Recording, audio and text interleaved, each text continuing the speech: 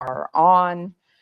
Use the microphones when you are responding to questions or making statements. When we're in small group, the cameras will be off. If you need to call for a caucus, cameras will be off. And lunch and break times, obviously, those will be off as well. So one of the other things I want to talk about is, and this was shared last time, was the governing board guiding principles, which are, I believe, exactly the same as they were last year, which are alignment with student outcome focused governance goals, a sustainable salary for all staff, sustainable healthcare benefits, explore revenue generation options, and adhering to budgetary recommendations. So those are the guiding principles from your governing board. And then my hope is inside each of your folders, you've got a copy of the norms. If everybody could pull that list out.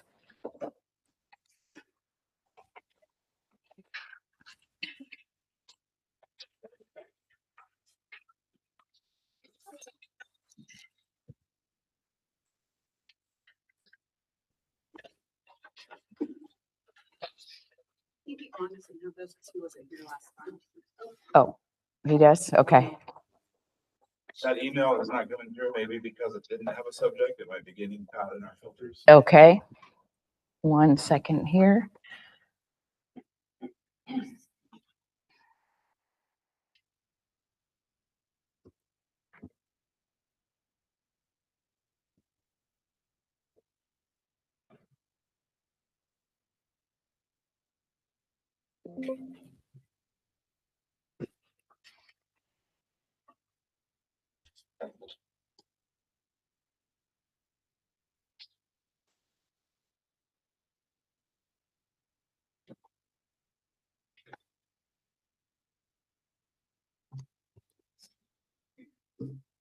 Okay, this now has a subject in it and even an intro statement, so let me know. All right, if I may, I would like to ask two people two at a time. We're just going to choral read some of these out. So if I could start with James and Brian, if you would read the first norm out loud for everybody. Stay focused and on task. Would you want the second one too? No, just the first one. Thank you. Amber and Eve, second one. Be fully present and actively listen. Thank you. Carolyn, Yvonne, and Neighbor, would you read the third one? Demonstrate respect and positive intent. Thank you. Justin and Yolanda, the next one. Okay. Wait, which one? Sorry. The fourth one. Ensure. All voices are heard. Thank you. Kelly and Daniel. Engage thoughtfully and with purpose. And Ariel and Allie, the last one. Ground the work in facts and productive discovery. Thank you, Allie. All right, so what I also want to do, I'm hoping Russell is going a few seconds away, because I wanted to review some of the grows and glows from our last session together, because there are some things that were pointed out, primarily around faster pacing and alignment with the agenda. So we're off to a late start, so I'm trying to make up for that, but I do want to recognize that there is a sense of urgency in the room, and as a result, thank you. As a result, I'm going to be a little tighter on things and make sure that everybody's staying on task. But I'm also, when you're in your small groups today, and even within the whole groups, it's incumbent upon all of us that we are sticking to the norms, that we are holding each other accountable to those norms, redirecting if somebody is straying away from a norm.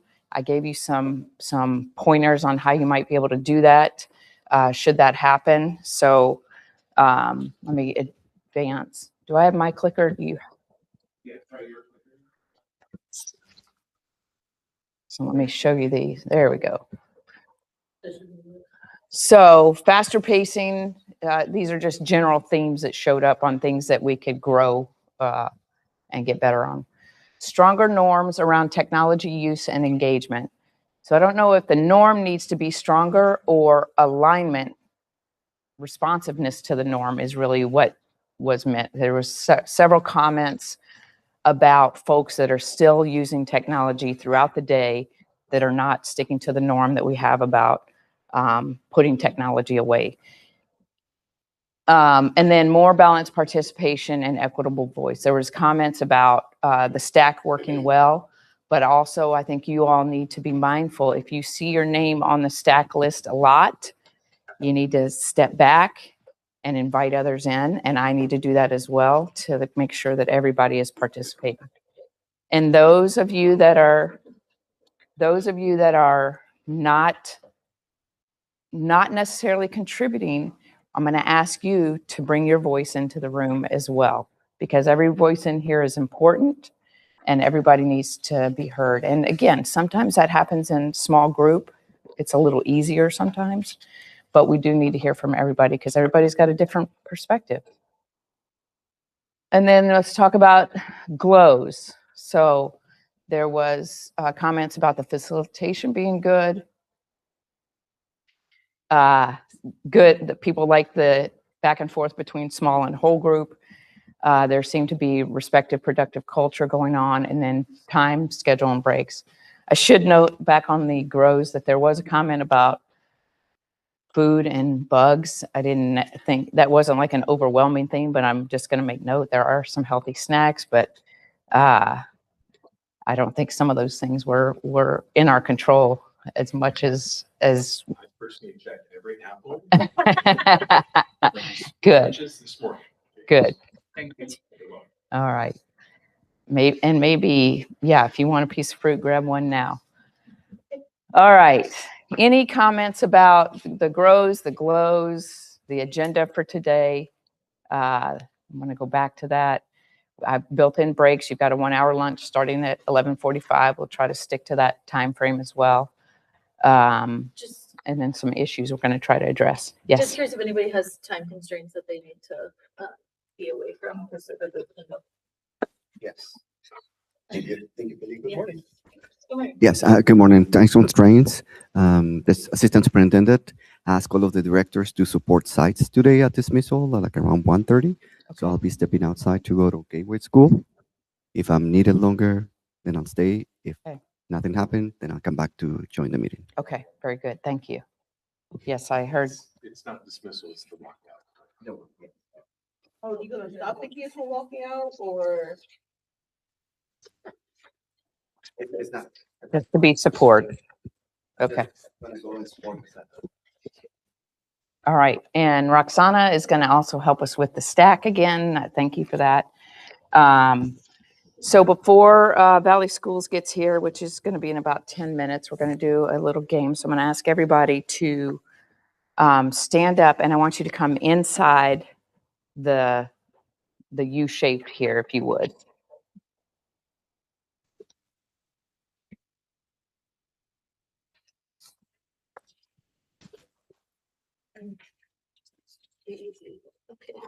You can still come play. Yeah. Yeah.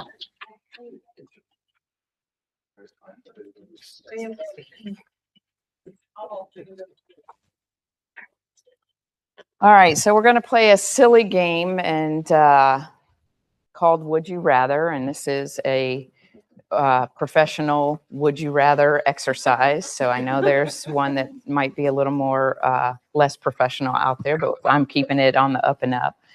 So what I'm going to do is I'm going to ask you a question, a would you rather this or that? And if you would rather do the first thing that I mentioned versus the last, you're just going to step forward. And so the idea is for you to look around and see who may be thinking similar to you or who may not be. So just to understand each other a little bit better. And again, some of these are ridiculous questions that I'm going to ask you. So it's all in good fun, I hope, and good getting to know you. All right, so the first question, and remember, if your answer is you'd rather do the first part, then step forward, okay? You don't need to step too close to each other, just step forward. All right. Would you rather be on a survival reality show or a dating show? First one. Survival.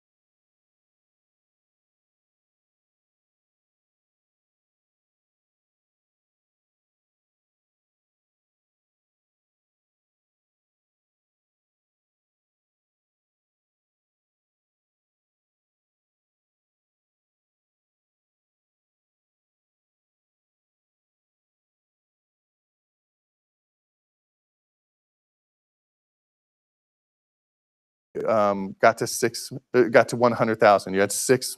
He would have expected 6. You only had 3. So you see all those green arrows. You were performing better in both prevalence and severity because you could see your highest cost was around $200,000 and nobody below that.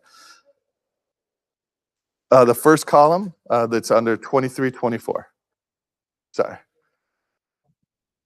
Yeah. So I know you just jumped to what I did, and what I've always done is we do visual and we look. So you can see all the green arrows on the first grouping, which is your first year. You have kind of half red and half green on the second, and then predominantly red this year. But let's just also just quickly go through that middle column, which is the 24-25 year, the last full year completed. You had actual claims above 50,000 was $1.1 million. And so the expected liability was $750,000, $715,000. So in this one is opposite the first column where we added more money into. You performed worse on some of the severity or the prevalence. And so we're taking out 460 because we don't want to over project based on bad numbers. This current year, and you can see it's not the severity on how deep it goes down on those claims. It's the prevalence. You had a lot more people. So where they expected 15 at 50,000, you had actually 21 people went over the 51,000. But you could see it stopped. Nobody was above the 225. So nobody got to the 250. So you didn't go as deep as could have, but you stayed between the 50 and the 2. Really, it was the first 2 that you really popped the highest. Now, the third column, that's this year. It's a partial year, 650 members. Actual claims above 50,000 was 715. And we would have expected the liability to be $350,000. So we're taking 365,000 out of the number. So another reduction. Your claims were actually higher than they should have been. We're going to take it out. Remember, you do have stop loss. So he's looking at actual claims. Stop loss is not considered in this. So you have other components that are saving the plan to put some financial security in there so that Vanessa doesn't cry at night or worry about things too much.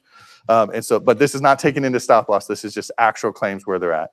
And you can see this one does have the prevalence all the way down to, or the severity all the way down to $400,000. And that's in this year so far. This is the normalization of how he's looking at what was actually happening, taking that out and putting in what he expected to happen just to normalize you. But you're seeing how he's doing all of that. The next page is the actual underwriting.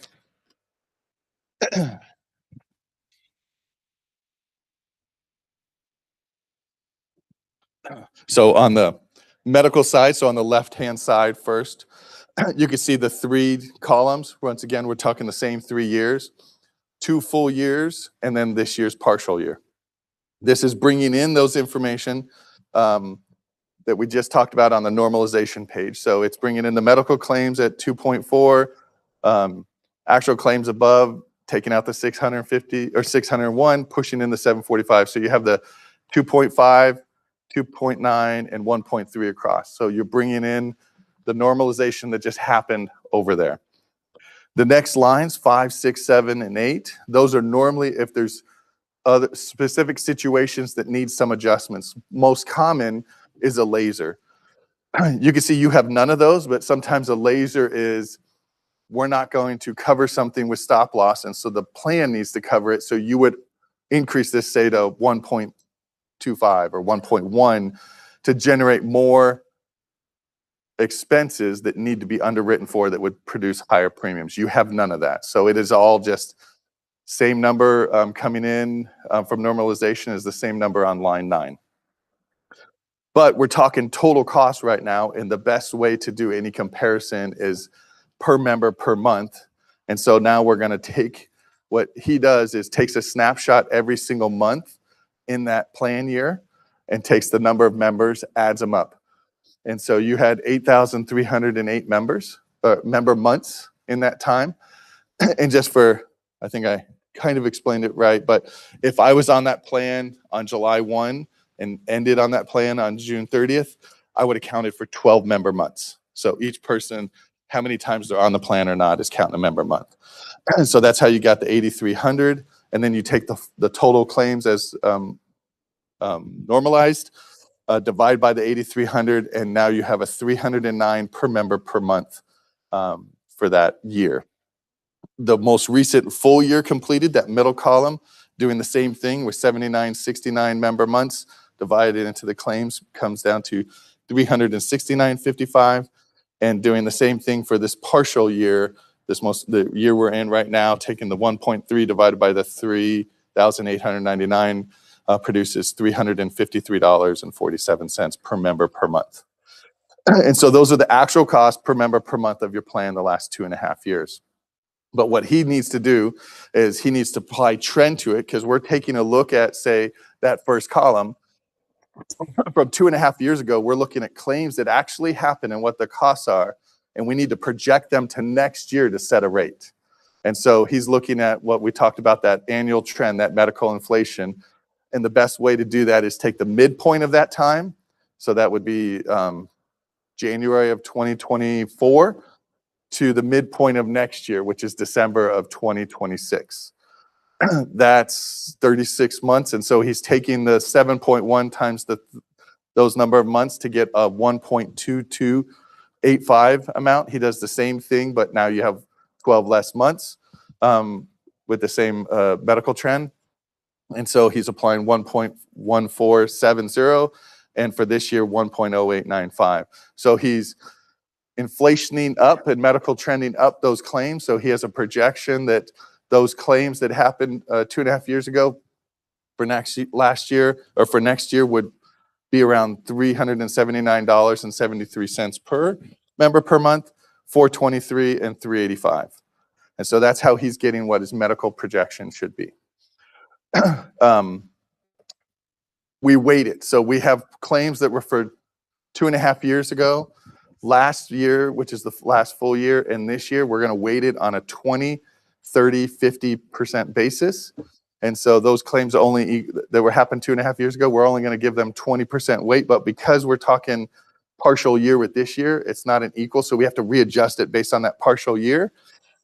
And so by doing that, he adjusts it by 27% weight. The middle column is at 39%, and the current year is at 32%, based on the member months, how many member months are in each one, to realize it. And so he comes out with a projection that he needs $399.07 per member per month for next year, which represents 63% of the total claims. Which obviously that means the pharmacy is 37%. 6337, that is a little off. Normally what he's looking for on benchmark is a 70-30 split. So that's telling us that your RX spend is a little higher than what was projected. We'll go into that right now. Any questions so far on how he came down to that projection?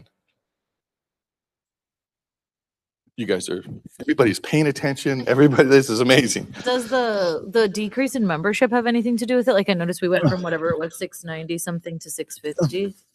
That is a great question. The reason why we take the total claims then divide by per member per month is to kind of equalize against that, so that a huge drop is not having the effect, because we're only looking at per member per month. So, yes. Not to jump ahead, but from what you were saying earlier about the cost increases, it seems like the increase is coming from an increase in price from the providers, allegedly due to inflation, rather than anything like a higher utilization of our insurance plans necessarily.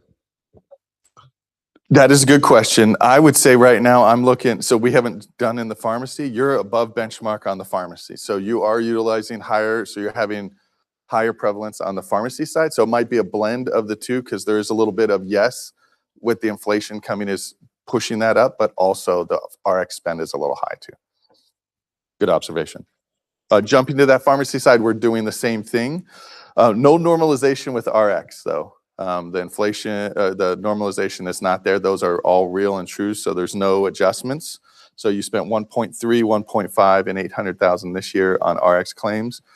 The only network discount adjustment is, as Valley Schools was meeting with UHC in November and looking at everybody's claims, where they're at, and They identified multiple programs they try to sell us. A lot of them we just quickly look at and doesn't think it's going to bear fruit. There was one that our consultant said would probably be beneficial, and we're implementing it next year. UHC is implementing next year. We've authorized them to. It's called RX Advisor. It happens behind the scene, but it is something, and it's not a lot. It's only reducing the projected RX spend by 1.5%. But it is something that they're going to work on the background to make sure that we're looking for certain discounts in certain marketplaces, that if there's a discount out there, they'll grab it and apply it and then reduce the cost. So we send it to a third-party consultant to verify so that we're not listening to a sales pitch and getting rose-colored glasses and thinking everything's great. They confirm that they do believe this will save money, and so we're passing that savings on in that program. So that readjusts the numbers a small amount, but 1.3, 1.5, and $860,000. We're going to do the same thing and divide by the total number of member months to get a cost, 158, 194, and 220.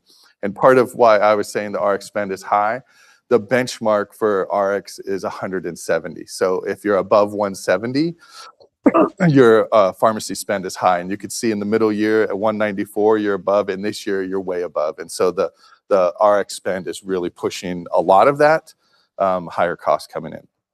Have to do the same thing with RX, which is trending it. And so doing those calculations, you're now at 212, 236, and 249. And then also doing the weight from 20, 30, and 50 with a partial year, splitting that back up, and a combined projection of 234.09. And so between that, that's around $633. But we've been talking per member per month. And the way Valley Schools, we do our fixed fee on employee count. So we need to convert this from the member to employee. And so that's down below on the current membership, 668. We divide that total amount, the 399 plus 234 times the 668, and then divide by the 549. And that has a total cost per employee per month of $770.40 per employee per month. The Valley Schools fixed expense is the $100.60, which has a total cost now of pushed up to $871. Because we do services to 34 different districts, not all are with UHC. So of the UHC on our contract, there's 24 districts.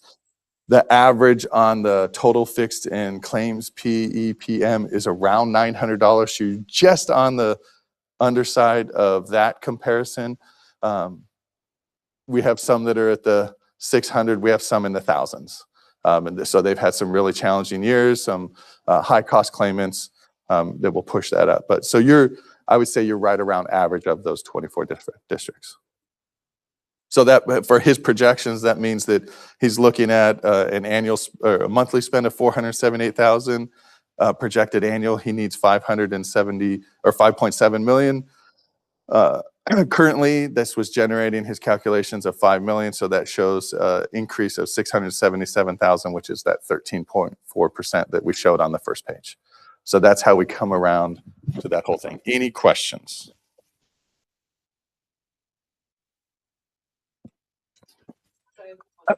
Yes. Can you just give some context? We have a couple of new folks. How does this percentage compare to increases in previous years?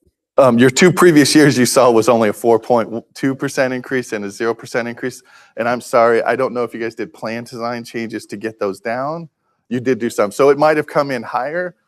On the 0 year, so prior to that, we had switched. Use a mic, Vanessa. Well, Prior to that, we had switched from, was it Blue Cross Blue Shield? Aetna. Okay. So we had switched from Aetna over to the United Healthcare, and we saw savings from that for a couple of years.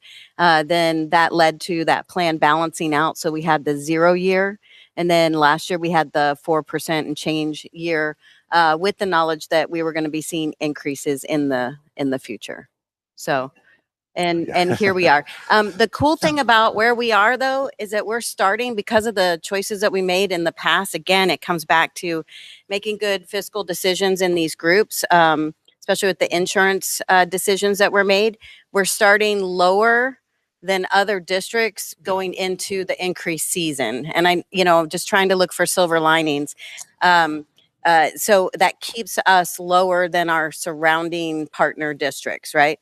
And our costs still tend to trend lower for staff. We do have some analysis. It's a year out of date, but that's for later when I'm presenting. But again, we come in lower than the other districts into bad increase season. Yeah, so even more context, I know I think I alluded to Valley Schools. Of our members, the average increase was 13.5. So you say, oh, that's only a little bit lower. We had 7 new members this year. And when you come over from a fully insured plan into a self-insured world, you're living high on the hog because you have no run out of claims. So anything that happened on June 30th is the responsible of that fully insured plan. So those districts were they're all got single digit increases. So if you take that out, the average is more like a 16, 17%, so you guys are on the better side of those more mature entities with it. Now, as a self-funded plan, you guys decide a lot of what levers you want to pull because and this committee, I assume, is making the recommendations because you understand it's more about finances. From a CFO's perspective, I would be making lots of changes and everybody to hate us and everybody be leaving. That's not a good decision. It might be a good financial decision, but there's disruption. And so that's part of understanding. And I would say that a lot of your plans, as we were going through them, they're already set up very well. What you're seeing for the next year going forward, the projection is a lot of the costs going in, not a ton of utilization of medical. The RX is higher, but I think what we were trying to set the table over the last couple meetings was the single digit increases are probably not there for the next few years until something major happens. All those contracts that I talked about at the beginning, they all were approved. They come back up for renegotiation, I think in 2 years. They all had escalators in them. So every year it doesn't drop down to the end back, it goes even higher. So there might be a 3, 4, 5% increase escalator of those contracts for the next 2 more years. So that's why Jameson, they're seeing that nationally. That's why we're seeing, and we're trying to prep our members where we were having single digits, 2 to 4% or 2 to 6% renewals on an annual basis. Everything was great. That is not the future right now. And so that's the bad news, sad news. It's probably akin to everything that's happening in our economy and in our world right now, that everything's a little chaotic and upside down, but that is where we're going in the future. Sorry about that. I keep ending on sad notes on things. They're used to it. They're used to it? Okay. I should have started with every time I come to your district and I drive by one of your schools, they're so beautiful and they look so good, and I love that your community supports you guys. So since I've been in Dysart, Peoria, Littleton, Tolleson, Higley, I've been in lots of places where the community does not support a district, and so it's nice to be in a good place. We only have 15 more. I'm sorry. I could go all day on this stuff. All right. So let's go to the next page. And this really is just saying, with those increases, here's what it's looking like. Here's the change.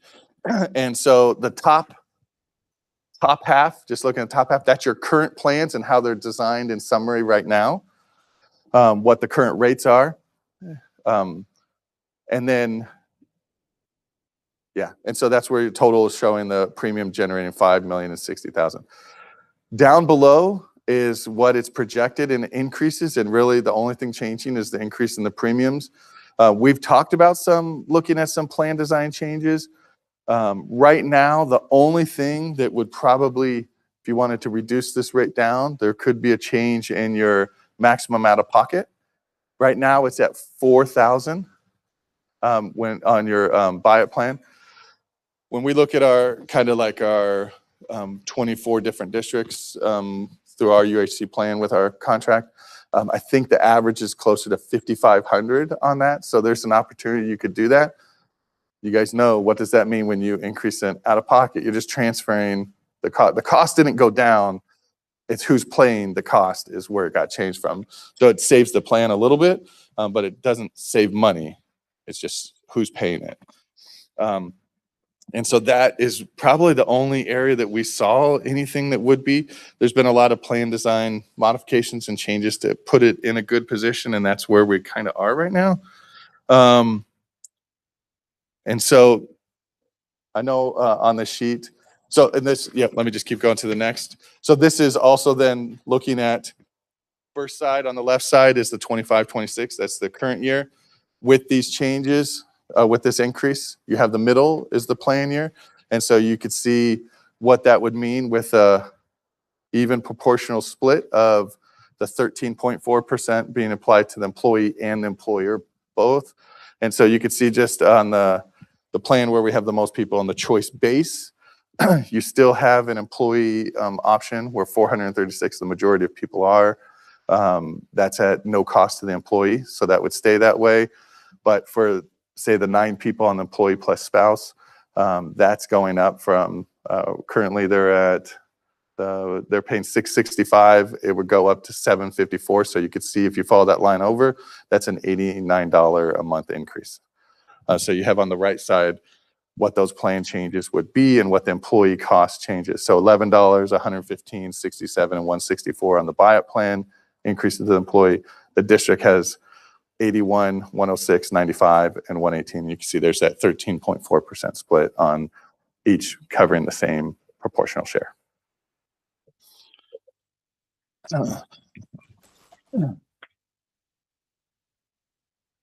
For context, looking in that middle section, plan year 26-27, going to the very bottom bolded row where it says $5.7 million is monthly budget rates. The employee would be contributing $531,000 and the district $5.2 million.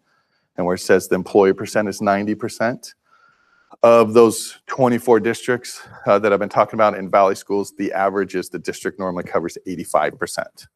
So right now the district is covering a greater share than the Valley, the 24. That's not representative of all districts. It's just the 24 that have the UHC contract with us, which is the primary book of business. That's about 42,000 lives on it. So a very good sample set. That is not saying you should change that at all, just to give context on that. So the next 2 pages was if we wanted to change the deductible, if you wanted to change the maximum out of pocket. I think deductible staying the same. Deductible stays the same. So looking at that same page we saw a couple sheets ago, but this time changing that 4,000 to 6,000 and changing that 5,000 to 6,000 also. So choice base and choice buy-up would both move to the 6,000 out of pocket and up to 12,000 for family. And then what change that would have, you can see now that changes the increase to 9.99% and not a 13.4%. And so that cost shift, that's not reducing the cost, that's just moving the cost from employer to employee. The last page is just showing how that would change, projections to change.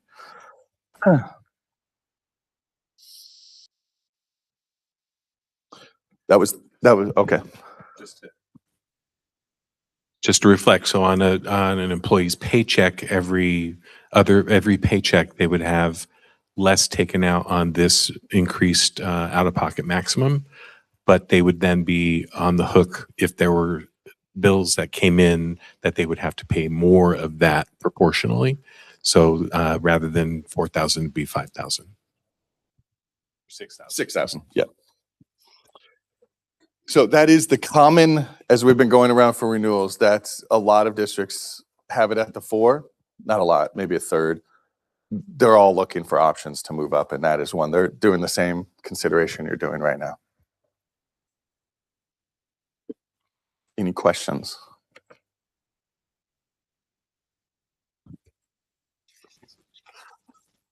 For clarity, could you just summarize our options for renewal? Yeah. So right now, looking at the underwriting, the recommendation, the presentation, what we proposed when we came out for the renewal, not trying to commit one way or the other, was a 13.4% increase, and that's both to the employee and the employer. Looking at one of the things we always, as a CFO, when I was sitting there, I was always saying, well, what are options? Are we outside the norm? If we're an outlier, what is it going to take to get us to the inlier, to get back in line? And so we saw the only thing that really stood out was that maximum out-of-pocket change. And so we wanted to present the option if you wanted to move to maximum out-of-pocket. with that would then, yes, there's a cost shift that's not being represented of who's picking up that extra 2,000 or 1,000, depending on what plan. But then it lowers all the rates because they know, claim standpoint, they're still getting their money. It's just coming from a different source, not from the district. It's coming from an individual use basis. When they go to use it, they have to pay a little bit more because they have to hit that maximum out of pocket. And that would make it a 9.9 or 10%. There could be others. If you have other things, unfortunately, I don't have the underwriting table in front of me. If Jameson was here, he could tell you on the fly what impact that would be. A lot of districts would say, why not move up the deductible from 500? Let's move that up to 1,000. That doesn't have as much, doesn't bear as much fruit of lowering the rates as you'd think. And I think Jameson normally says somewhere around 0.4 to 0.6%. You could lower that maybe 13 down to 13.4 down to 13 or 12.9 if you move that up to 1,000, but it doesn't really move it as much. The maximum out of pocket moves it a little bit more, and so that's why we've been sharing with some districts. Trying to think of who has said yes to go up to 6,000. Actually, everybody's looking at it right now, and I haven't heard. I know that there's been about 3 or 4 presentations to people about moving it up from 4,000 to 6,000 or 5,500, something around there. I can't tell you that anybody's committed to that or signed off on that increase yet.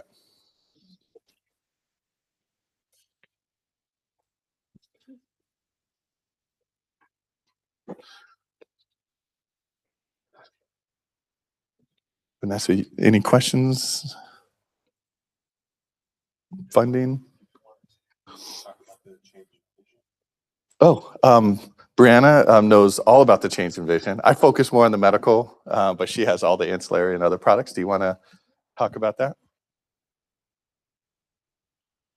So this is also linked in your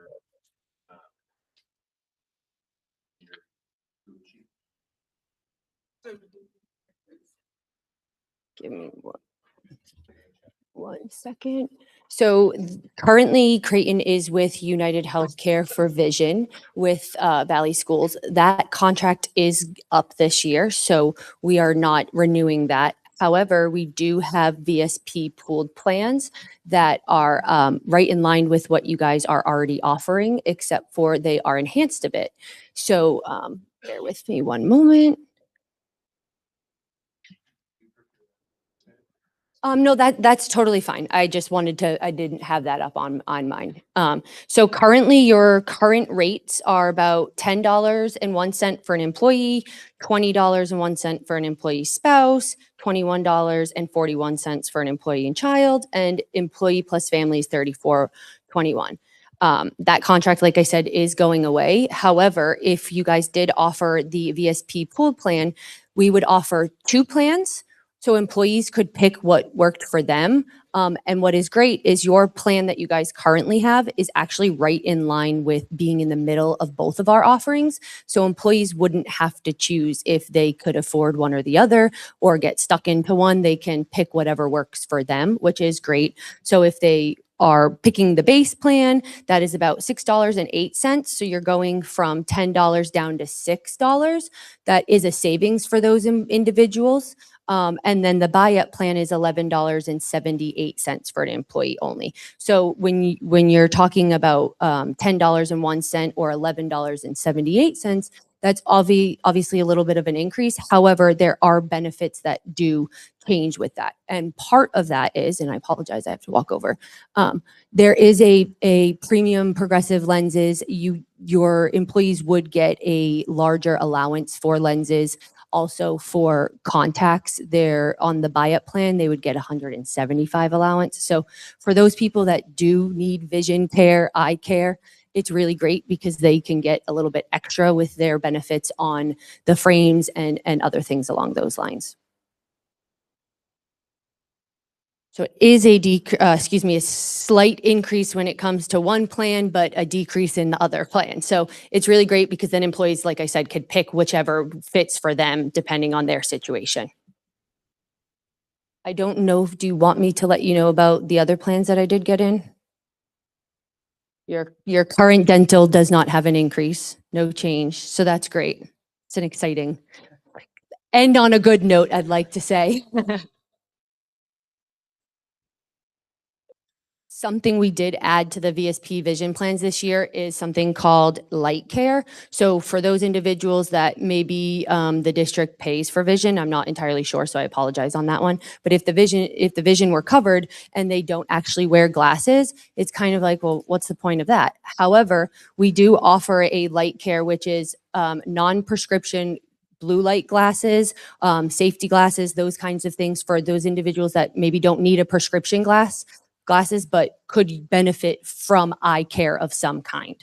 So that would be included within their plans. Now for, as of 7/1/26, we did add that. Any questions?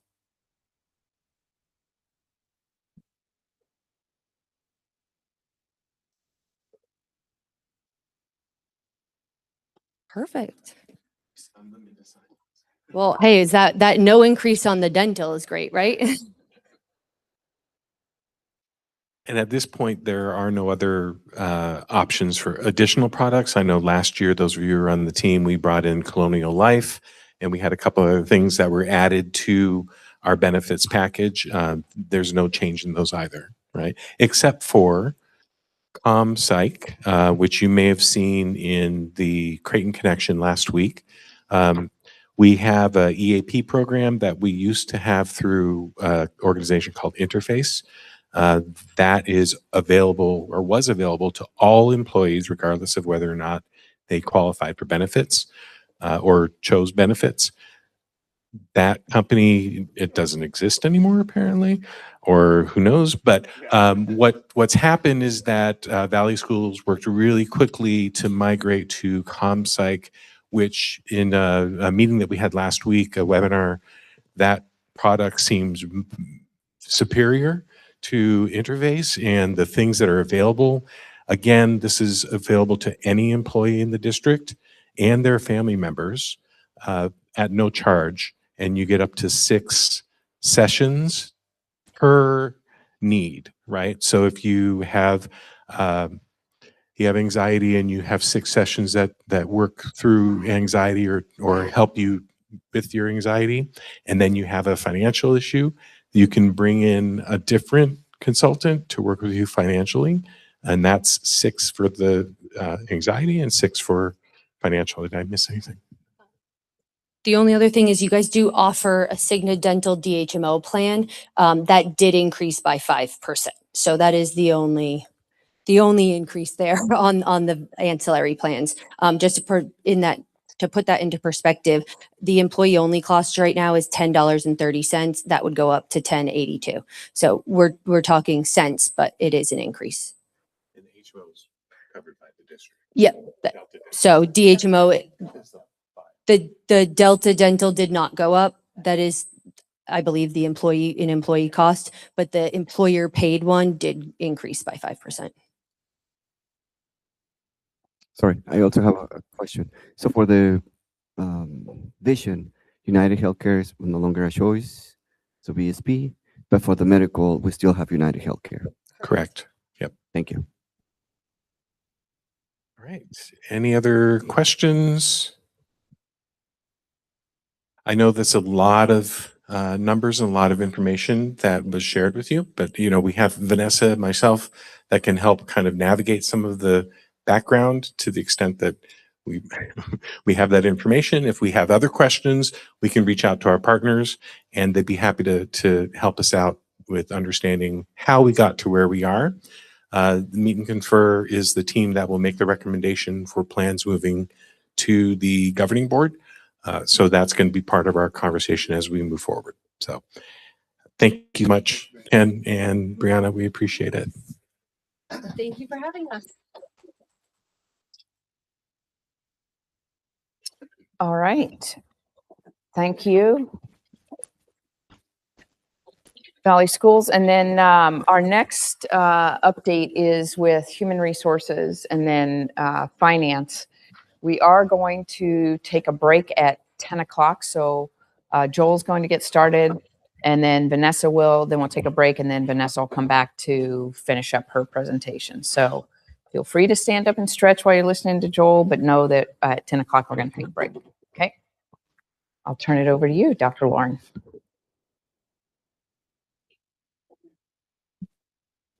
All right. I'm trying to get my mirroring back up here.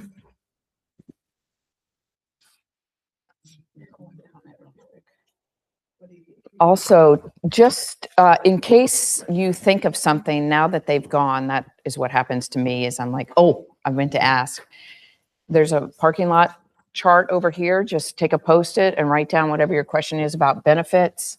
If there's questions during Joel's presentation, we'll try to answer them, but we're going to try to stay on time. So if something doesn't get answered, please make sure you put it on a Post-it note and put it on the parking lot. Same for Vanessa's piece as well. So thank you. All right. So we already kind of worked through the insurance information. So if you had questions, and thanks, Ariel, for pointing out about the access. I try to do good with the access stuff, but never always is completely foolproof. So if you're having a hard time accessing some of the documents, just let me know and I'll make sure I correct the permissions. I did want to reflect on a question that came from Dorothy in our chat.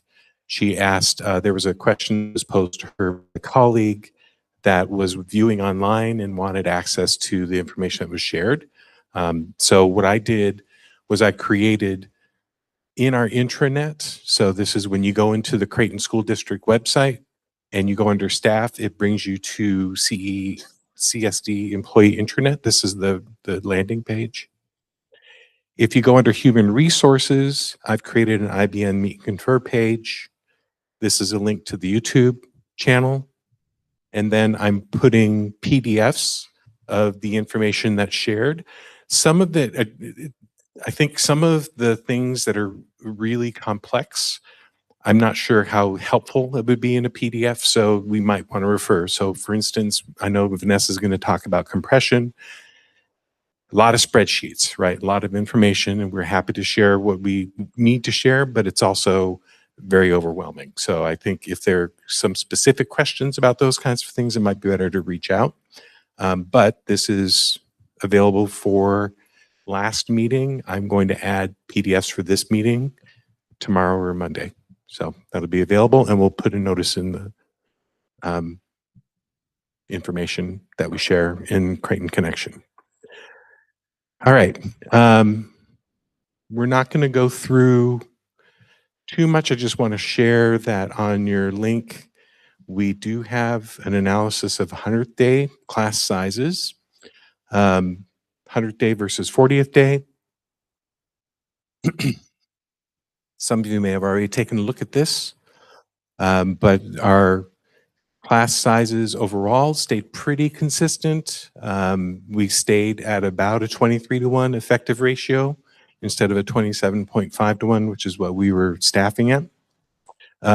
So our numbers did decrease slightly with the number of students that are classes that are 30 students or more. So those decreased slightly, and Excellencia actually stayed stable with their enrollment over the course of that time. So all the withdrawals, enrollments, Excellencia was the only school that didn't see a change, either positive or negative. So that's available for you to look at. Yes, sir.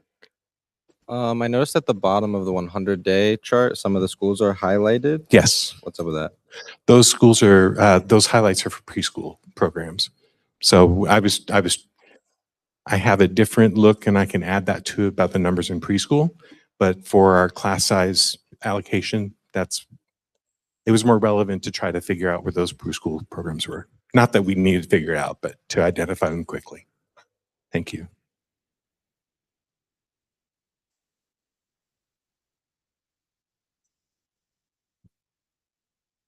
There was a question about contractors that are paraprofessionals, because we have increased the use of paraprofessional agencies that supply paraprofessionals to us in mostly our self-contained programs, regional special education programs.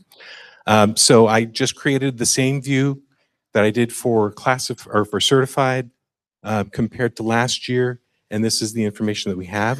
What I did want to note is that we have already bought out the company Zen. So we bought out 3 Zen paraprofessionals at a cost to the district of about $8,000 for all 3 employees.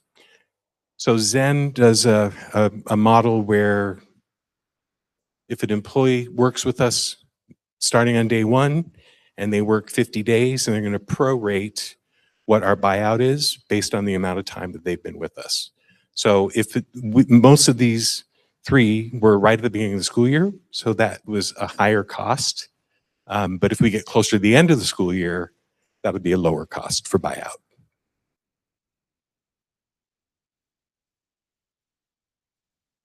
So as you're looking at that, any questions about the information?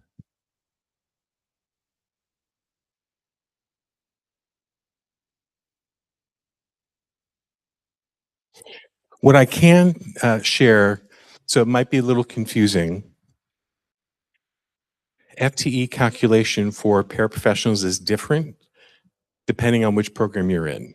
So some of the self-contained regional programs are a 0.9 FTE, which means they work 36 hours a week. Some of them are 39-hour-a-week employees, which is 0.975. So what I did was I tried to normalize and calculate just based on 1.0 FTE. So it was a little bit cleaner to look at the numbers and the overall cost impact. So when you look all the way to the right, with the amount of money that we're spending on contractors, we're really looking at about 2 FTEs for the classified staff. Yes. How many 1.0 positions? Some of them are 0.9, some are 0.975. So I just equalized it. So effectively, 2 positions, 2 full-time 40 hours, so 80 hours. Does that make sense? Okay. That are contracted. Yep. About how many classified staff do we have in the district? Like, how does that compare? Classified staff also includes all of the non-certified. So we've got about 300 and Lisa left. I think we're at about 360 classified. Okay. Yeah. So very small. Okay. Got Yeah. it. Thank you. But remember that includes crossing guards and SSAs and, district employees that work full-time. So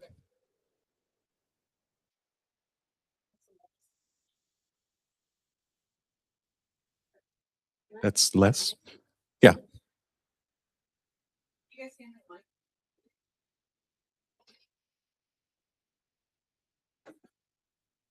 What, are you saying that we only have 2 contracted paraprofessionals? No. Right. I think Our there was a contracted paraprofessionals are in the first column. That's 8.25. Okay.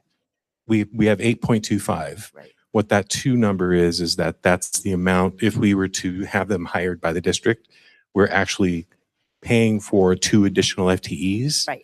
effectively because of the contract fee. Right. I just wanted to make sure you understood that. Okay. Okay, got it. All right. Thanks, Dorothy.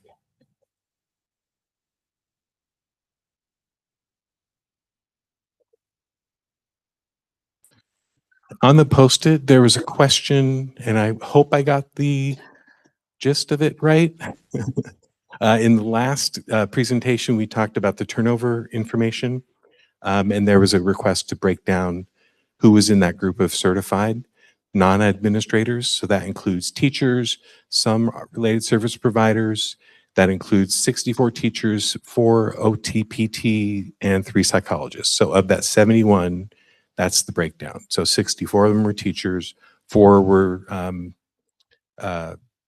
motor skills related service providers, and 3 were psychologists from last year to this year. Yeah.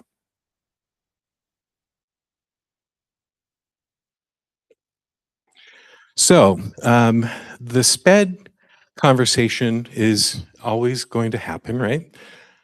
There was a request to reach out to districts that have eliminated or greatly reduced their dependence on contract agencies. So without knowing exactly who fell into that situation, what I did is I provided just copies of salary schedules from each of those schools districts. So we've got Gilbert, Irene, Madison, Phoenix Elementary, Osborne, and Scottsdale. I also met with someone that I know well in Scottsdale School District, who works in the HR department. And one of the conversations that we had, and I'm sorry this wasn't in there on Monday, we just met yesterday. The plan for Scottsdale really was to, in her words, eradicate contractors, which I thought was, maybe I shouldn't have said that out loud. I probably shouldn't have shared that on the video. Anyway, I'll deny it. But the way that they did that, so what's interesting is that their process looked very similar to what I showed you and shared with you as far as what the rates were for the actual employees in the district, benefits, all of the other factors, and then what we're paying in average costs to contractors. Obviously, Scottsdale's a much bigger district, so they have a wider variety of school allocations, right? So they have a lot of resource teachers. We have what we have, right? So one of the things that she identified was they had to figure out what the tipping point was for where they would create space to have additional dollars to put toward this issue. And that was on the ratio that teachers have for the students that they serve as case managers. They increased the ratios to right about where we are with our current ratios, and that was able to assist, I think about 1.8 million that they saved from that, something like that. So obviously Scottsdale's much bigger, so we don't really have that benefit of making adjustments to our ratios. Probably that's not going to be where we save money. The other factor is that in our process, and maybe Dorothy can correct me, the way ratios are calculated, it's not necessarily kid to teacher, it's service minutes for the kid to the teacher, right? So if you have a student, yeah, it's weighted. So if you have a student that's a level A placement that has minimal number of minutes, then that case manager, their load might look a little different because they're having maybe 5 kids on a level A, but there might be another teacher that has 3 level Bs, right? So all of that is factored into it. So it's not as clean for us to say ratio is the solution. So then we have to figure out where that extra money might come from. Thank you. All right. So I kind of go back to the conversation we had when we looked at contractors for certified, and Vanessa had shared some thoughts about, well, we've got about $900,000 that we're spending above what we would be spending if we were paying for employees to be in those positions. So just to remember that context. So this is available for you to review.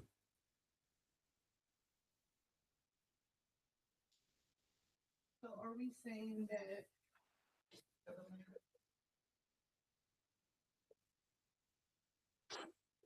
So we're saying that this is what Scottsdale did, but Yes. we're already doing something similar when it comes to like the 23-to-1 ratio of students to Right. teacher.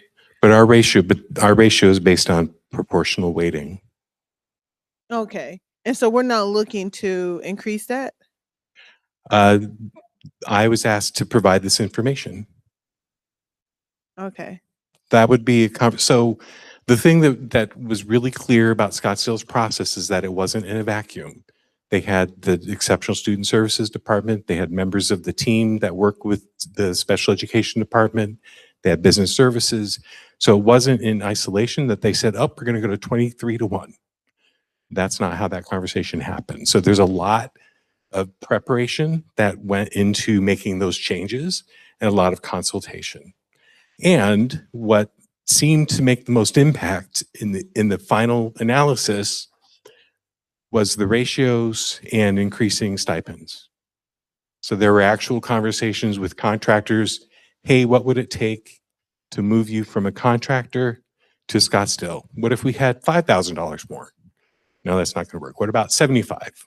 No, that's not going to be it. 10,000? Well, we can talk, right? So those are sort of the analyses that were happening at Scottsdale for that process.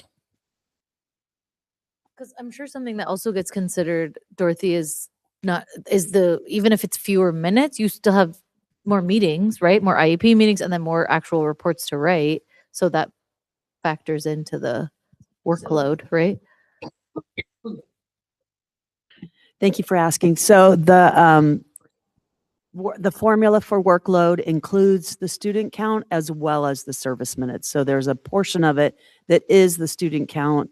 So that takes into account the meetings and the things that every student with an IEP is required, no matter their minutes. And then there's a portion of it that's based on their service minutes. So it's a combined working, yeah.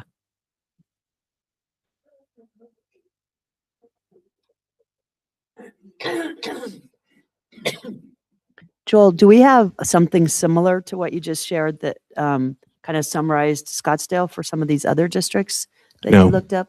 Okay, I'm just curious. I have salary schedules is what I have because I Yeah, didn't I saw know, those, but- I don't have a clear understanding of how many districts have completely eradicated their dependence on contractors. Gotcha. So that's what my focus was to Okay. try to identify with that group. All right, thanks. And they're next door. Like you can throw a rock and hit Scottsdale district. Not that we would. Well, but they didn't eliminate their contractors. So we only throw rocks at the ones. Okay.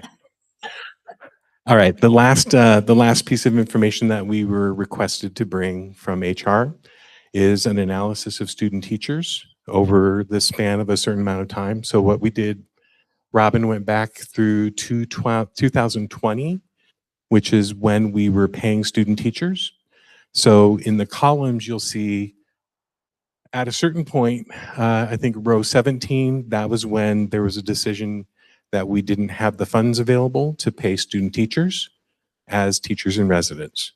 So what you can see is that the effect of that was that we vastly reduced the number of student teachers that we have. When I say student teacher, I'm talking about they start at the beginning of the semester, they go all the way through to the end of the semester.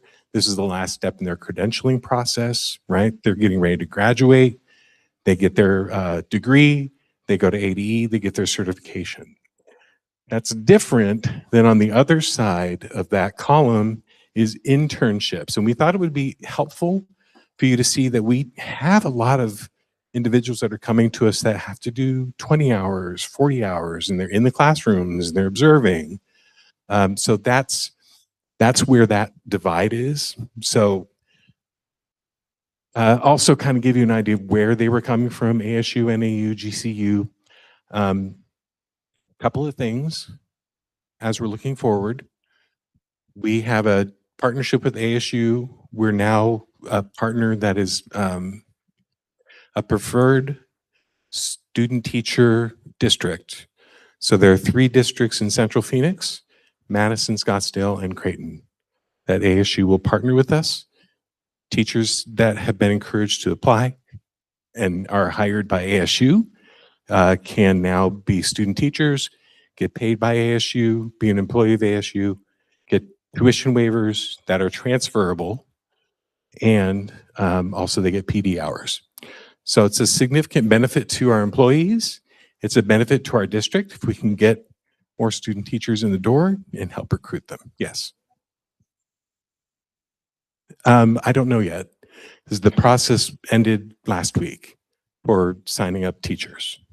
So you're saying that the mentor teacher gets paid to host the Correct. the Yeah. student teacher. That's like $1,000. 900 Okay. Yeah. For the year, for semester. for the semester. Because they host them for the semester. Right, right. And if it's a dually cert individual, so they're coming in doing 6 weeks with general ed and then 6 weeks with exceptional student services, then it's split in half between those 2 teachers. The 2 teachers. Yeah. But what's nice is that's not a cost to us. That's ASU that's paying for it. Correct. Yep. Yeah. Yep.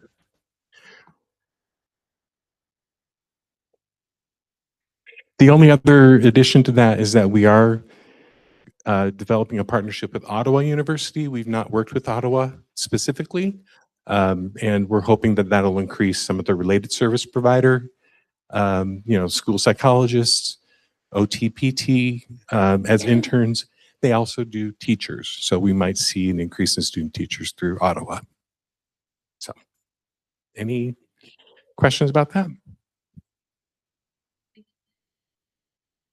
You're welcome. And I think I'm good, unless there are other questions. Are we targeting certain degrees seeking student teachers, or is just like any student teacher that wants to come? Any student teacher that wants to come, or an area in which we have certified teachers, right? So obviously, if they're trying to get a CTE certification in woodshop, Creighton is not going to be where they come. They'll go to Scottsdale for that.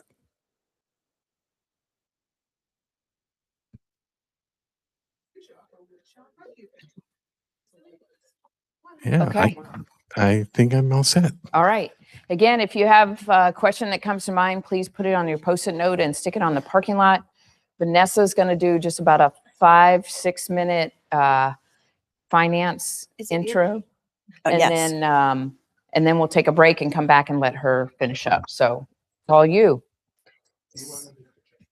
I was going to ask, did you want to go ahead and put up the link for the, maybe that information, that,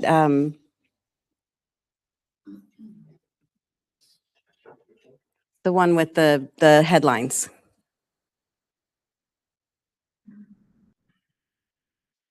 I don't know what it's called on here. Oh, okay.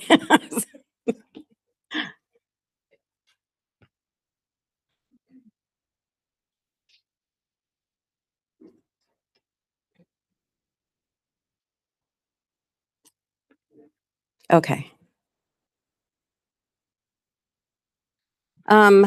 So, obviously when I come in early, I talk about the doom and gloom of the budget because we are in declining enrollment. I think we've said declining enrollment so many times that it becomes like just a nothing reaction, right? Oh, declining enrollment. We always have declining enrollment. So this year it'll be really important to kind of dig into those declining enrollment stats and the cliffs that occur. These cliffs are occurring throughout the state, and you'll see the headlines are talking about cuts. They're talking about closing schools. They're talking about layoffs. What's interesting is who gets in the news and who doesn't, because I'll tell you that in declining enrollment, we navigate decreased staff through attrition. Chandler just put their whole information out there. I feel like a really negative public lens to talk about things that we do on a regular basis, and these are just the administrative working things. It is that you have something approved by your board, either a staffing ratio in some fashion. So discussing the inner workings and not the end results, I'm just not sure why, because Chandler was able to handle all of the cuts that they were talking about just through attrition. They didn't cut anybody. Just like we do every year. We lose a certain amount of staff and we make decisions in this room about, what type of funding and how much we're going to put where. That then is a budget calculation, it's numbers. And then through attrition, we just don't open up those positions when we have less kids. So the headlines are interesting. If we go to the next one, the next slide there is talking about the district closures and staff reductions. Again, just trying to bring some of this into perspective. There's a lot of sensationalism when this goes out on the news. It gets people talking. So you say, oh, we closed a school and, all the poor staff there. No, maybe depends on their enrollment.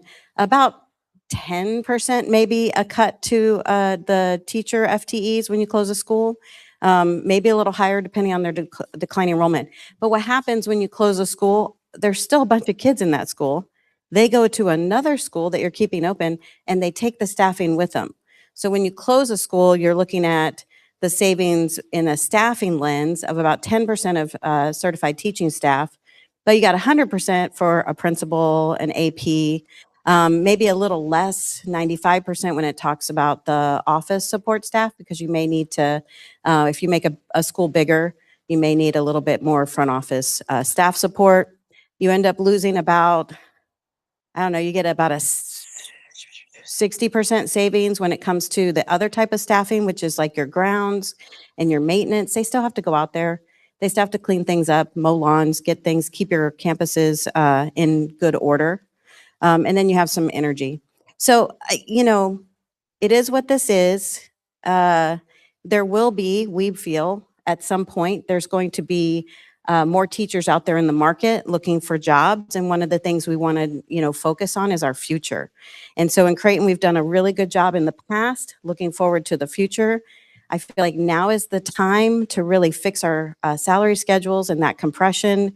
We have the tools and the ability. We found a way forward. If we focus there, we bring those salaries up for teachers.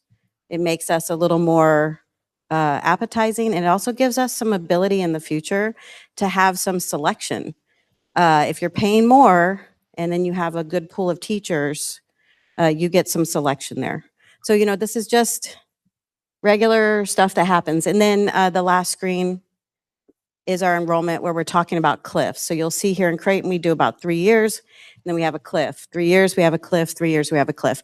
We'll talk about why this year's cliff was very interesting, and how, once again, the choices and the decisions made in this group have helped us navigate that to where it isn't as impactful as it could be for other districts who aren't planning ahead, who don't have fund balances, who maybe have overturning staff, and so their plans aren't staying consistent. Consistency is king when it comes to dollars and planning forward. So you can kind of see enrollment. We're going to talk about it again, and hopefully this we're able to show that this cliff was very significant this year.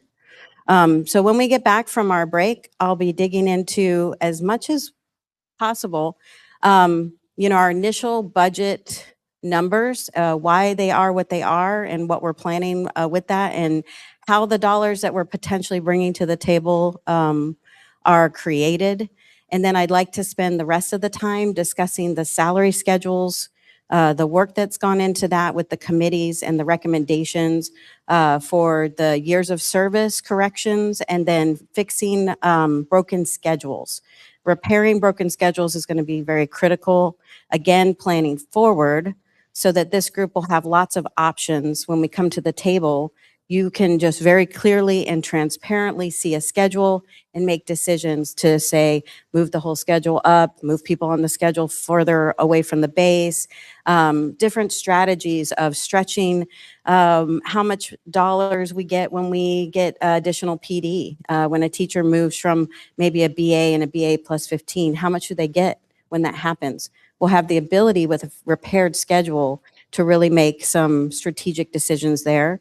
And then how much do we get when we try to move people away from the base? This is your recruit and retain.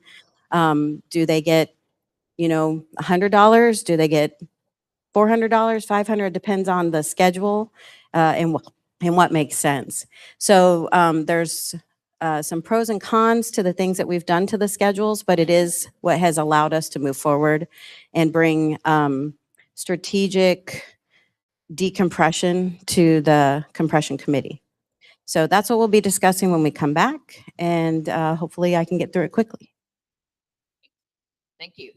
It's 10:01. I'll see you back at 10:16. I'll leave this one for you. Oh, the company month. Yep.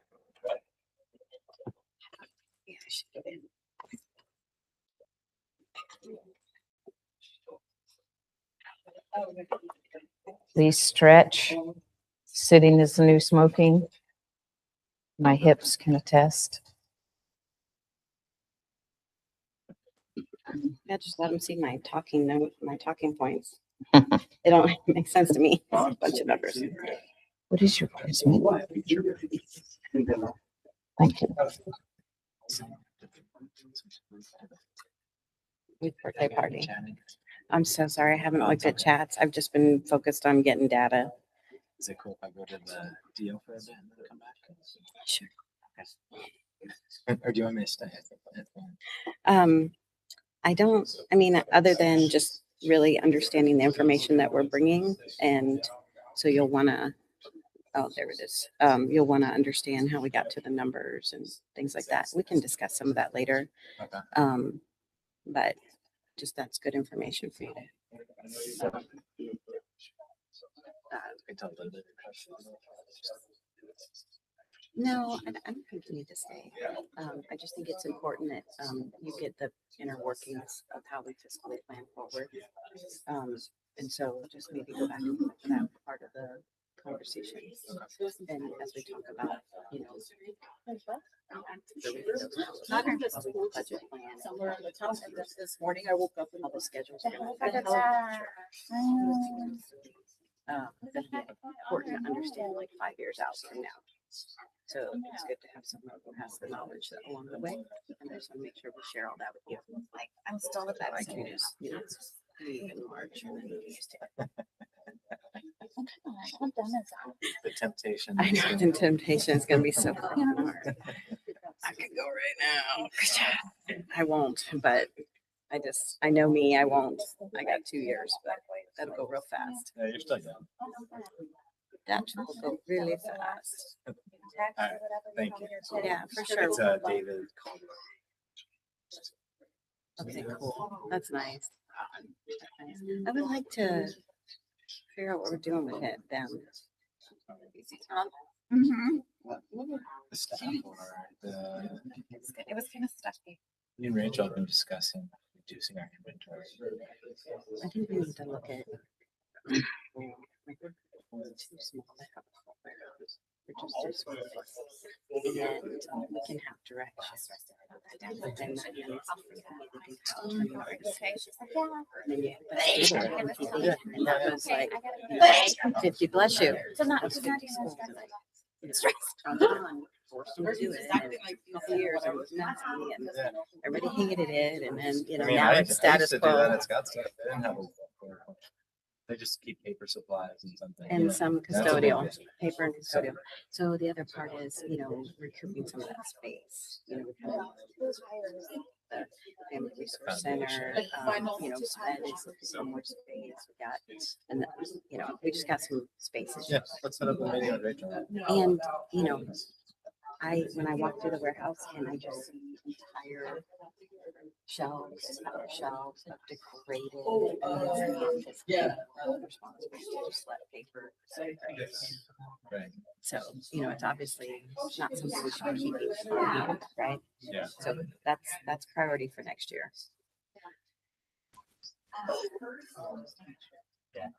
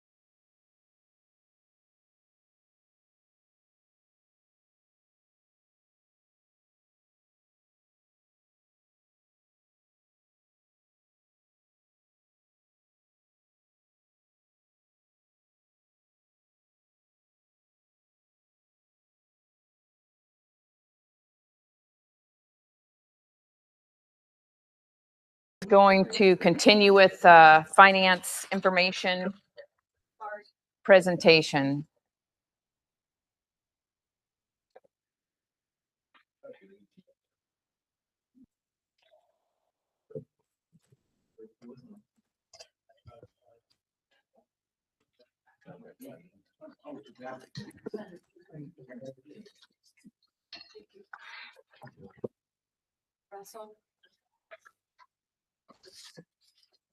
Hey, Russell. Oh, geez, I'm not on. Like, it's not doing anything. I plugged in. We might be having issues again. Can you send me a presentation? And I can put that on screen? Oh, okay. Just email it. Or Joel, do you? I don't mind. Yeah, it's just some of it's not the links. All right, that's fine. I can make do. Okay. I guess let's just go to the, what do you guys want to hear about first? Budget or compression? Compression. Okay. Joel, in the meet and confer links, can you move, can you click into the compression review folder? And then show the folder. Okay. So in the folder, let me go to the folder too, because I can't see that far away. Okay. There's quite a few documents in here to look at your leisure. These are the compression revised schedules. You can see that there's the original schedules are there, and then there, oh, that benefit analysis is in there. Huh, I put it in the wrong place. Okay. And I think what I want to start with is that classified P&P years of service costs, no PII. Let's take a look at that. No, it's up to the second one from the top. Okay. All right. So when we did our years of service for our certified, we applied the same rationale to all of the other schedules. And obviously, we're focusing on classified first. That's our next biggest group. And what we found when we started going through this were some interesting data points. So when you look at the calculated years of service, you can see that the 1691 is our starting rate. We're not recommending any like rate changes, but what we did need to do is we have an A to K placement schedule. It doesn't give us enough space to bring all of the broken schedules back into one schedule.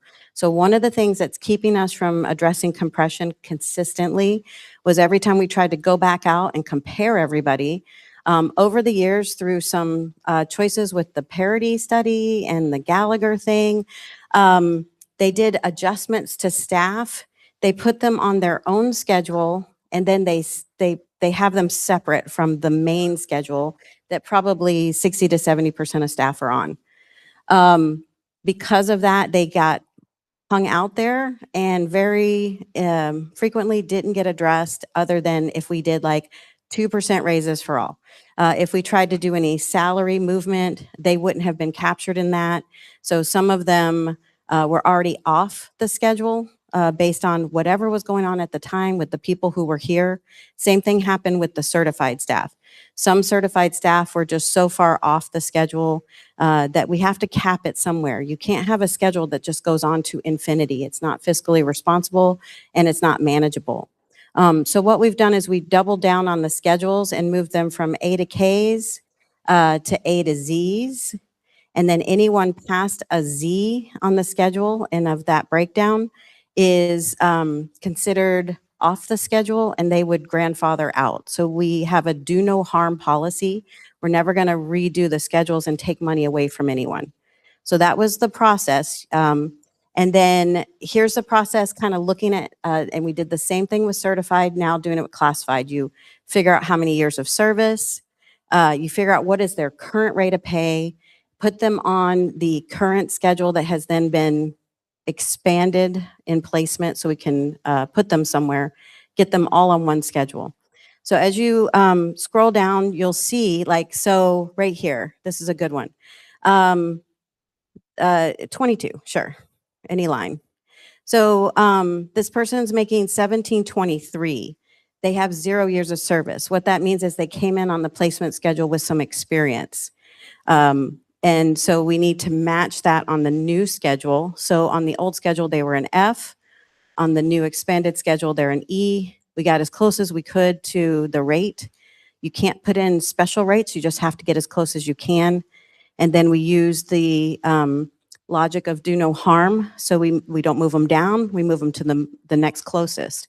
In this case, that person for the entire year will get $25 more in their salary, $25 for the whole year. It's an annual cost there.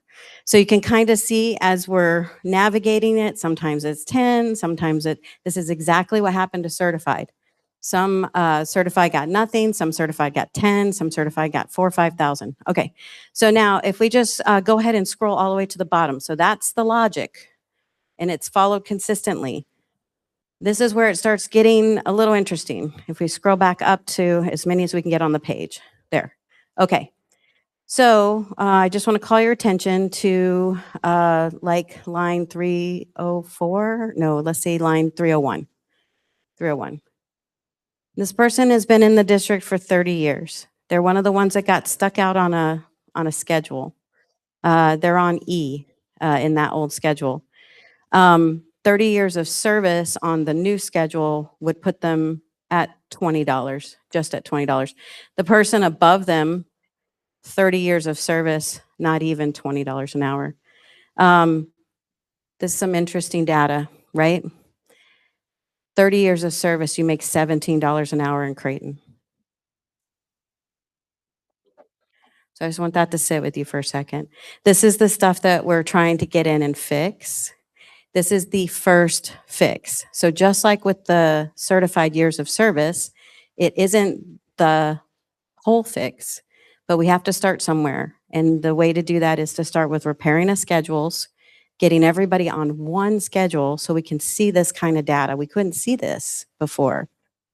And then make the adjustments for a years of service adjustment done.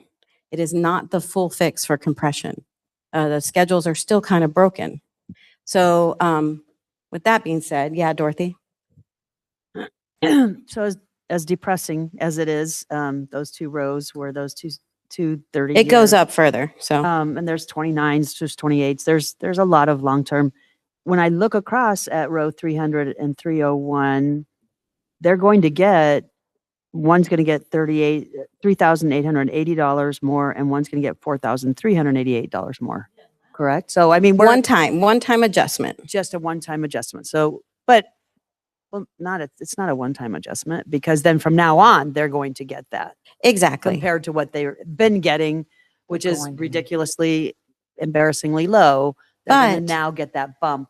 But from now makes on. sense. It makes sense on a 10-year give you experience placement schedule. Okay. Yeah, no, I just, it's a good thing. Yeah. Right, yeah.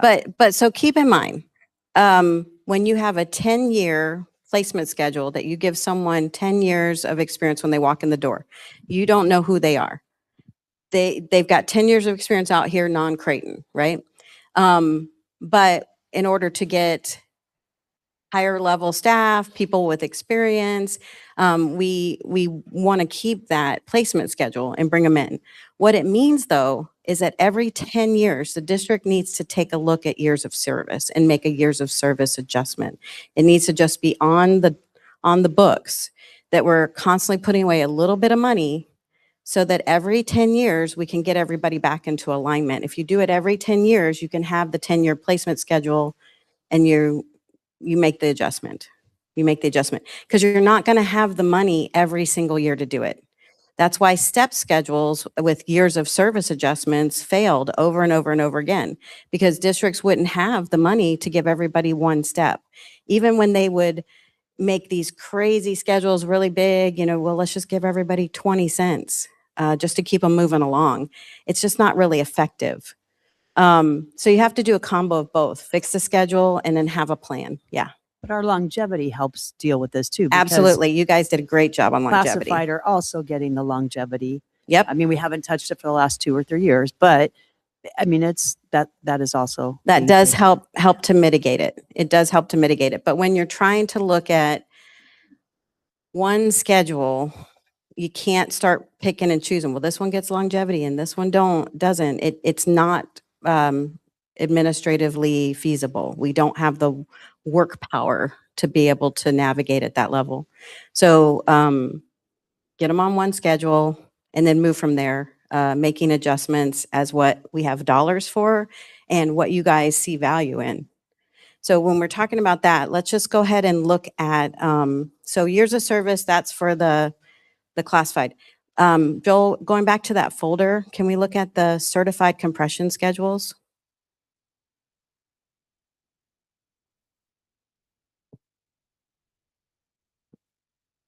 Okay, so here is what the certified compression schedule looks like right now. You'll notice, last year we got it to 50,000 is the starting pay for a brand new teacher with no experience. Then you move along the path as you get PD, and you can move along the path as we have opportunities to move people away from the base. That's what we do for retain. We bring the whole schedule up for recruit, and we try to make that 50,000 as high as possible over time so that you're constantly increasing that schedule to bring new teachers in, right? But to take care of the teachers that exist here, you try to move them away from that 50,000 as much as you can when you have dollars. It makes sense to try to do a combination of both. Some years it may make sense to leave the schedule alone, just move people. Some years it may make sense to move it up and don't move people. That's what you get the ability to do in this type of schedule. You have the ability of choice. Okay, as we scroll down a little bit to the next section of data. So right now, what happens in certified, we had to repair the schedule last year a tiny bit. That's what creates the 4,000s and the 100s. Because in the past, what was on here was so this is amount horizontal. So as you move from BA to a BA plus 18, you would get 1,113. I don't know if you see a pattern right now that may be something we want to look at. BA plus 36 to MA, you get a 1266. You get the next one, MA plus 30, you only get 844. There's no consistency in here. Consistency is king when it comes to addressing compression. Being consistent and formulaic will allow us to do lots of things very quickly and efficiently.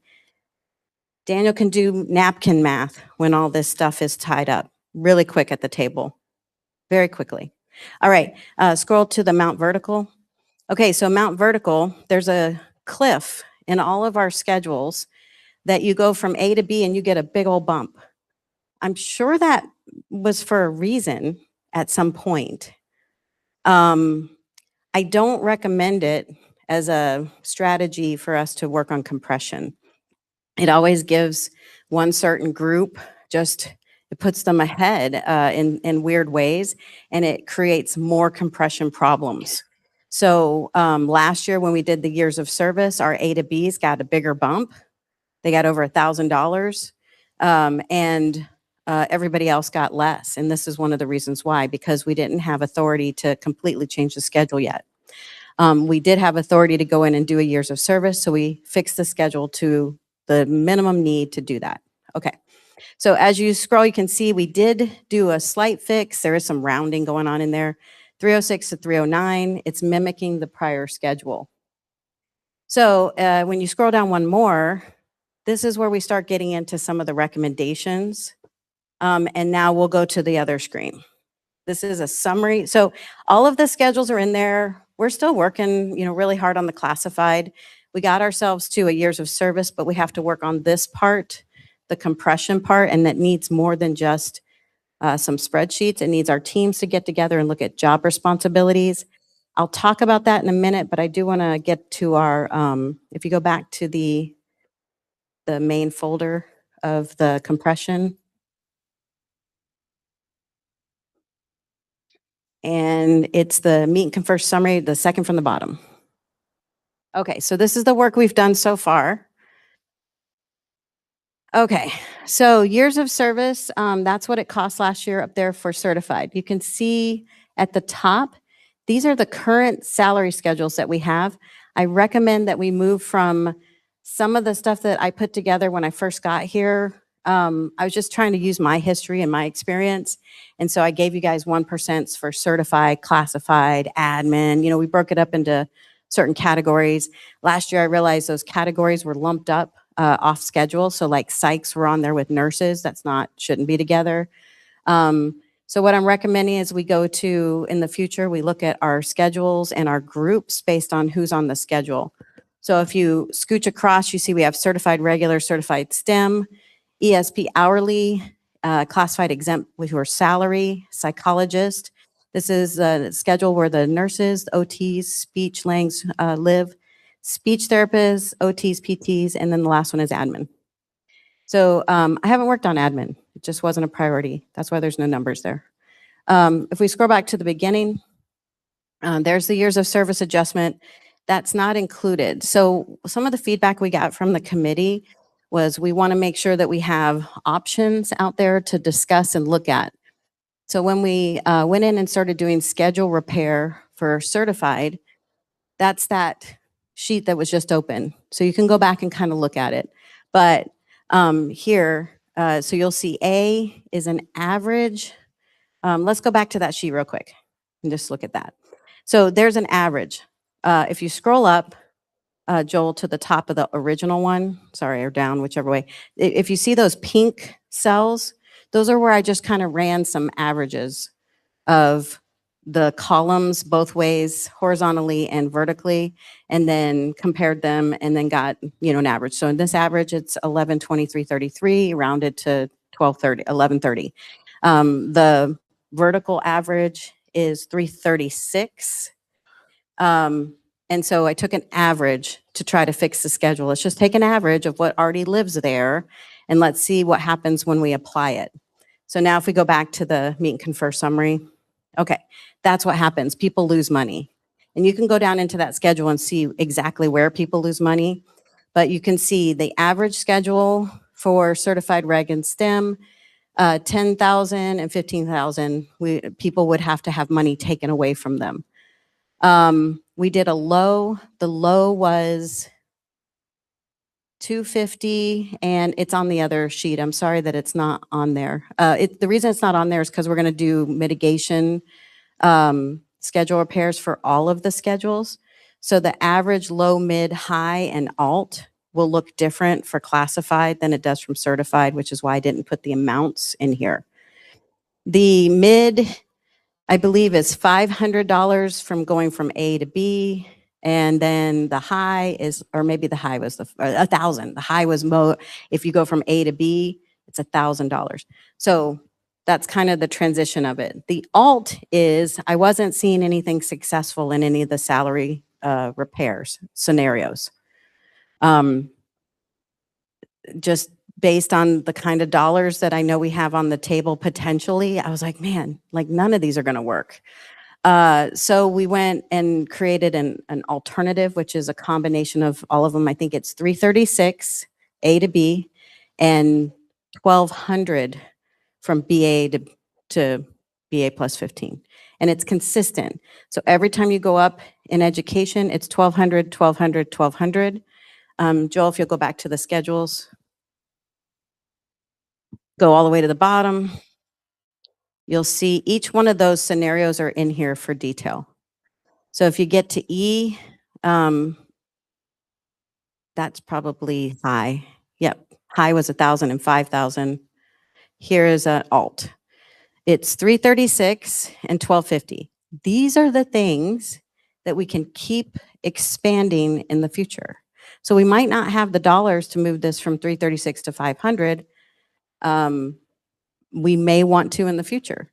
We may want to incentivize PD and moving from BA to BA plus 15.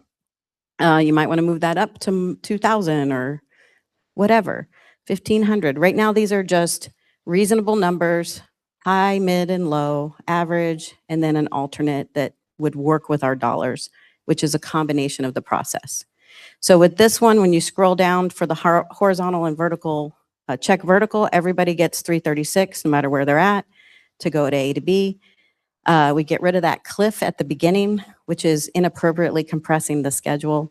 And then if you go from this way to this way, it's 1,200. Does that make sense? And does anybody have questions about process? Okay, cool. Let's go back to the meet and confer summary. So this is where, oh, nope, it's on the end, your last tab. There you go. This is where the data will start filling in as we get more and more. We're working feverishly on the classified. We were able to, as you go across the top, we were able to get years of service adjustments out for everybody except admin. If you scroll all the way over to the end, each one, you can see the total amount there.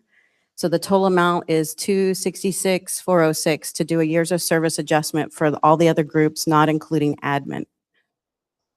I don't think average is going to work. I don't think we want to take money away from people. I don't think low is going to work. We then now have on the table mid, high, and alt. So those are selections. You would pick one. It'd be like a menu of what you're trying to shop with the dollars you have. For the other groups, when you see total A, B, C, D, and E, that's because we'll have other schedule repairs for classified, probably certified exempt, and then potentially the other schedules. That's the order of priority that we're working on right now. So those totals for like classified, the total would include the years of service adjustment and whatever schedule repair that you choose. That's why the totals look this way for certified, because certified is not including years of service. Anyways, math is math, sorry. Okay, then if you scroll down, these are where we talk about some of those compressions. So once we fix the schedules, then we have the ability, we still have to do our job responsibility compression for classified. A years of service compression would be one move up the chain, like A to B. If we moved everybody up, not including admin, it's 147,000 right now if it's on the alt schedule. I just picked one. I'm not telling you which one to pick. I had to pick one to get you some numbers. If we do a recruit compression fix, that's moving the whole schedule up. So everybody on that schedule moves up. The 50,000 moves up. And it's a 1% across the board, like everyone moves up on the whole schedule. Let's go back to the certified schedule again. I want to show one thing. In order to make alt work, if we go to the top of alt, right there, notice it's 50,835. That's how I got rid of the cliff. I absorbed it into A, so that now you don't go A to B to get that. We just moved the schedule up, which is why people would get more dollars. And when you look at the cost of the schedule, that's where it's coming from. So that would mean that our new schedule kind of already has some built-in moving the 50 to 835. Yes. This year's B is next year's A. I had to get rid of that. Trying to do it averaging in, it just kept losing people money. If I kept the 50, it just kept either being too expensive or not expensive enough. So finally I was like, well, let's just move B to A and see what happens. And that's what happened. It just came out nicely. So it handles a lot of different things. It could look different in the other schedules. This is what worked for this schedule. The other schedules have that same cliff, the A to B cliff. So, so that's the background. If we go back to that other tab, Joel. Okay, then, so there's some dollars. We're putting it together. It's obviously not completely done. Let's talk about what's below. So a couple of questions I have. Should district subs get years of service updates? I have them out of the, they're not really in. They're on the teacher schedule. Oh, district subs are on the district sub schedule. Yeah. Yeah. So, I mean, there's some of them that have some years. I just need to know what you guys want me to do. I can price something out and come up with some ideas there. Emergency certified. I saw some emergency certified have like 4 years. How long can they be emergency certified? Oh, so it's because I added their year of service? Okay. So they only go up to 3 years. Maybe we just don't look at them at all. I think we're fine with them. Yeah, get certified and then get the more money. Part of that, I call it PBP. We don't call it PBP here, but the performance plan that Joel talked about before, depending upon what, a lot of this stuff is I got to wait to see what gets chosen. And so one of those plans or that plan has like a possible 1,000 SOFG in addition to the 1,000 extra to certified. So it's 1,000 to certified, 35 to I think it's the right math. Yeah, so we're going to bring the plan for you to look at just for your input. This is the work of the Compression and Compensation Committee over the last half a year. There are several options, but all the options include a baseline increase to 4,500 from 3,500, so 1,000. So, and the plan that the committee seemed to like the most was the first $3,500 are not part of the evaluation or PD requirement. That's just a off the top $3,500 certified teacher stipend. Just get it. And then above that, that $1,000 added would be 70% or 80% for this, 20% or 10% for that, 30% for this, so that the impact of the evaluation process would be less because it would only be based on $1,000 rather than the whole 4,500. In addition, then the SOFG bonus would be on top of that as a potential extra $1,000 500 per payout. goal. If the school site makes the goal, then it's an extra 500 for it's Okay. at the school site level. So another 1,000 potentially. What is the SOFG cohort? Okay, so in looking to create some ability across the district to dig into the SOFG lens, I want to point out too, there was a option on the table for the classified performance to move from 500 to 1,000. So they get $500 right now. So the committee's been looking at a recommendation for 500 to 1,000. But there's no option for classified or other support staff to lean into SOFG and get additional PD or get the cohort is just, it's a commitment. We're willing to send people to the cohort. I think we've talked to CEA about sending some staff to the cohort. So it's an ability to either participate in the cohort or as we keep offering additional SOFG mindset work and PD, we're spinning up more of that to bring them in so that more people besides teachers and leadership can get in front of our SOFG experts.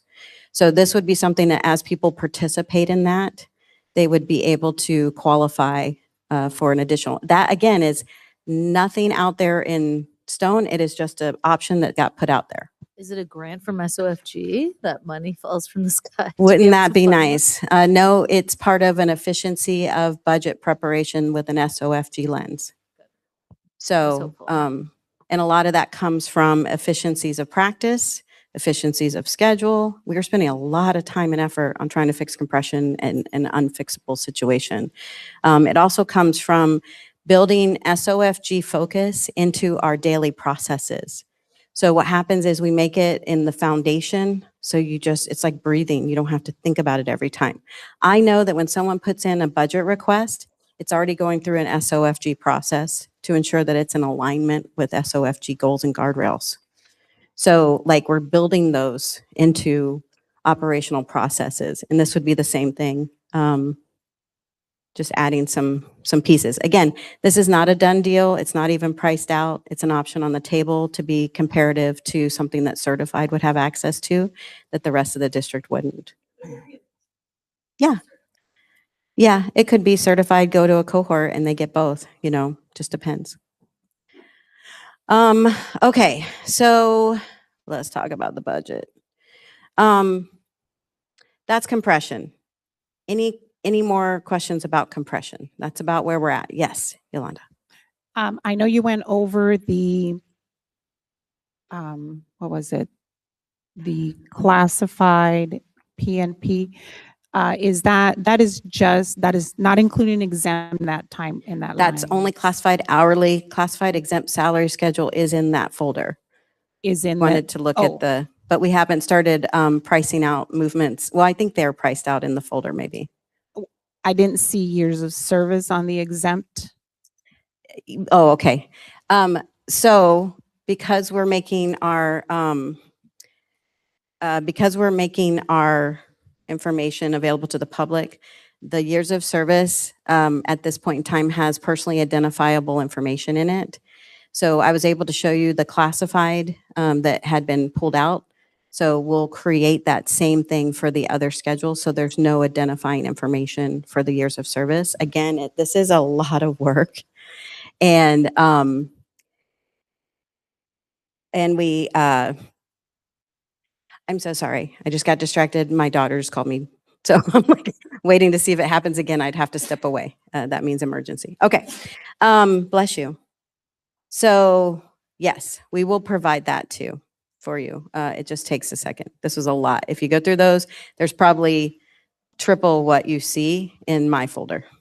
One more question. I know you were talking about the SOFG for classified currently receiving 500. I know there was talk. No, currently you're receiving merit of 500. It has nothing to do with SOFG. Oh, sorry. Moving us that merit to 1,000, SOFG it would be a separate thing. It's not, Okay. anything that's a part of it. It would be totally separate from merit. Okay. All right. Budget. I guess we could go back to that meet and confer summary. Oh, is that where we are? Okay. Let me get to my talking points. Okay. I'm just going to do really high overview. We can obviously dig into my numbers, but I'll be presenting information to the board in more detail. So just so you know, there was a $2 million decline in budget, decrease because of the enrollment cliff. And I'll explain how that happened. So each year we start looking at staffing in February. That's before anybody's even shown up for the next year. We do historic enrollment projections and also move our kids from grade level to grade level. So that means that our projections heavily weigh on our kindergarten enrollment. Then we apply a percentage to that, to what we think we're going to decrease in enrollment, so that then we can get our staffing lined in. On the flip side, I start doing budget planning, and then that's when I start calculating where I think our ADM is going to decline to. ADM is not necessarily comparable to enrollment except for path. So if enrollment's going down, ADM will go down. If enrollment's going up, ADM will go up. It is not comparable as a percentage though, because the numbers are so differently calculated. ADM is 100 days, enrollment is a point in time, it's 1 day. So there, you can get trends comparing them, but you can't say, well, if our enrollment dropped 300, then that means our ADM is going to drop this. It's way more complex than that. You've got SPED weighted categories, so it depends on what kind of kid declines. So each one of those things creates a cost. You've got transportation miles that go in there that factor into the budget. So again, those numbers are not comparable, but you can do trend. So we staffed based last year, what we were seeing with our, and we talked about it, with our immigration. We kept a really close eye. I did some research and studies from SB 1070 that showed that in Creighton, our 2 worst declining years in enrollment were during SB 1070. Those were the 2 biggest hits that Creighton ever experienced. So we started, we staffed with it was 2 and change, so I rounded to 3%. We staffed with a 3% decline with a 5% worst case scenario going off in the background in the budget part of it. So that meant a worst case scenario of 8% enrollment decline. Worst case. It was 10. It was 2% more. It was 10% enrollment decline. 2% more than our worst case scenario based on all of our historic data, our research, all the best minds at the table. It was 10. We actually grew last 100 day in enrollment. We actually had a bump up. We projected and we grew like 30 kids. We were not seeing the day-to-day immigration impacts that we're seeing today. So roll into when school actually starts in August, and we saw a decline of 484 kids. I have talking points. Yep. And again, this goes into my board budget study. So if you attend the budget study for the board, we'll be showing the back end spreadsheets. I would be flipping through like 10 spreadsheets right now. I don't have a PowerPoint prepared just yet. I wanted to give you guys the overview. We're not presenting this to the board until late February or March. I think I'm gonna move to March. So I'm just giving you my talking points, and you'll have all the backup for the numbers. Okay. So those are the numbers. But with ADM, we projected a 4.4% decline in ADM, just again, based on budget factors that happen. We declined 5.73. So what the overall effect means is that ADM loss through the budget calculations was 511,000, so about 500,000. But our staffing decline, because we had more staff than the ratio for the kids, was 1.5 million. So that's about a little over 2 million loss due to declining enrollment cliff. We did not expect to lose that many kids in enrollment. So 100 day to 100 day, we gained last year 18 kids and we lost 484 this year. That is substantial. Okay, but I think you've seen that sheet before where we have the 5, 7.5, 10, 15, 20% for our fund balance reserves. Taking this information to the Fiscal Stewardship Committee. Fiscal Stewardship Committee recommended in 25-26 a 20% budget balance carry forward to mitigate for declining enrollment, because we know that these kind of hits are going to hit us, and you can't always save all the money. You have to put the money in people's pockets, but we have to do planning too. So it's a balance, right? So the committee recommended 20%. I came back and said to the committee, I feel like at our risk level, I think 15% is going to be more in the bucket of where we might land. And then we did our revised budget. $2 million was, I had to wait for 100 day. I kept telling you guys, 100 day, it tells all. Well, 100 day told me $2 million. So, no, $2 million was the total of the staffing and the ADM decline. So the enrollment decline and the ADM decline is $2 million. Luckily, the difference between the 20% and a 15% budget balance carry forward in our reserves is $1.95 million. So we almost completely recouped the $2 million with fund balance reserves. It's exactly what they're there for. It is why we put it in place. It did exactly what we intended it to do. Fiscal Stewardship Committee was actually very proud of themselves because we got to see it in action. Plan ahead, plan for the worst, hope for the best, and then have the reserves to mitigate when we have something that we just couldn't anticipate. But we did anticipate. I mean, we did, but we just didn't anticipate how harsh that decline was going to be. So now the challenge for fiscal stewardship will be to try to determine how much we think it'll decline next year. We're seeing some, we'll be watching this year closely, and we will try to make decisions at closer to the end of school and see where we vet out. So we're not anticipating another 400 plus student decline. It could happen, and we need to make sure that we have reserves for that. I know. Okay. So with all that being said, we have a process that allows us through attrition to decrease staffing, which will absolutely happen for this next year. And it'll be more to alignment with our staffing ratio. And then a percentage decline, and that goes into the budget calculation again. But with the 2% from the state, which is projected about 660,000, 661, some potential one-time monies. We just aren't sure on the one-time monies, but they've been coming in every year. But it's a hit or miss every year if it's coming or not. The governor seems to be indicating some of that will be there. It's on average anywhere from 100 to 300,000, those one-time monies. If we put a portion of those one-time monies into that 661,000 we're expecting, that gets me on a rounded number of about 750,000 that I think that we will be to the good. And this is supported by consistent declining enrollment, staffing decreases through our ratios. So I know that's a lot, but when we go back to that meet and confer summary page, that's why I have 750 on the table. We also have medical costs that came in. So I'll quickly go through medical costs. I knew medical costs were going to increase. They've been telling us for a year. They told us last year. I go to lots of seminars and I get updates on pharmacy use and medical use. We get trend analysis throughout the year.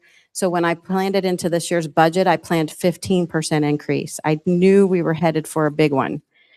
0 and 4, 0, 0 and 4. No way we weren't going to get an increase. So I planned for 15%. It came back 13.8. So that savings goes into the 750. Okay, right? Now we got to make a choice. Are we going to cover the employees side this year? I don't know. We covered them last year. It was hold no harm last year. We covered them last year for the 4%. If you look at the district's portion of that, I mean, he brought it up. It's over $5 million. So I have to take those dollars out of the dollars bringing forward because I have to cover that.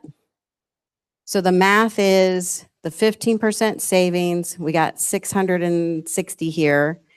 If you guys make the choice to increase the maximum out of pocket, it gets us to a 10% instead of the 15%.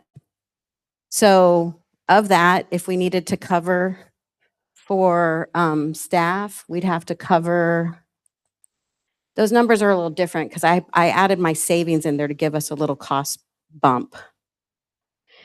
At the end of the day, if you choose to increase the maximum out of pocket, I can get us to the 750.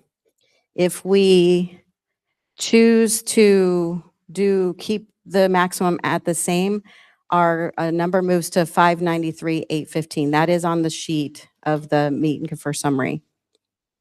Also on the sheet, if you scroll over, we will have to take the cover EE medical increase. That's on that bottom row, a little above, go up top. Joel, please scroll that way. It's in the blue under potential options for meet and confer. So it's the very last one in that box. If you scroll up a little, whoop, right there, cover EE medical increases. So if we cover it at the not maximum, it's 62. If we cover it at the do the maximum increase, it's 46. Both those numbers have to come off our 750 or our 5, whichever. Does that make sense?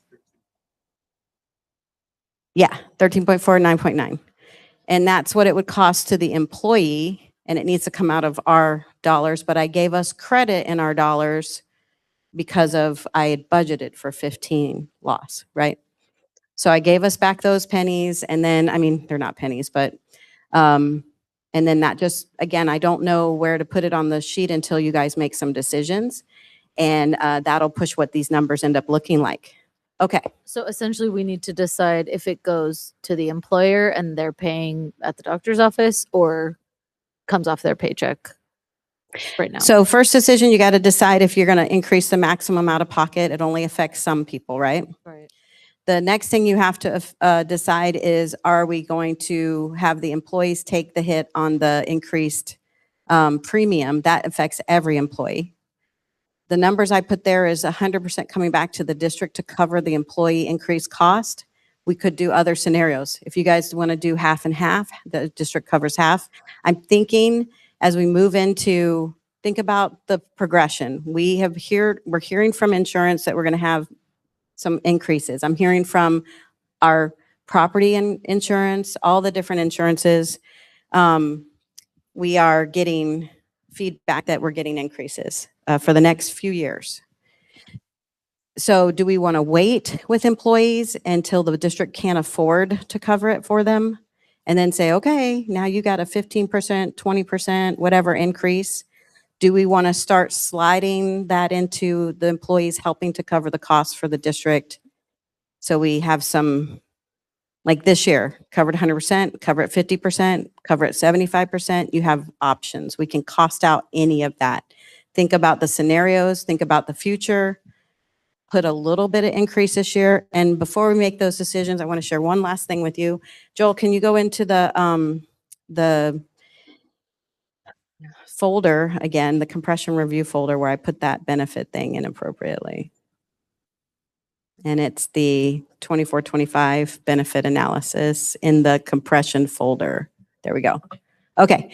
In 24-25, we didn't really get a chance to bring this out at the time because we were going to cover the cost anyways. And so so we had done some analysis. This is still holding true. I mean, we can get new numbers for 25-26 maybe. I don't think anybody's substantially changing their plans. So I wanted to show you what our plans look like compared to everybody else. Scottsdale's total annual cost for employee only is $8,900. Our total annual cost, I really want to point this out, is $78,03. This is because of plan design, because we're in a self-funded medical plan, and that they look out for us in a deep level more so than other medical insurances do. Because we're self-funded, they're always looking to cut our costs. So when you're in that kind of plan, you're going to track less than everybody else. Some of the plans, like Roosevelt's doing a great job with their EE spouse and their EE family. They're kind of slightly beating us in total annual cost. But when you come over and look at the percentages covered by the districts, you can see that we're beating everybody pretty much down the line. So Roosevelt might have a little bit less cost on the employee spouse. Monthly cost to employee is $327. Ours is $333. It's because their annual plan is less and ours is more. But we cover 57% of the plan for the employee. We cover 69% of the children and we cover 51% of family. The reason that we have these coverages is because we're actively trying to get children into our plan. When you have children in your plan, it brings the cost of your claims down. You get a much better bang for your buck when it comes to self-funded insurance when you've got young, healthy kids in it. So that helps. The more kids we can get in the plan, that has been a strategic choice of Creighton for the last, I don't know, however long you guys have been doing this insurance stuff. And there's no interest in changing it. So keep that in mind as we're talking about the cost to the employee. And we could calculate the employee's monthly cost. I think that's on that blue sheet, but we can plan out scenarios if you want to say the employee's share cost. If we go up 10%, maybe we only increase 5 for them. All sorts of options out there. You guys just have to think about and I'm happy to make recommendations from my lens, but it doesn't mean that's what I'm saying we have to do. It's just utilizing me as a resource. So that's where we're at. Once we're done on that summary page, you'll be able to go, we're going to choose years of service, click. We're going to choose to do the compression fix for certified classified, and maybe not everybody. I mean, it's going to be a pick and play. So once we have all of the numbers vetted out, you'll be able to say, we want to do this or this or this. These are the choices that we're going to make on the fixes of the schedules. We want to do a move or not do a move this year, do moves next year, whatever the dollars will support, you'll be able to just at the far end of the totals go click this one, this one, this one, this one, add it up. Does it make it? Does it not? Okay, let's go back. Let's look at this one. So you guys will have an opportunity to make a lot of choices this year in how we move forward with compressed schedules. how we move forward with our medical coverage, and how you utilize the dollars that we've brought to the table this year. And that's it. Okay. I know. Yay, bad news. No, good news though. I mean, good news. Good news, fund balance reserves did exactly what they needed to do, which allowed us to operate as usual and bring dollars to the table like we plan to do every year. So those are the takeaways. And we have choices. We have lots of choices. All right. All right. Yes. So the 1.5 million in declining enrollment was from overstaffing, essentially, that we lost. It was from staffing that we did in February with no anticipation of how far the decline would happen in August. And you're not going to fire everybody because the kids didn't show up. Right. Okay. And then so next year, through attrition. Through we're attrition. Essentially going to recoup that money into the budget. Yep, Okay. absolutely. Which we are intending to do what with? Fund the budget, continuing to fund the existing budget needs. Right. And including the 750 increases for the staffing that are left. Okay. But like, does that factor into the staffing or the 750 at all? Or because like we're spending $1.5 million this year that we're not going to spend next year. But our budget's also decreasing Right, okay, by 2 million. because of the ADM. Yeah. So our Well- budget decreased 2 million. So we have to get our budget in alignment and get the 2 million out entirely, right? Yes. So that'll happen through attrition. So we won't be spending that 2 million at all. We're making up the 2 million loss this year with the fund balance reserves. Next year, we need to get back to not spending all our money and rolling whatever percentage into fund balance Wait, reserves so it'll again. go into the carry forward. It would again, go so into the that's- carry forward. Yeah, That's what I Daniel. was looking for. Okay. Thank you. I We'll have a resupply. question. I know that some groups were addressed for the compression this past school year or for this school year or that were recommended. Is that different than what the pay scale compression is? Yes. Okay. So it's some two of those different things. compressions, like we did some changes for nurses, we added the dollar for the bus drivers.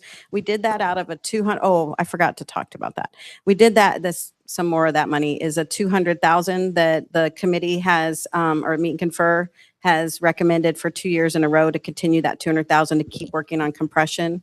So just so you know, whatever compression we'll get, we keep that to the side.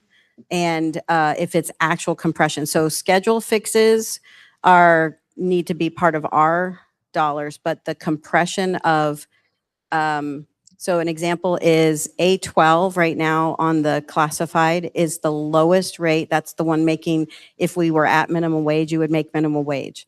You do have minimum wage positions in your district. It's usually like a part-time crossing guard. They're getting like an hour and a half a day, or a duty aide that's just coming on to help on the campus and get paid a little bit for that. Unfortunately, we have like 6 positions on our lowest tier. So for classified compression, we're recommending to take that 200 and go and spread the classified tiers out so that they have depth for job advancement. So right now, the way the schedules are set up, is it, Joel, you said our ed secs or something are on one of our lowest tiers, comparable to a crossing guard. I don't know. I would say when my years in school, the responsibility of a crossing guard was very different than an ed sec. So some of our operational departments don't have spread, so they have no upward mobility. And like all the techs are making this, level, we want to spread that out so that techs can have room for growth and improvement. Supervisors have the ability to move people and give them more responsibilities. So that's kind of what we're going to come back after we do the work with the committee. That's the committee work, and that's what we're hoping to come out of here as another recommendation to continue with the 200,000. We don't always use it all. So, we'll cost it out and bring it back and tell you, but anything we don't use just rolls into the budget balance carry forward to help the budget.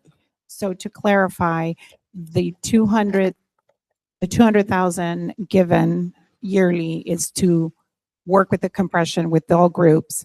And the pay scale compression is another part to it, correct? In order for us to even work on job compression, we got to fix schedules, and that's what we committed to doing here. And that's what we, as a committee, need to agree on what groups versus the 200,000 currently yearly are being addressed already, correct?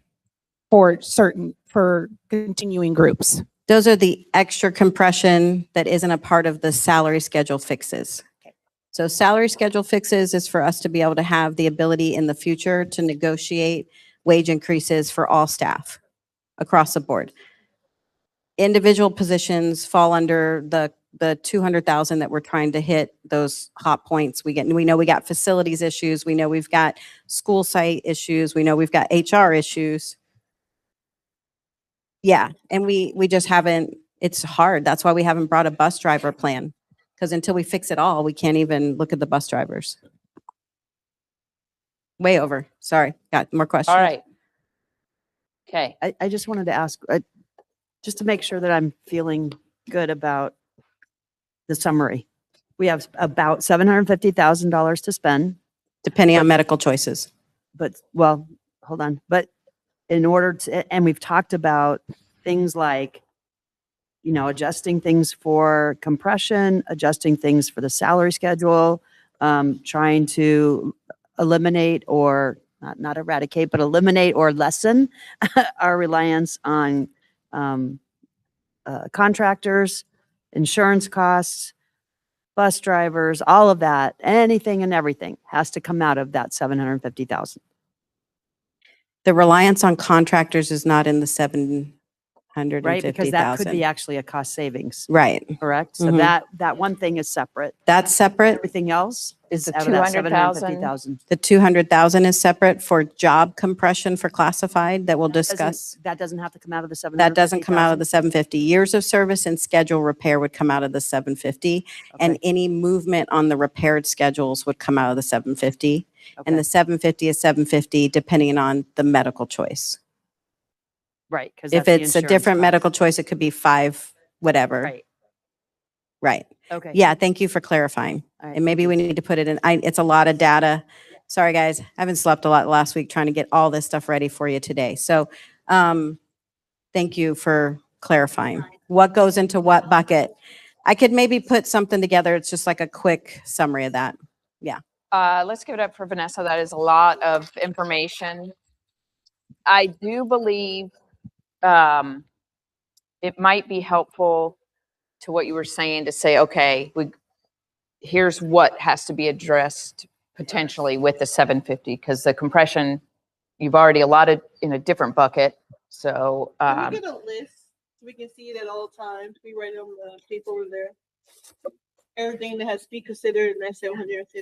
I think before we do that, because we're not gonna, I think she should put that together and put it in the shared folder, because we're not gonna tackle that just now. And I need to talk to Joel about when and how, and Vanessa about how, but I agree that we need that list so we know exactly what has to be considered, what we have, and exactly. So, okay.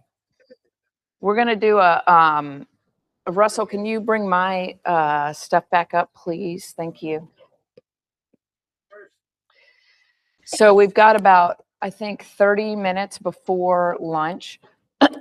So I'm going to adjust the agenda just because we went a bit over. But I think that, don't apologize, because I think information is power. And that was necessary. And the part I'm going to adjust, we can cover at our next session.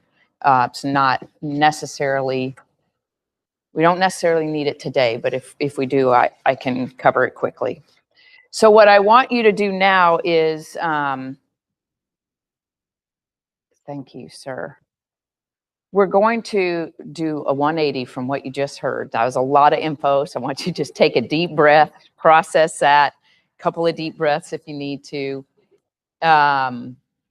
Really good information, but I want to make sure that we tackle this next issue that we need to do. So last time we were together, we started talking about workload.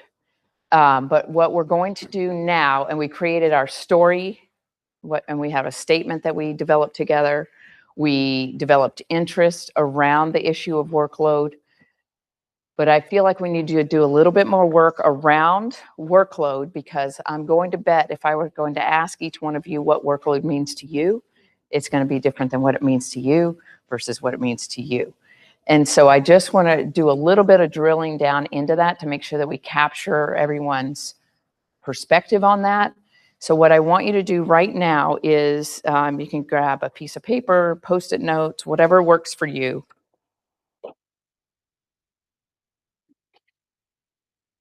And first you're going to do this individually, no talking, just on your own. And then we're going to work in small groups with like employees.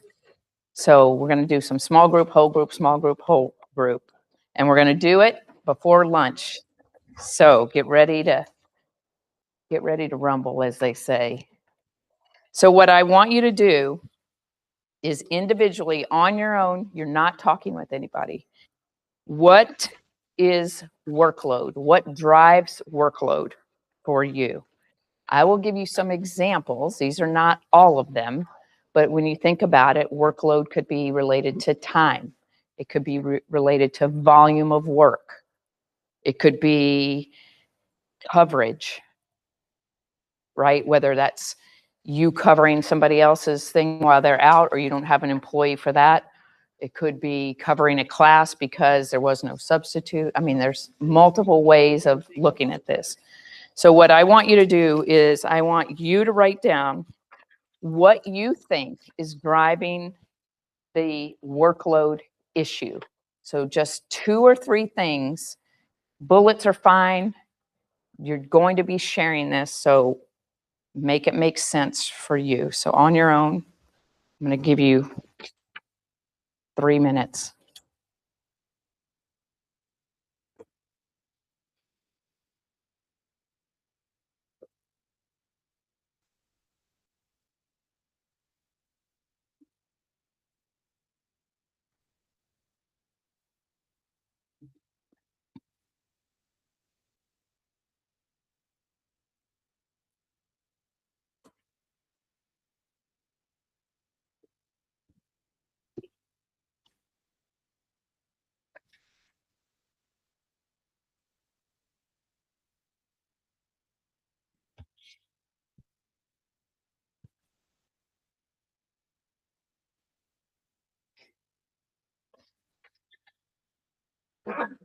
Bless you.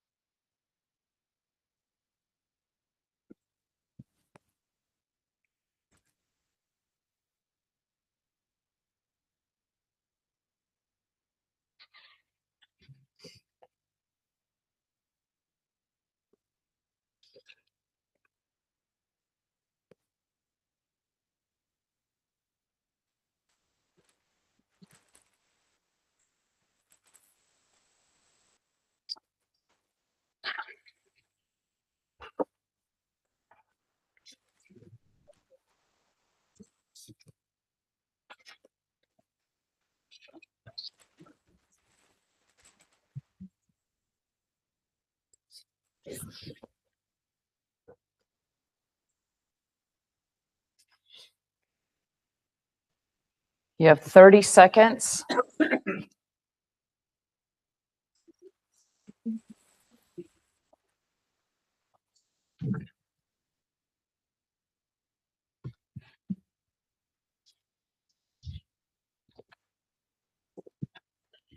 Ten seconds. Capture your final thoughts.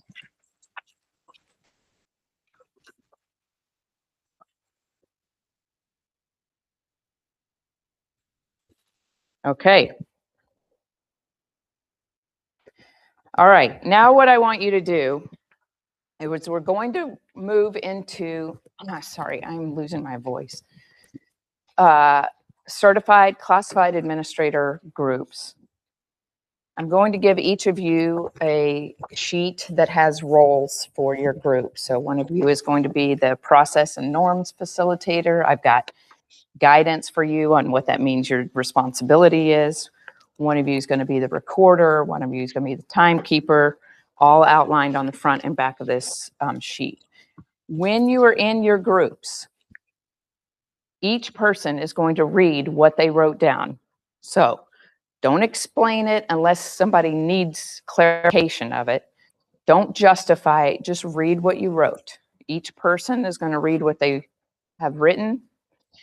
Your job is then to see what are our priorities. Hopefully, there is some alignment between some of what you captured. But as a group, you're going to have to decide what are our 2 to 3 top priorities. And when you have figured that out, you're going to chart them on your paper. So classified, you're going to be here, admin over here, certified over here. Is everybody clear about what your task is? Okay. Read what you wrote down. Don't interrupt.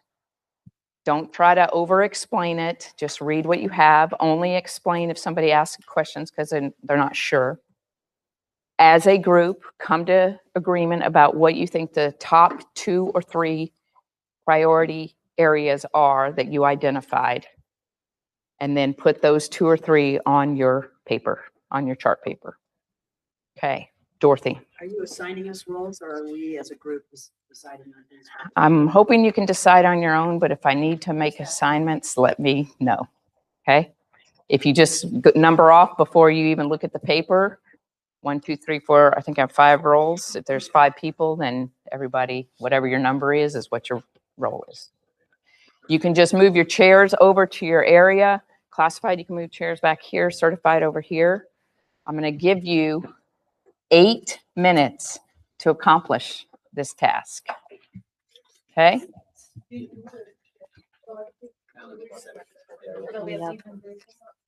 Thank you.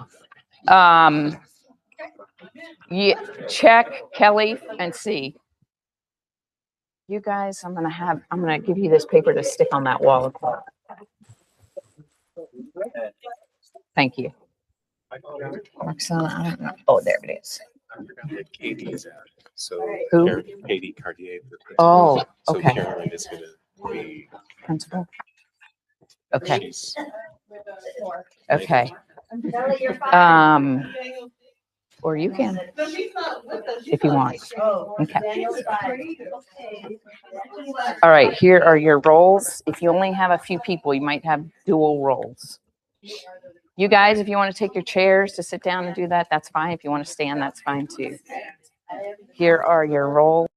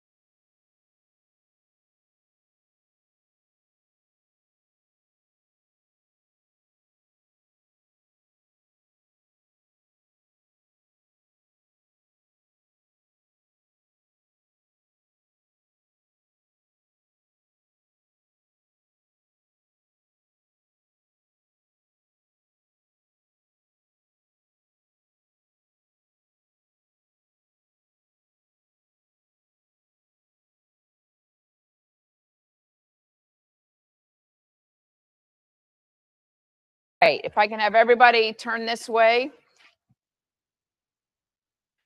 Now what I'm going to have you do is each group is going to report out. If you hear something that they say that is also on your chart, put a star by it. Okay? And then we'll do a double check to see if you had something that doesn't show up. So certified, we'll start with you. At the top, we had time versus volume of work. Those are like really the two inputs that I think we kind of determine workload. You have so much time to do your work and you have X amount of work. And so we're thinking about what the problem is. It's usually either too much work given the time you have or not enough time to do the amount of work you have or like, not enough paid time is also a factor in this, right?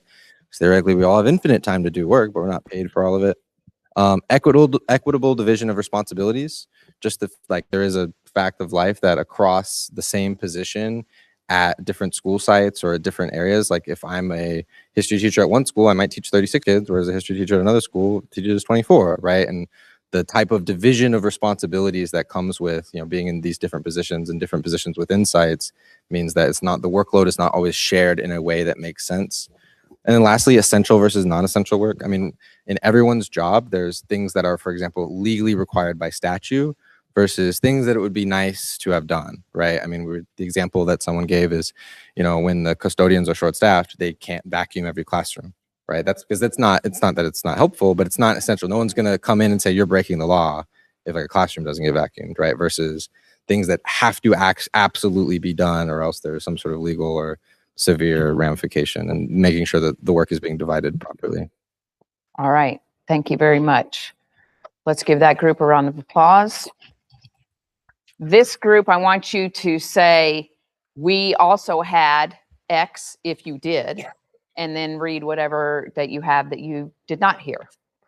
We also had two similar issues to the certified staff, which time to adequately complete daily tasks, which that kind of falls into, people were just talking about, they get called to do something else that necessarily to help out somewhere if there's a shortage somewhere, which goes into our second one, which is staff shortages and coverage. And we also had compensation relevant to the volume of tasks and experience and staff experience needed. Can you say that last one more time? Compensation? Relevant to volume of task and staff experience needed.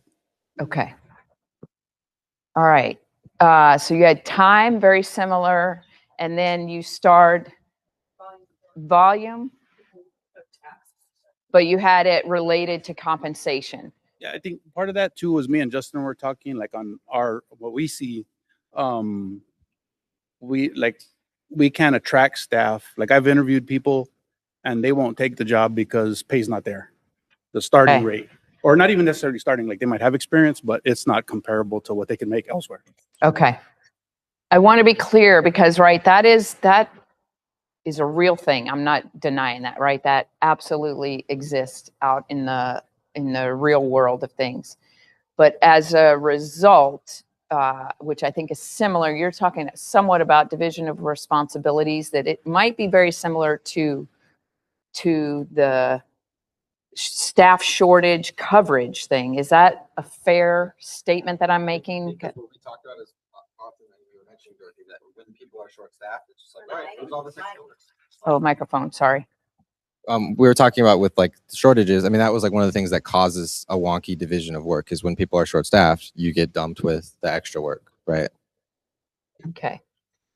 I'm going to lump division of responsibility coverage together, and we have time to complete task for both groups, okay? Does that sit okay with you guys about where there's some similarities, at least on those? Not to do away with this one. All right, let's hear last from our administrators. We also put check marks on the number of tasks and responsibilities, as mentioned by the other two groups, and the time to get all of those responsibilities done. And we said that with the number of tasks and responsibilities, sometimes when people bring their value added to a position, they do more than the job description. And then when that person leaves, those expectations are for the new rather than to be perfectly aligned to the job description, not to what that person was doing above and above. And we said the workload is also affected by school climate, behaviors of adults and students. If we always in conflict, we don't have collaboration or camaraderie. And so then we might be reluctant to even do our own responsibilities, needless to say, additional responsibilities. But if we have good climate, then everybody works as a team and said, absolutely, it's understandable. I'll do more, you do that part, but I know that you have got my back and I have your back. Okay. And then we just said the unpredictability of the job affects the stress and the time. Taking work home, being early, leaving late, all of those things. Because it's unpredictable what might happen during a school day that impacts your ability to do those things. I just want to make sure I understand. I think it's that something will come up and take 4 or 5 hours that you had planned to, Do X, Y, and something Z. else. But also I feel like the workload then is affected by the stress level because there's obviously different stress levels associated with different tasks, right? Dealing with irate parents is going to be a higher stress level than, working on something in your office type thing. Okay. And where a lot of that high stress can happen to, yeah. So I hear alignment about the number of tasks and responsibility is impacting, which we heard in this group and also in this group. And then time, which you have a different take on the time. The two groups had time impacted by the number of tasks and responsibility in a day. You have it related to things come up, right? Which is true for any group potentially, right? I think that goes back to what Daniel was saying too, because things come up, but then you still have certain legality things. So things come up during the day. I can't do this, but I have to get this turned in to the state or to HR or whatever. So then I'm working on it at 9:00 at night to try to get it done because I couldn't do it during the day because of a walkout by the students or irate parents coming in and those sort of things. Okay. When you talked about school climate, sorry to ask more questions. I just want to make sure I'm understanding. What I heard was that sometimes you've got people that are willing to pitch in, share the load in the absence of staff or coverage, or is it specifically related to this is my mindset about what needs to happen? Both. For example, if somebody is on maternity leave and it's a secretary, there's only one secretary, nobody else has that responsibility. So not that needs to be split with the other staff members. If there's camaraderie and there was cross training since the beginning in collaboration, then the team will meet together and say, we understand it's for a limited time. We're committed. We're passionate about it.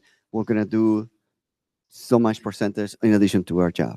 Okay. If there's no good climate, then Got it. that is not even a possibility of a conversation. Okay. Yes. Just to kind of add to what he was saying too, I think the number of tasks and the importance of the tasks is also connected to that the climate issue as well, because oftentimes you have a conversation where you for lack of a better phrase, you have to protect somebody from themselves, right? They do have good climate. They do want to help out. They do go above and beyond, but that leads to burnout, Sure. And that leads to stress. That leads to sickness. That leads to absence. That leads to. We're always talking to people about work-life balance as well, and you got to kind of like ask people to take a step back and say, hey, do you really want to take on 15 things like this just because you do have that climate? So Gotcha. Okay. So if I captured this correctly, what I heard are the primary two drivers around the issue of workload really are about the number of things to be done in a day and the time to get them done in some way, shape, or form, whether it's impacted by unexpected things that happen or just the load itself. And then I also heard a division of responsibilities, which also is connected in some ways to coverage. So whether you are pitching in to help out because somebody's out, or you don't have staff because you haven't been able to hire, so somebody's got to carry another load. And I think that was similar thought from this group as well. So are we okay when we talk about this issue of workload, to leave it to these two items, because these were your priority areas to address. Okay? All right. So you can sit back down. Thank you.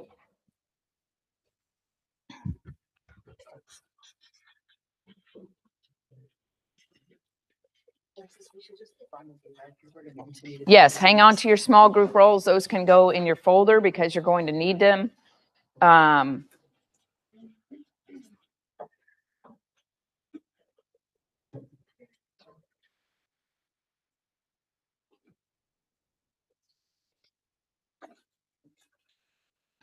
I'm just capturing what we said here.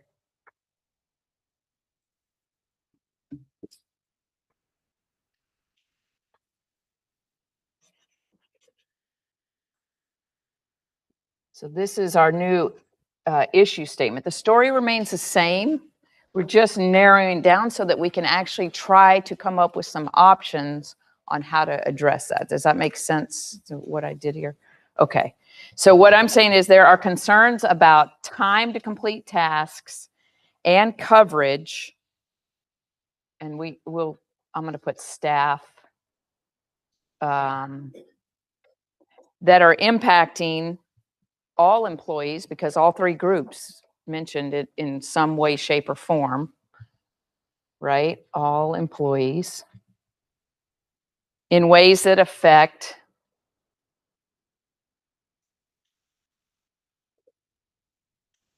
and then we named some of those up here: health, safety, student outcome, work-life balance. Is there any additional impact that we're missing here?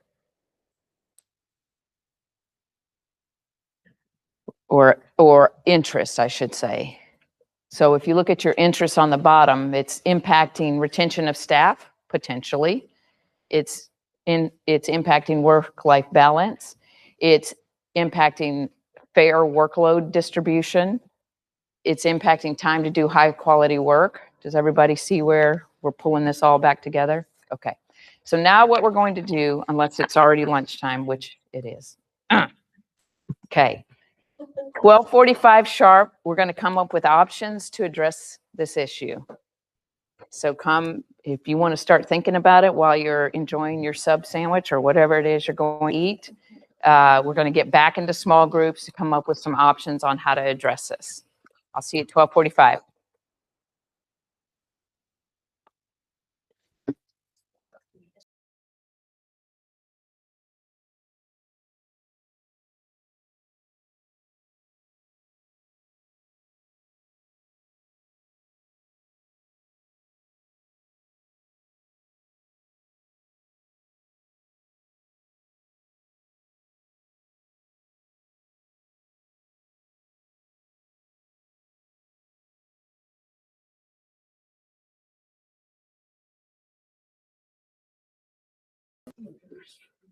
And I know we're missing 4 people, but I feel like in the interest of time, we need to keep going.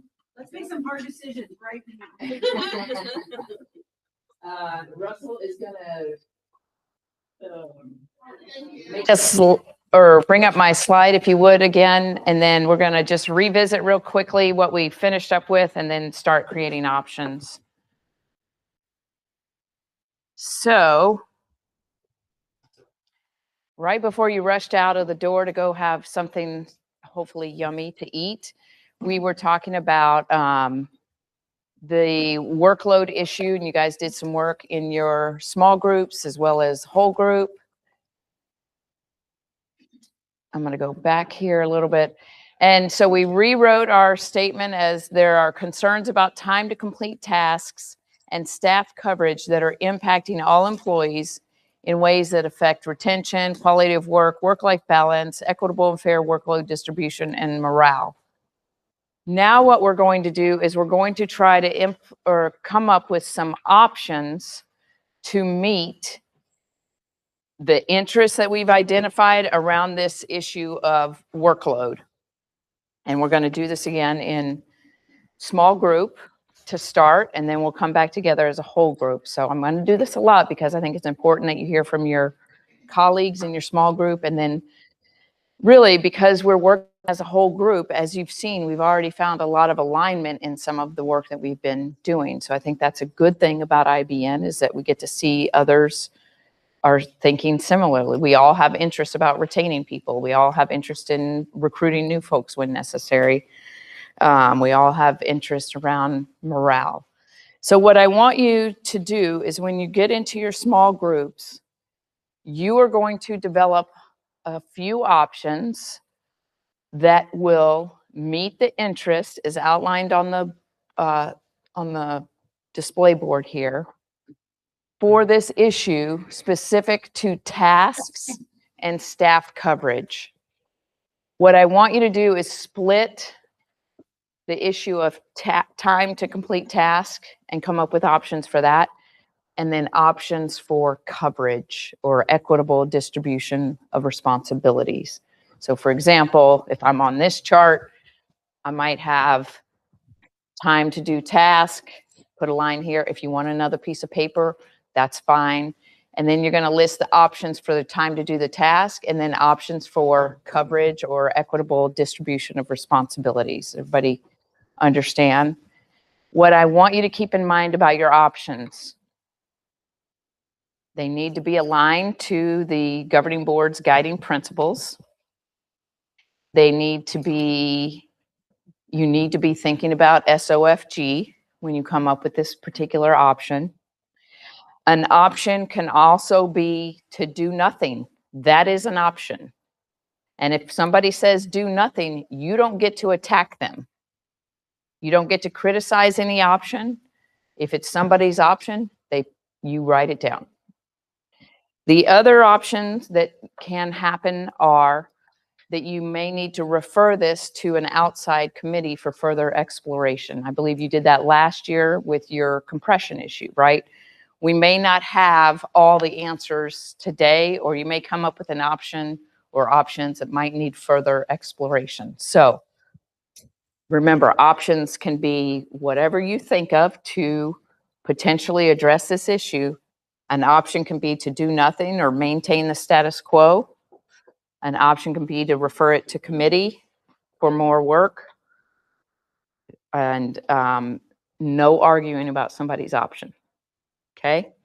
Keep your governing board guiding principles, your SOFG. We will talk about standards. That was the part I skipped earlier. We'll come back to that when it's time to evaluate. We're not going to do that today.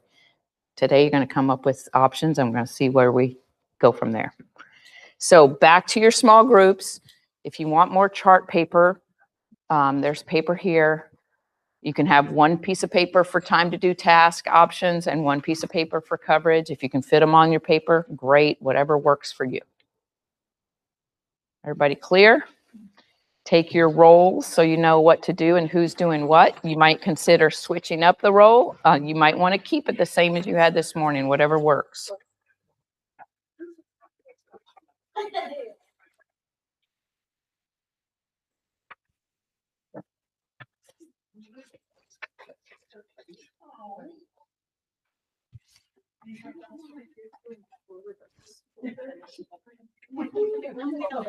You know, right?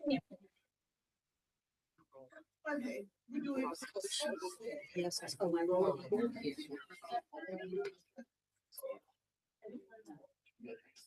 Time,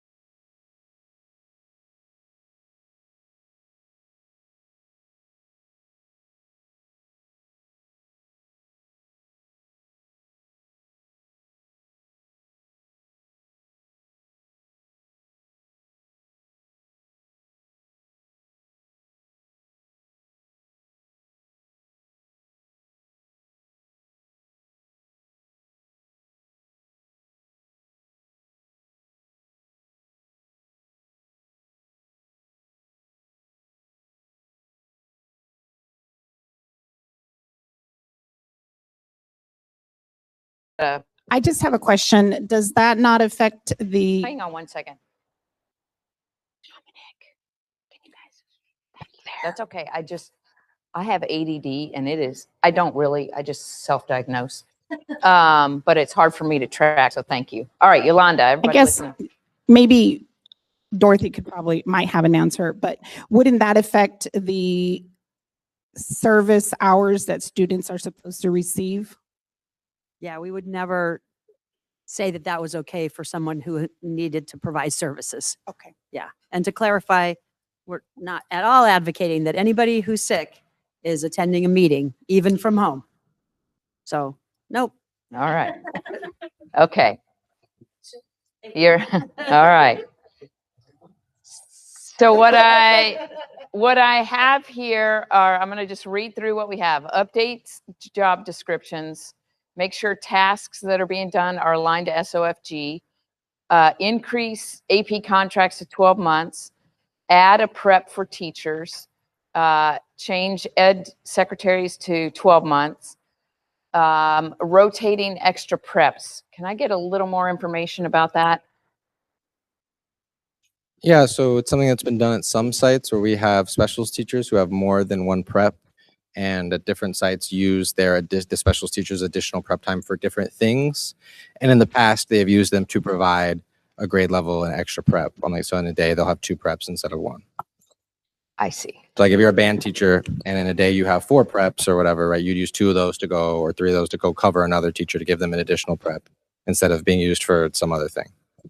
Got it. Alexis, if I can give you a little more Yes. context too. Thank you. When we had Prop 123 money first come on board, we were able to have additional special area teachers allocated, Mm. and the specific use of those teachers was to provide an extra prep. Gotcha. So, and that was done on a rotation. So in a 6-day cycle, every teacher had an additional 45-minute period. That was the beginning of that, and then it sort of morphed, like Daniel was saying. It's changed from site to site, and those open periods are used for different things, and it's no longer Prop 23, so all that good stuff. So some people, just for my own understanding, they may have this extra prep, the special area teacher may still have an extra prep, is that correct? Or Special may area not? teacher will most likely have extra preps because of the way that master schedules are Got it. configured, and they have common planning time. So all 3rd graders go at Right. the same time. So then with that, there might be some gaps in their schedules. Some sites use those gaps for support in their calming room or in their Gotcha. power hour or things like that. Okay. All right. So it's not standardized across the district That's as right. to how they Yep. utilize them. Yep. Okay. I think that's a really great point. Thank you. We talked about a work from home option specifically for certified support staff for meeting, not services. Is that accurate? Yeah, Okay. not services online. Working hours, like a designated stop time. That's Yeah. okay. In-service days, possibly adding an in-service day after a break or before a break or something like that. Designated times for preps. Designated times for, meetings. Yeah, professional development. Thank you. I could put meetings and PD, correct? Yeah. Okay. All right. Oh, I just wanna add to that.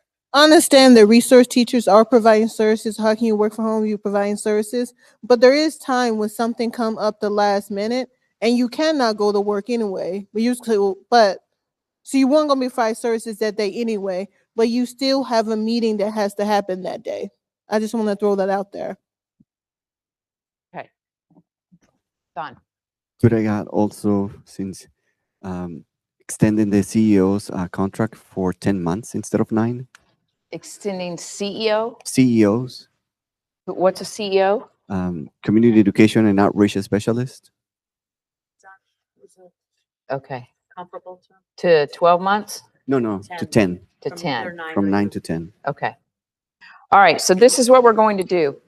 We're not going to evaluate these just yet because I think we need more information. Because if you're going to extend folks' contracts, we're going to need a cost analysis for that. Does everybody agree with that? If we go, if you're 9. Want to know what are they going to be doing? I think a lot Right. of teachers gonna be like, okay, what are people gonna be doing? Where extending their contracts? Like at AP is going to go 12 months. It's currently 11. We need to know how much that's going to cost. Mike, thank you. Thank you. Thank you. So just to clarify, in terms of work, the APs are 12 months. We are 12 months now. We just don't have a 2-week vacation that all other 12-month employees go. We work 11.5 months and we have 2 weeks off technically, but every other 12-month employee has that same contract, but they have a 2-week vacation. So you have an 11.5 contract. But your contract is 11.5. Correct. Okay. So you're not 12 months. Well, So you're not obligated to work. I mean, I get it. some people do. I see what you're I saying. would argue that, but Okay. okay. All right. So now what we're going to do the same thing with the options. Oh, can we add for in there, coverage. make teachers 10-month employees too? I'm joking. Add, I don't know. That's definitely because you can certainly add a in-service day and not pay. That is an option. Okay, let's talk about coverage options. So let's start with classified this time.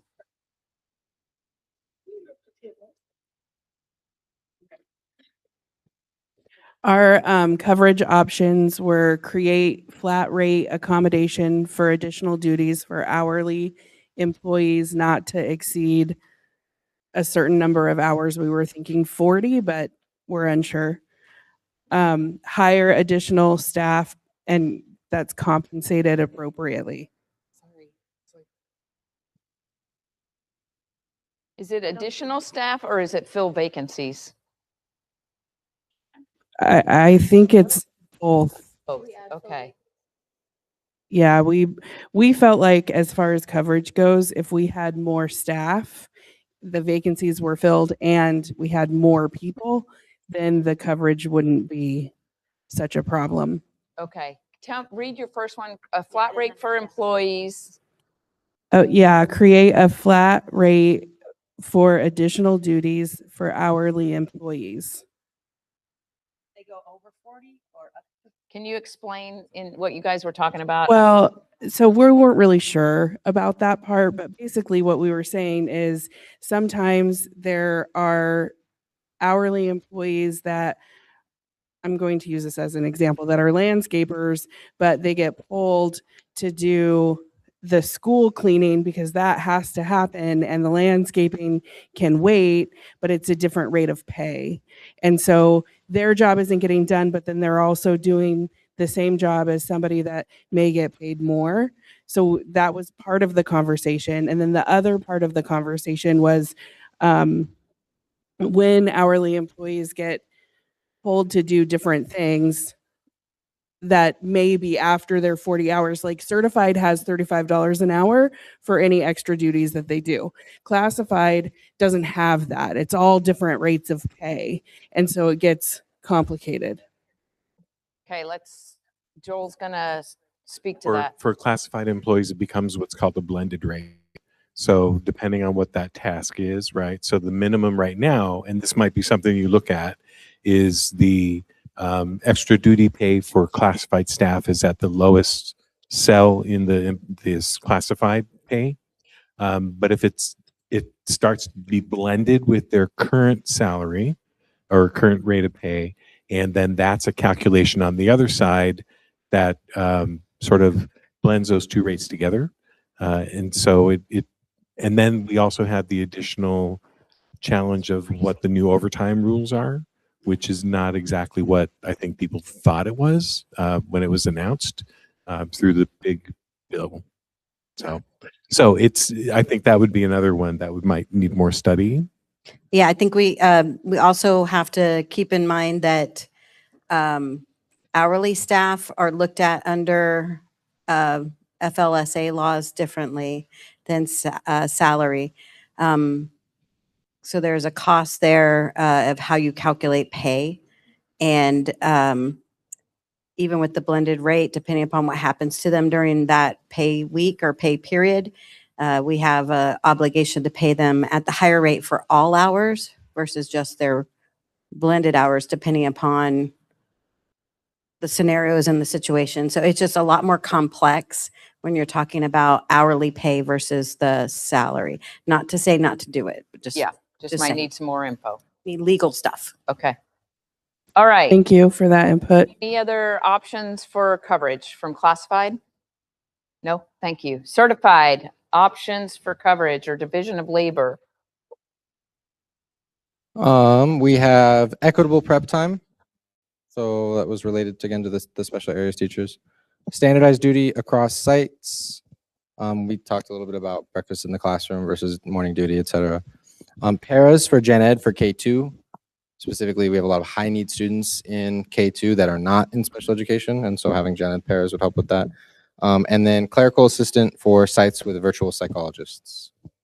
So we talked about how we have some contract psychologists who are entirely 100% virtual, and people have to make copies and get signatures, and people just currently do that without there being any sort of compensation or employee in charge of that.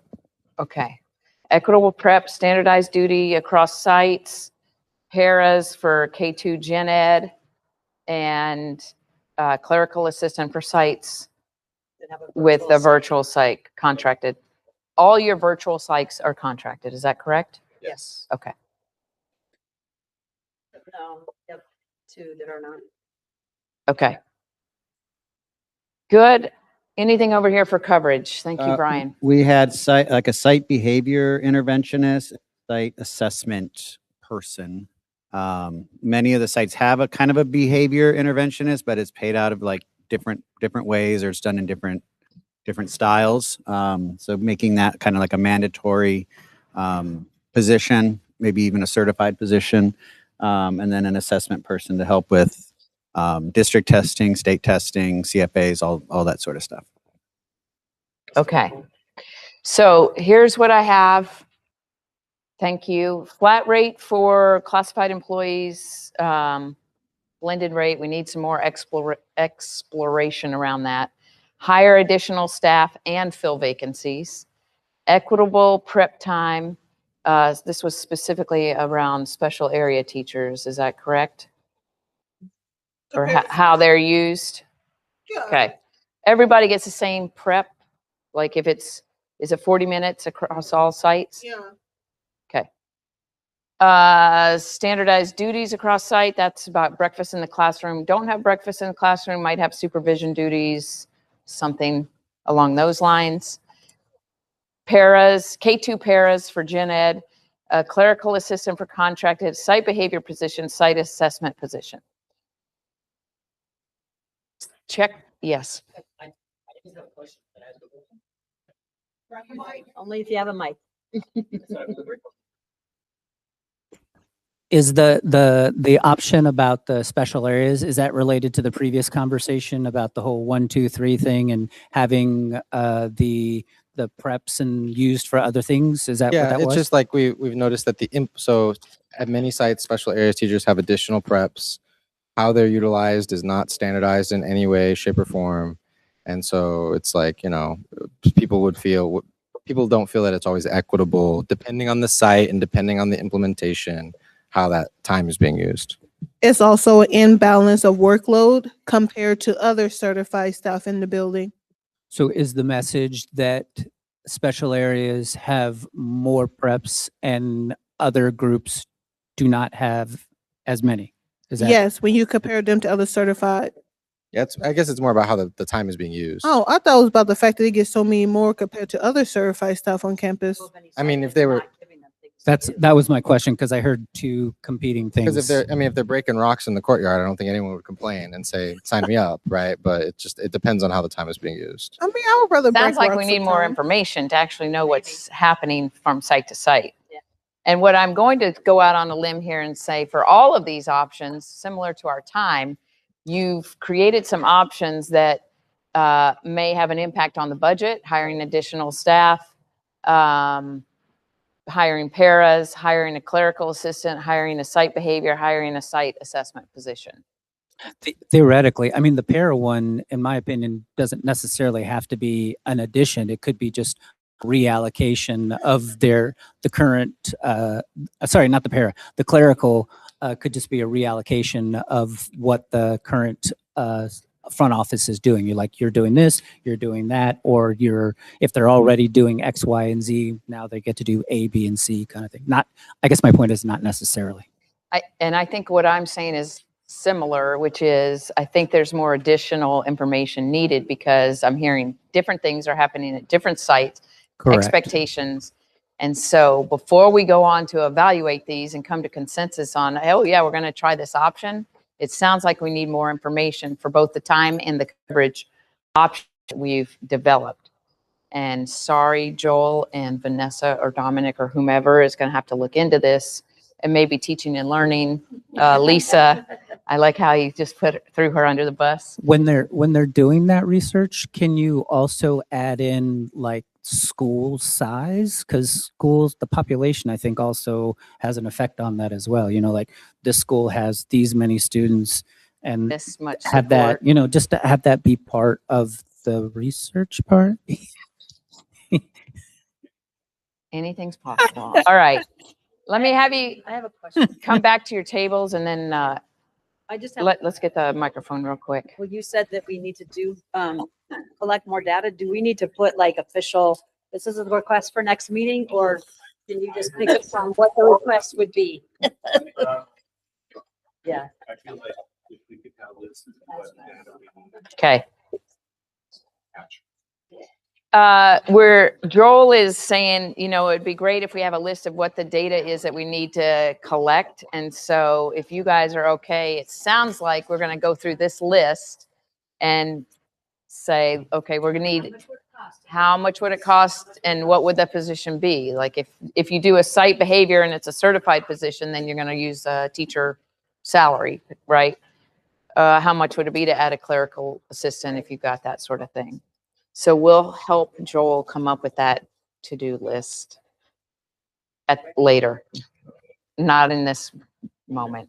Unless you guys, you can speak to it right now.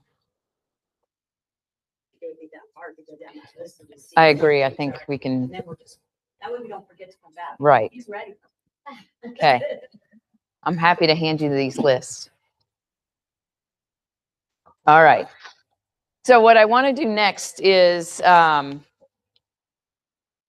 there were other items within working condition that showed up in your survey. I'll give it to you right now. You want it right now? Okay.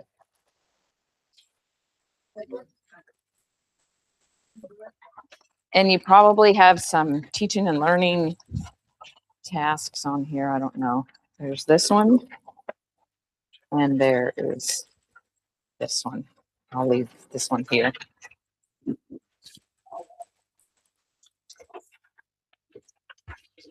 So you had two other issues. And I'm not saying that we need to dive deep into these because we may have just talked about it, even though it might have been framed differently, but I don't want to not look at them. So scheduling, when you guys prioritize your issues under working condition, scheduling showed up. Now that could have been something that we tackled here in division of labor or coverage, and staffing similar, but there could be other ideas around it. So I don't want to squash it if we need to be more specific about each of these issues, but I want to ask you all as a group what your thoughts are. Do we need to do a deep dive into scheduling?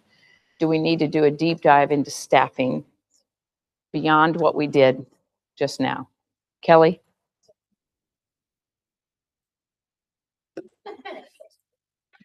To me, staffing is the same as coverage, so I don't see that we would have different options beyond the ones we already came up with for coverage. Okay. And I was gonna say, I think scheduling is also like the time issue, right? Like it's just time is a more all encompassing. Like a lot of our options are related to scheduling. Okay. I think for speaking on excellency behalf, I think when we say scheduling, I think we mean our end of day. Why didn't you add that as an option when we were talking about time? I thought we were talking about time versus volume of work. That wasn't about end and start time. Can you tell me a little bit more about that, and maybe we can just add it as an option? Excellency has the latest end time. We get out of school at 4 o'clock. Kids are usually gone between 4:15 and 4:30. So we usually leave around 4:30, but we have the latest start school. You start later than the other sites About 20 minutes, 20 or 30 minutes. and you end the same, is the instructional day the same number of minutes? Yes. Okay. I'm guessing that's a transportation desire. Okay. But when the decision was made originally, because I have a very good memory and I was there when it was said, Excellencia was not supposed to stay like this for what now? A decade? It wasn't supposed to be this long. Originally it was supposed to be, we were going to switch. We weren't told in the beginning we were always going to stay at 4 o'clock. We gotta solve the transportation issue though. That doesn't sound like an Excellencia teacher problem. We were told something and we want what was promised to us. Well, you were promised that it would go away? We or were that told would when be it first evaluated? happened, it was going to rotate. It has never rotated in a decade. Okay.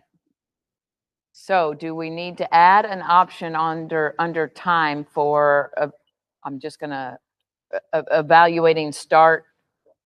I don't want to say start. I want to capture it differently than instructional day for the various. I don't want to call it start and end.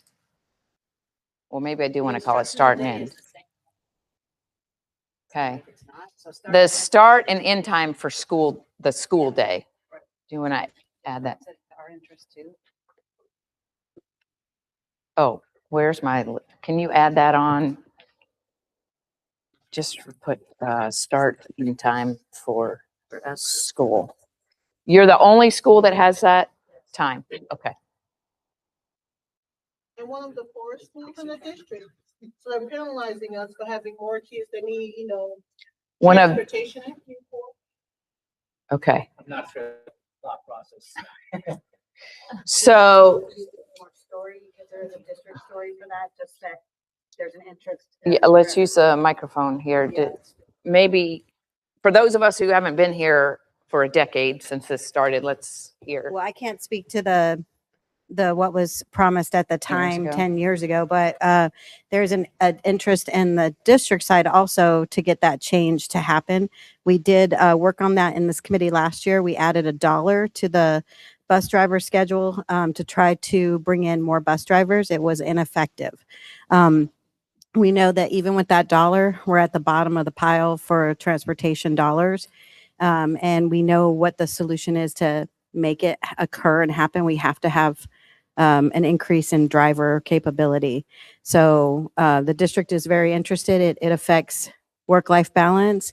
It affects our ability to train teachers. It affects our ability to have events that all teachers can participate in. So that is, yeah, the dollars would be the transportation, which is waiting for us to do the classified.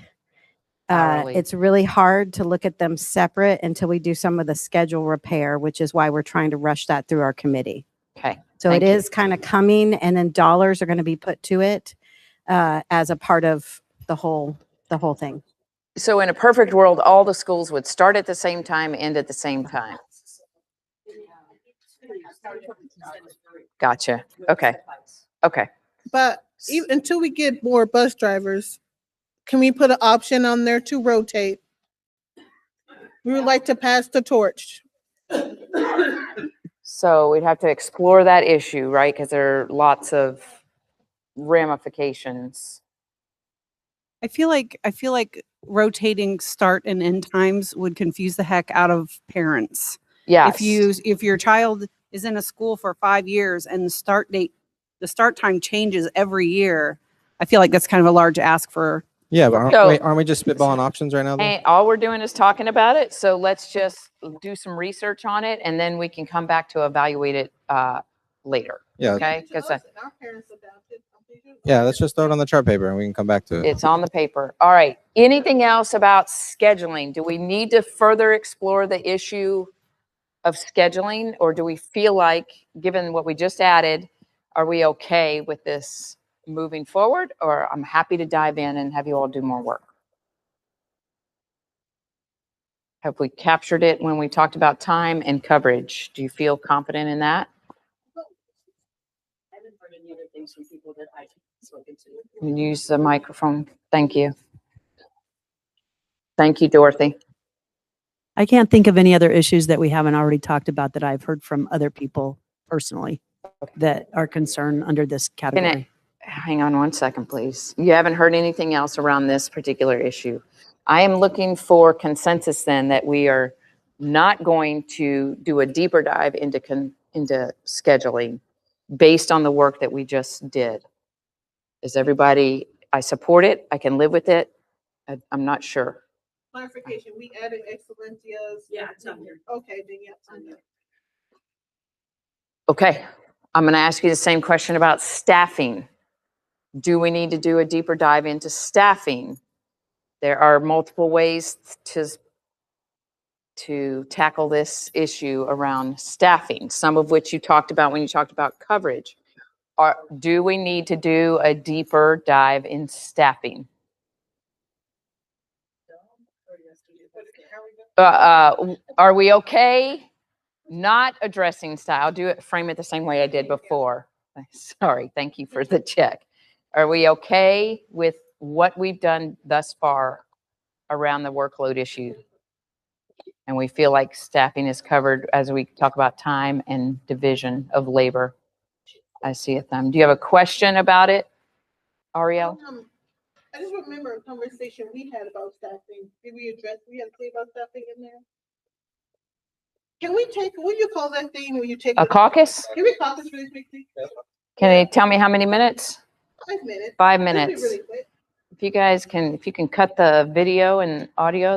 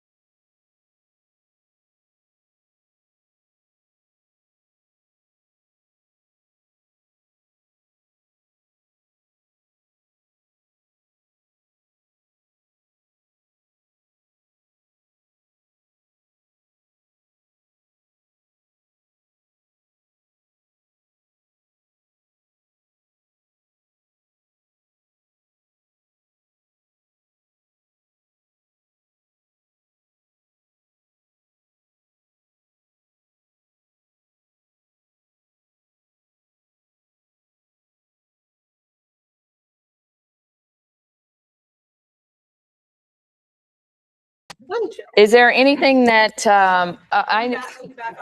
we're back on microphones unless we think we need to turn the mics off for this discussion. Okay. So first I want to check in with certified to hear, you don't have to tell me all the gory details, but anything you. Yeah, we discussed. Wait, before you go, just, I don't mean to interrupt, but it's not certified versus not certified. Both teams, like our caucus included classified, certified Sure. too. So just so that you don't just refer to us as certified when we're caucusing. CEA. Got it. And So CEA stepped out. I apologize. Thank you.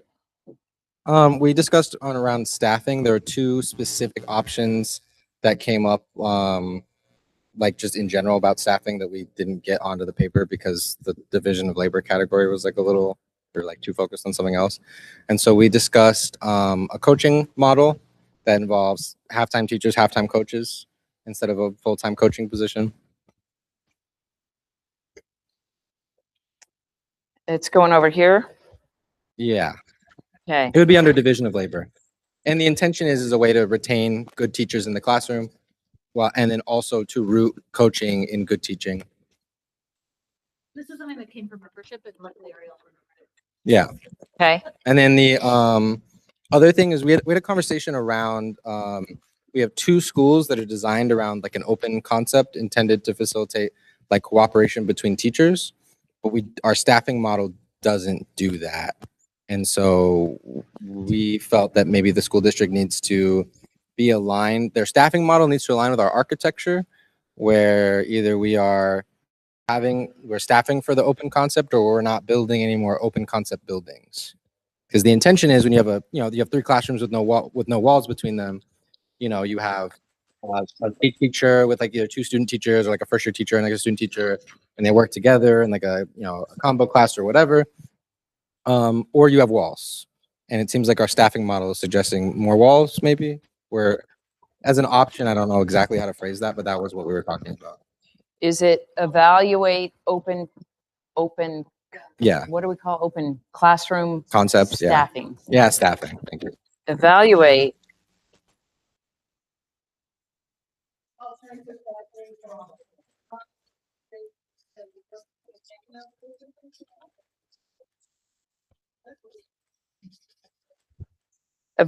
staffing for open concept classrooms. Thank you. Okay. All right. While you were gone, we had another option that I wrote down here. Sorry, pointing, but no, I didn't. I wrote it. Where did I put it? Right here.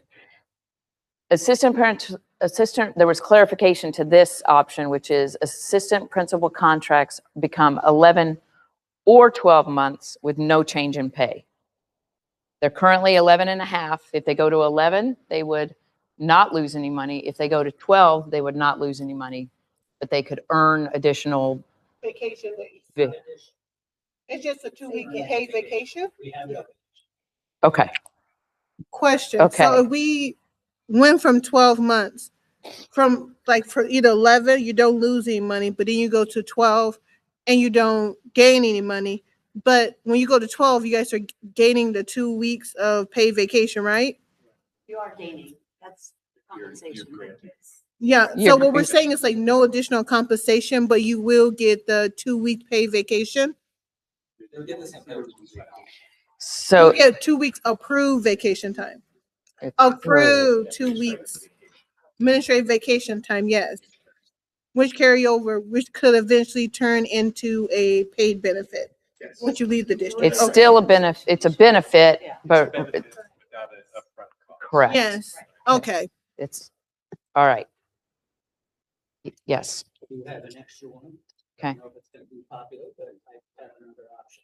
Okay. Is it going at a time or coverage? Well, It's to return to the model that we had a couple of years ago, where coaches are at sites, not at the district level. Because the model that we have now, coaches are at the district level, and they are assigned based on need of subject. But in the past, coaches were assigned to a specific site. which was our model that we had for.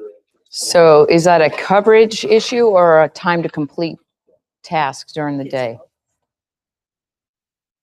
Amber? What's your reason behind saying that? Is it coverage help for the admin, or are you saying it for So I think it's right. I mean, are we analyzing, are we talking, is that part of the? I just want to know which part to put it on. Because the thought process behind it is that it is very difficult to schedule coaching to coaches to where they need, because they're assigned to multiple sites, and multiple sites have different, like we need them on Monday, we have team meetings on Monday. Another site may have team meetings on Monday as well too, so it really have the best use of time for that particular coach, and it limits the ability to pivot if we have a need that arises later on. It's a nightmare. So I put it on coverage, division of responsibilities, because it sounded like coverage for scheduling and such was there. So I just put return to former instructional coach model at the school, not at the district. Can I add something to that since we're adding stuff? Can we add something that says that special education teachers get the option to come in 3 additional days before the school year starts? So extend special education contracts or just 3 add days. 3 additional days. And where is that going? Time? Time, yes. Okay.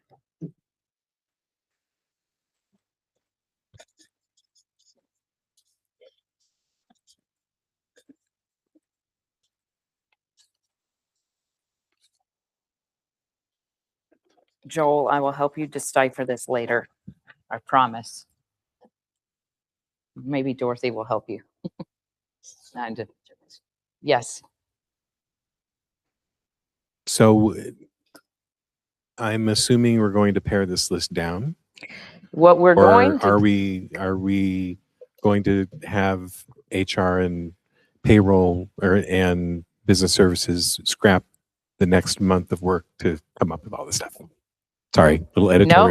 No, it's all good. What I like to do is, and you're not wrong, right? This is a long list of info and research that has to be done by district admin folks or others, could be school folks as well, to look at some of this information. We can take this list and further prioritize it and say, look, these are the options that we want evaluated, because to your point, right, we now have 1, 2, 3, 4, 5, 6, 10, another dozen, 22 things that may or may not need additional information or research or data. That is an option, is to group them or pare it down or prioritize so that the group is not spinning their wheels. But we also had a conversation during our caucus that I think is relevant to this somewhat. So I want to make sure I talk about that as well. But Dorothy, I'm going to answer your question. I guess my main question is that it would be difficult for me to prioritize some of these. I don't want business services at all doing all that hard work. Mm-hmm. And knowing, for example, the AP, that would help me know whether that's a high priority for me if I knew it cost $10,000 versus $200,000, right? Right. So I don't know if it can be an all or nothing. It feels like, I don't know. Can we do what we did in the past?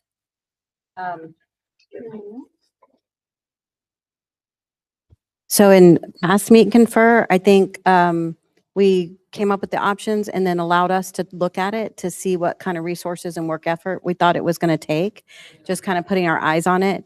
And then we came back and said, okay, there's no way we're going to be able to get this one done. We'll need to either put it out to committee or get a bigger group working on it. And then some of them we were able to say, oh yeah, we can cost those pretty quickly and it's not time consuming. We could do that. If you guys are open to it, we can just kind of go through them and say, all right, we can easy or hard, or Or whatever. more time. Yeah, yeah. Is I just everybody kind of need to okay with see. that idea to give them time to look through the list and then say, okay, look, this one's going to take a little longer. We need to push this out a bit. Because we may not be able to get to it at the next meeting, but maybe the second or third. Can I also remind us that we need to focus on the scope of meet and confer that's non-instructional in nature? So if any of these options have an instructional component, even though I know we could maybe justify or stretch, but we really need to be mindful of options that might bleed into instructional, because that's not in our policy. Our policy says working conditions, et cetera, non-instructional in nature. Appreciate the check. Can you use the microphone? Could be teaching models, could be coaching models. It could be, like the time stuff is different, but the things that would affect teaching and learning are outside of the realm of the scope of meet and confer, I think. Would are any of these on here possibly in violation of meet and confer policy? Well, I think it Is would depend. It depends highly on the specifics, right? So if we said, this is the content that the coaches need to be coaching on, that's instructional. But if we're talking about, we would like to see a halftime coaching, halftime teaching position, that's like a working conditions and staffing issue. So I think it depends. As the options get more specific, I think it would reveal if it's instructional in nature or not. Because Possibly working if you- conditions affect instruction, right? Well, sure. I mean, that's why I said it's kind of a permeable or semi-permeable membrane, right? That we're going across different strategies. But the other thing to consider is how it aligns to SOFG goals. And I know, and I'm just going to editorialize again, but coaching model, for instance, is something that's been developed through the lens of SOFG and through the ongoing work of the governing board prioritizing coaching in a way that is this model, right? So any kind of thought that this group brings related to that would have to be non-instructional, and it's going to have to make sure that it aligns with SOFG. I don't know, Vanessa, if you had anything more to add to that. Trying to think of Well, can I also? like where to take it. To take, if it's not here, I know we get that a lot of times. Well, if it's not here, what committee, what this, what that? And I know in the past we've had things that said, "Oh, go handle that in committee," and then in the committee, and then the committee's like, "Well, no, you got to handle that over here and meet and confer," or "No, that has to go." So I guess I've heard it come up, and I want to try to find the solution of where to have the conversations that the people can review or whatever. And I think we can try to dedicate to bringing some of that information back. But not just saying we don't cover it here. Does that make sense? Yeah, but I also think the thought process behind the model we talked about with the halftime coaching, halftime teacher is because teachers, we talk amongst ourselves and, we have members that they would like to go and visit a coach teaching a concept that they're having, they're trying to teach other teachers to do. Like, for example, the EOD model. They would love to go see a coach actually implement it in their classrooms and then maybe debrief in the afternoon when that coach is no longer teaching. So a place that teachers can go and visit to actually see the things the district is telling them what to do, and a teacher who actually doing it in a classroom. So it's not this abstract idea that was developed in district office. Now they're telling teachers to go out there and do it, but they're not even doing it type situation. I know, but what I'm saying is teachers want to go and see the coaches doing it. They want that model. Which sounds, I don't, it sounds instructional to me. I am not the expert in SOFG, but I do think, to your point, both your points, everybody's, that you've got a list here, and maybe some of the experts, not that you all are not, would take a look at this and say, look, this feels like an instructional one that may not be addressed during this. Doesn't mean that at some point, you can talk about it, but it may not be an option moving forward. And then the same for letting the group go back and say, okay, this one's going to need more time.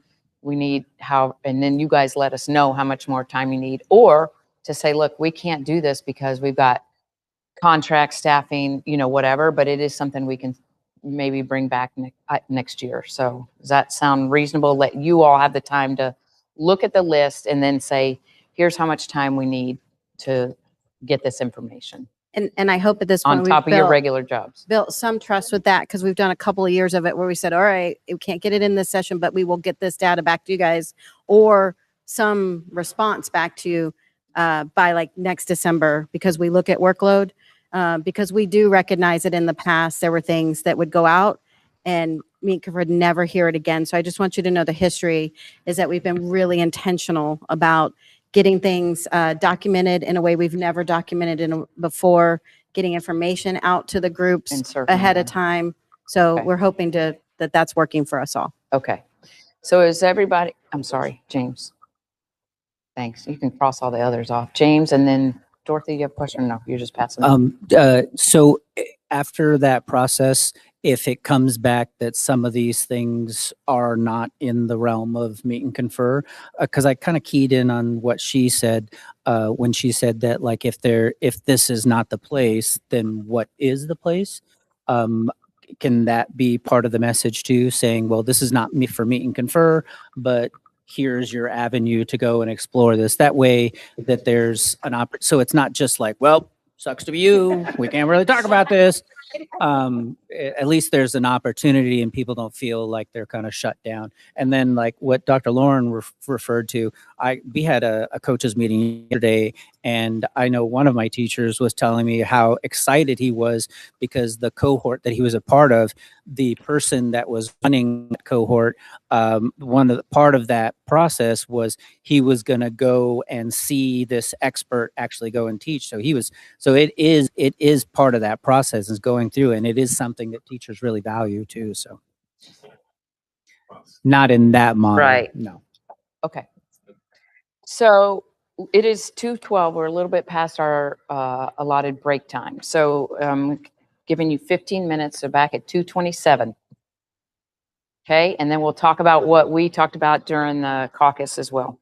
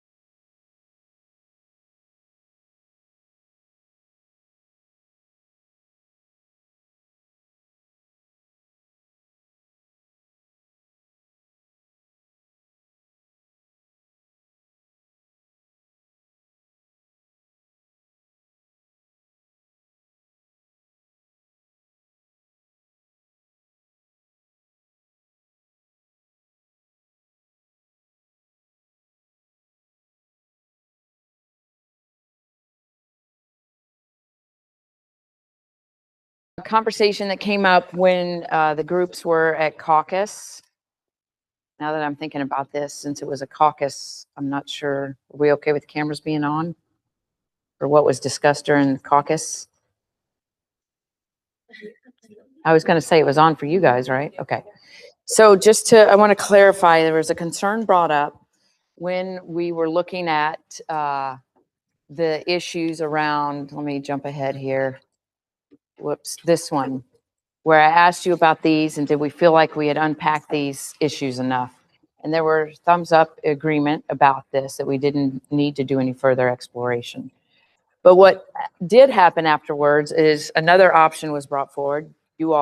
Others brought other options forward. We captured all of them on the sheet, but there was a concern that when we came to consensus that we've addressed the scheduling, we've addressed the staffing, we talked about the time, we talked about the coverage, that it can't be brought up again. And so I did clarify that the way I've run IBN is that is true. So for example, you can't, and this happens, I've seen it happen, I've seen it sabotage a process. I can also see it interrupt a process and you don't ever get to the end and you can't bring anything forward because you're still talking about it. When I was asking you about this, what I was saying was, we're finished talking about this issue. We're not going to bring any options forward down the road to address this. Well, didn't those options come up like as we were doing consensus? Real quick. The issue around it is you might leave this room today and you might have a think tank moment like I do in the shower sometimes, where something comes into my head and I think it's the greatest idea. But when does it stop? We have 3 days left. We haven't even started talking about compensation. I mean, we have some information, but we haven't talked about options or anything about what we're going to do. So the reason I say that we've finished talking about this is that we are finished talking about it, and we're not going to come back and bring more options, which could bring additional work for somebody to explore. And it just carries the process out much longer.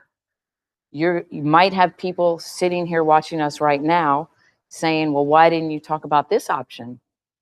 Well, what are you going to do when the next person says it? And then the next person brings you their option and another person brings you, and now we've just added a couple hundred more options. So I want to make sure, because there was a feeling that maybe others didn't understand when I said, are we finished with this issue, that they understood that. So I want to make sure that we do. So first, Daniel had his hand up. Roxanne, if you don't, thank you. Yeah, I feel like we brought this up, like those additional options up as we were doing consensus for these. So like the excellency thing was brought up as we were doing consensus for the scheduling. And then we did the caucus as we were doing consensus for the staffing, right? And so Right. I also think that we did that initial activity where we wrote things on the note cards and we prioritized. I feel like we should have just used these instead of coming up with new ones. Well, here's what happened is, if you look at your survey, you all identified workload as the priority area. But when I started thinking about, well, what is workload? And what you saw is, in some cases it was time, and some it was coverage, and it was different things to different people. So the idea, and I will be better moving forward to make sure that I'm more specific in unpacking what does that mean. Because I can look at scheduling and I know what I'm thinking about scheduling, but I don't know what neighbor's thinking about. He's thinking a whole different thing probably. So it's fine in the context of what we did today, but what I'm saying is, my take on this is regarding the issue of workload, that we have tackled this particular issue of workload in the subcategories: time, coverage, scheduling, staffing, and that's what I heard from you all. So does everybody understand that? And understand that at the next meeting, you can't say, hey, I came up with another idea for time or another idea for coverage, because you see where I'm going? It may never end. So is everybody clear about that? Okay. Everybody in agreement that once we say we're finished discussing the issue, we're finished discussing the issue? Because we could be here. I'm happy to come back as long as Joel wants to keep paying me. As long as you guys want to keep having. Okay, so what you're saying is if we don't put it on the chart paper, Can you use a microphone? Thank you. Sorry. so you're saying that if we don't, are you saying that if we don't write it on the chart paper, then that's it? No, she said once we come to consensus. All come to consensus that we're done with the, like the thumbs up and thumbs down we did?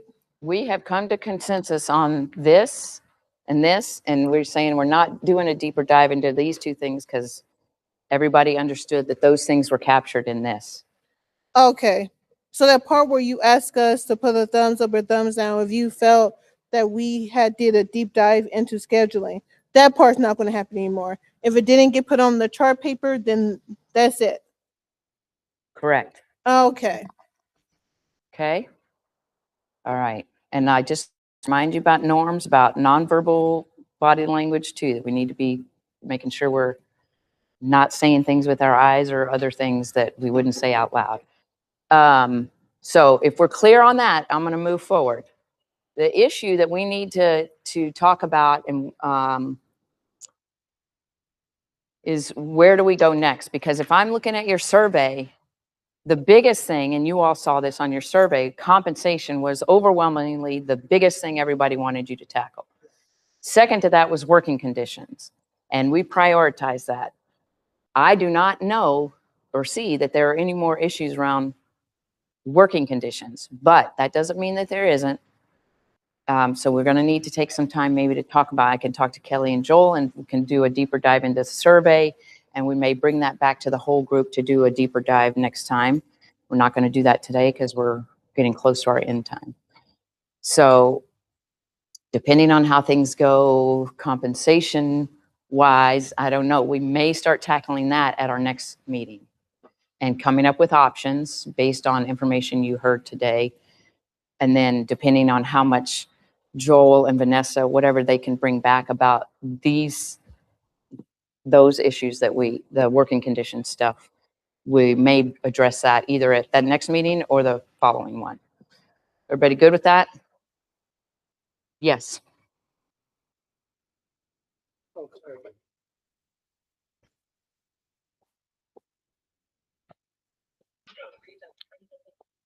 So I guess my clarification is looking at the list from Vanessa and me coming back in March, on March 5th. If we're unable to complete or get the information, that should be our report out. So I'm going to give you an example because it's right there at the top.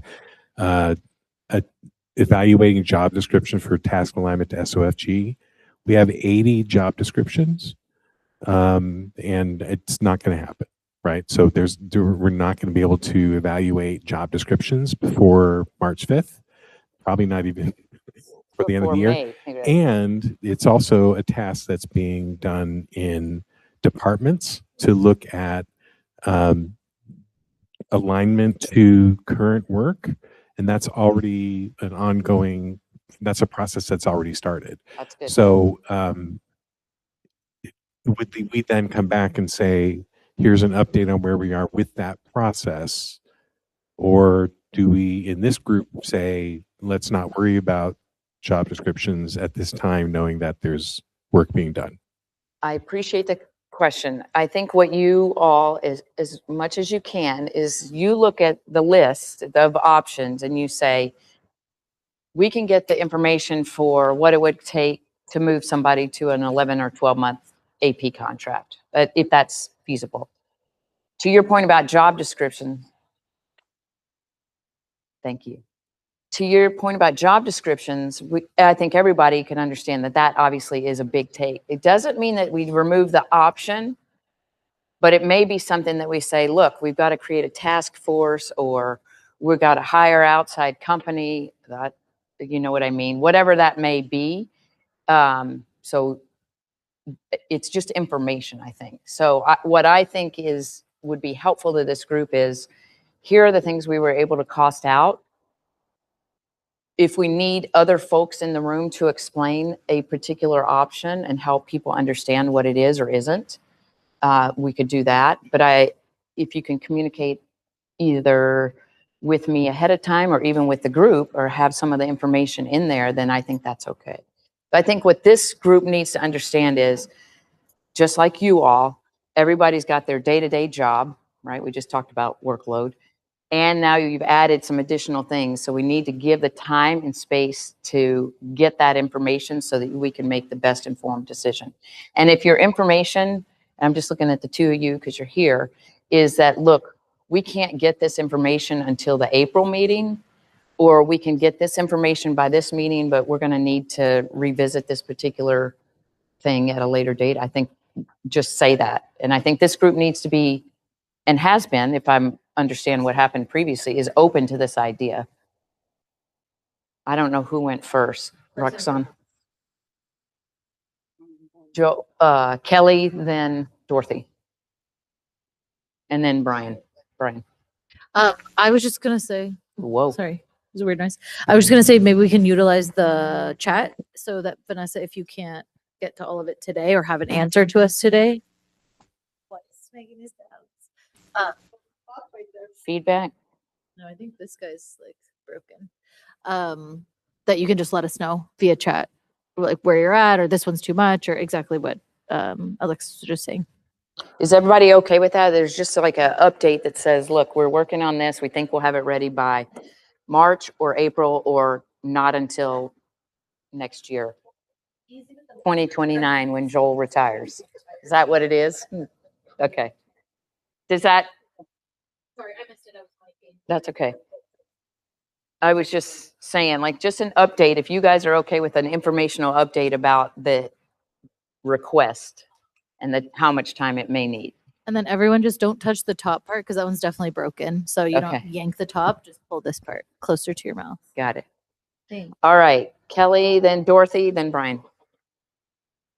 One of the things that I thought about is that we also should try and remember that we're not the only body that works on some of the financial things. Mhm. So like the executive team at the district also does some, meet some challenges on their own, right? So like they fixed some things in, like, for example, some schedules last year or this year, whenever they did it, that, could have been done here, but wasn't done here. So the same thing could happen this year too. Like there might be things we can't That's get right. to, but that doesn't mean it just stops. They could continue to work on it. Correct. And, so, Or they're, I mean, there's a reason they're in the room, right? They're Right. hearing what we're wrestling with, what we're working on. So or they may be working on things, but you aren't aware. aware that they're working on. And so maybe right. that Like the a job description thing. communication. Right. Yeah. Good point. Okay. Right. Yeah. Brian. I just wanted to clarify to Joel, because that came from our group, I believe, and James, tell me if I'm wrong. We weren't expecting that fully done. We just Oh, yeah. we just wanted the option of that happening. So Correct. it sounds like, so we weren't wanting all that by the next meeting or anything like that. So I know you were just giving that as an example. Sure. But yeah. I think, I have had standards around timely. Like when you're evaluating an option, is it timely? Can it be done in a certain time frame? And if it's not, then it is something that is, goes on a list like you had last year. It's like, this is what we need to review or continue to work or create a course or whatever. So everybody good with that? Okay. All right. We're going to talk quickly. This is the part I skipped this morning. I'm going to come back. We're not going to address any other issues today just because it takes time. But I want you to know what you did today. I know we had a lot of information update this morning, and I know pacing was a concern, but I'm feeling good about where we are. I think we got 3 full days. I'm feeling like we're going to be able to tackle it, knowing that we may have to farm out a task force or whatever it may be for certain things. So what I want to talk to you about right now are standards, which is part of the process when you are evaluating your options. And I went over it quickly when we did our kickoff meeting, the very first one, but I didn't dive into it. And we're not going to do this today, but when we get the information and everything we need, we're going to start evaluating these options through the lens of these standards. It's my understanding that these are the same standards, maybe a little tweak, and we can adjust, that you previously had. So again, this is how we're looking through options and assessing how well the option aligns with our interest so that we are making good decisions about which options that we move forward. So what I want you to do is I want you to think about a past IBN issue. I wasn't here last year, so I don't know what all of them were, but I heard a conversation about compression that got animated. Maybe that is the thing. And I want you, or maybe it was another district related decision. Maybe it doesn't have to do with IBN. And I want you to look at these standards aligned to student outcome focused governance. Is it legal? It's got to be legal. It's got to be aligned to the law, both federal and state, your policy, and any regulations. I have fiscally responsible and sustainable. We can look at that in two different ways, and we'll talk about if we need to add one more standard. So does it work today, but will it work long-term, right? Earlier, I gave the crazy idea about everybody getting a 50% raise. That's great for maybe 1 year, if even that, probably not. Definitely gonna put you in receivership pretty quick, okay? So you've gotta think about, as great as that might be, is it going to be sustainable? And is it in the best interest of children? Now, this was my definition of that. It's supporting their well-being, safety, positive school experience, which is a little bit different than your SOFG. So if I need correction, please let me know. I'm glad to hear that. So what I want you to do is I want you to think about a past IBN issue, so think on your own, or a district decision. Which of these 4 standards was the most relevant when you were making that decision or when you were in IBN? So just think to yourself an IBN issue and which standard was the most relevant.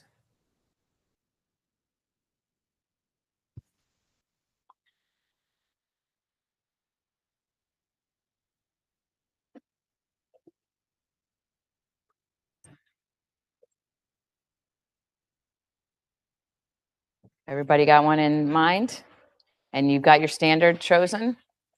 I want you to turn to the person sitting next to you and talk about what was the IBN issue or the decision and which standard and why you thought it was the most relevant. So go ahead and talk to your neighbor next to you.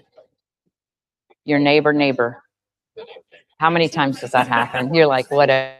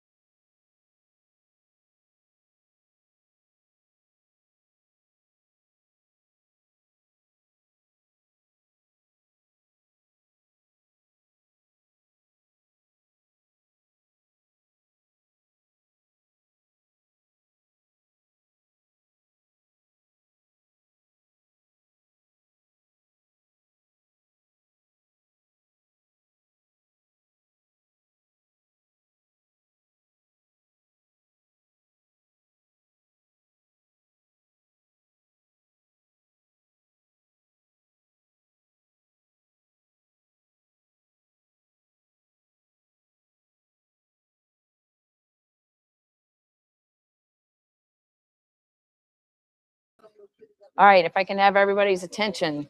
Anyone willing to share what their IBN issue or district decision was and which standard you thought was the most relevant to it?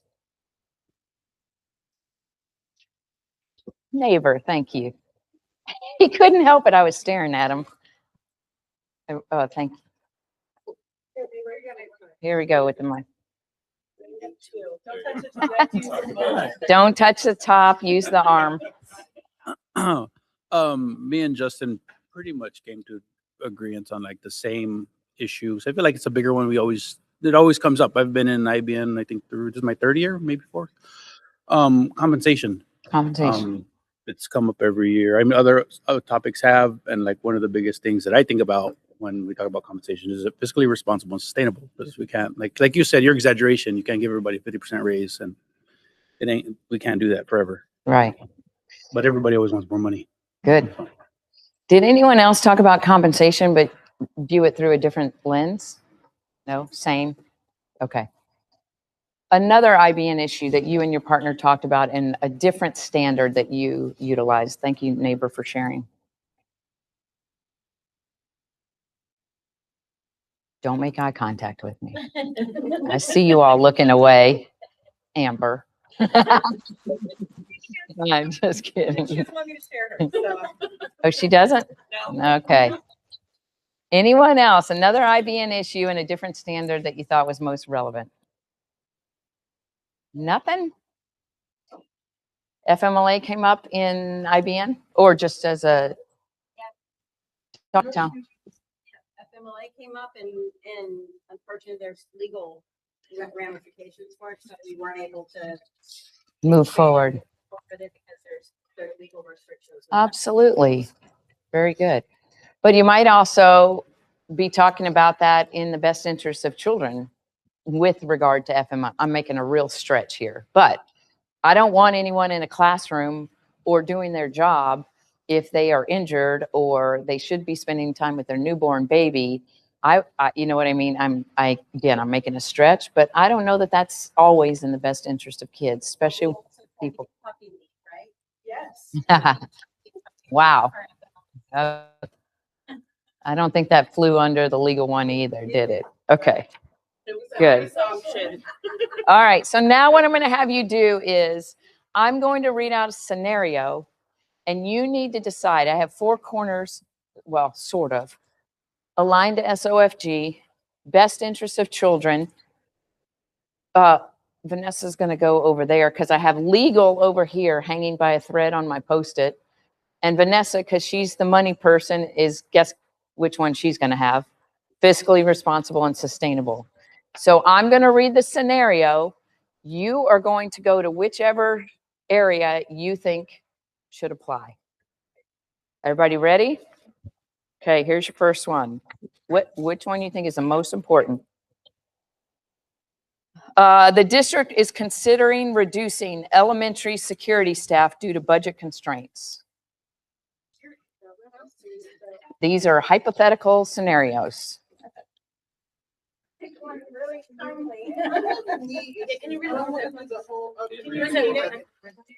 Say it again. The district is considering reducing elementary security staff due to budget constraints. That's legal, fiscal, best interest of children. Okay. Vanessa, I'm not sure where you would land, and I know you're not participating in this, but I'm curious if you would be standing where you're standing on this particular issue. The district has made a decision to. Is considering reducing elementary security staff due to budget constraints.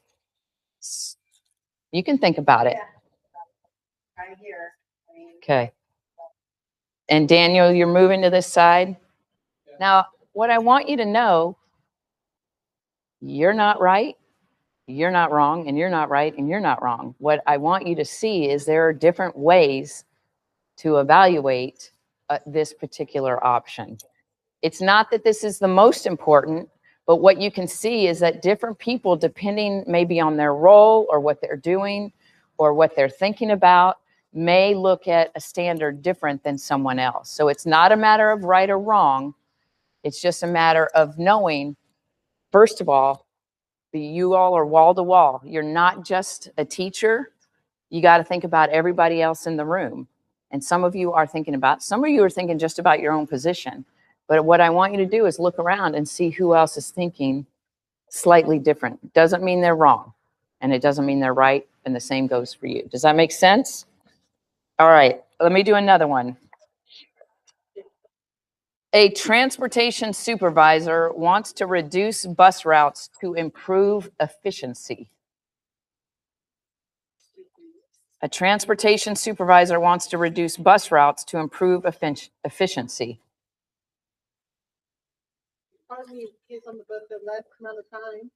What's that one? Maybe that'll be in the book. This is aligned to SOFG. This is legal. This is fiscally responsible. This is in the best interest of children. You're in this one? Okay, thank you. All right. Brian, would you mind sharing why you picked this? That did alignment? Best interest, because I thought if it would be less bus stops, so kids would have to walk longer from whatever bus stop they got dropped off on, which could be dangerous, especially along McDowell with Thomas, those things. Great. One way to look at it. Carolyn, were you looking at it the same way or slightly different? Kind of looking at it the same way, definitely, but I felt like it wasn't more efficient for the kids. I felt it was kind of more efficient for transportation, which isn't necessarily a bad thing, but it could be with, like you said, with the kids walking farther. Okay, good. How about someone over here? Why did you pick fiscally responsible and sustainable? I thought it was fiscally responsible, and there was a study of research based on what's the expectation of efficiency of the bus route. That's what we need to do, or it's expensive, and I really don't mind walking. I think it's good to walk. It's healthy, promotes well-being. So, This is for the children, not kids And the district, right? kids become adults, and behaviors are learned when they're young, and it's I mean, we don't open the door. There it is a component to that, yeah. And again, to your point, depending on what the route is, I mean, I don't know about you guys, but back in the day, I always worried about my McKinney-Vento that were sometimes on the bus for an hour in the morning, an hour in the afternoon, which makes for a very long day. Dorothy, and then Yolanda, I'm coming to you. I just want to say that don't assume that if we're standing here that we don't think that walking is good for kids, because I'm over here because I would like that to be part of the consideration. That it is okay to walk 2 or 3 blocks instead of 1 block. But that's again best interest of students as opposed to Absolutely. Because I think that I agree with you. I'm okay with there And- being less bus stops. And But that's not what I'm because it saves saying. money, but because Yeah. Do not stand in judgment of this group, and you guys can't do the same thing for them. But do you see the lens they look through may not have been your lens, and you look through a lens that was a little bit different. And Yolanda looked through another lens. Tell us about yours. Thinking of like legal action taken because the transportation person decided to cut down and maybe safety for the children. Okay, so there might be, you could have some potential legal implications. That's right. And then there are no laws, correct me if I'm wrong, transportation people, that you have to transport within a particular radius, correct? So there's, right. You could increase it, right? Which could be what this option is, I don't know. But again, not wrong, different lens, different idea. All right, come on back to your seats. Thank you, Vanessa, for holding my sign up.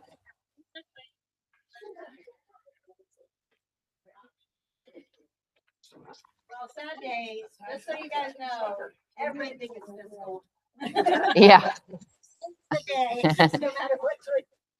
You are not wrong, even if the option is walking to school, right? Not true though. We wouldn't do something illegal even if it was fiscally okay. Thank you. All right, so Lastly,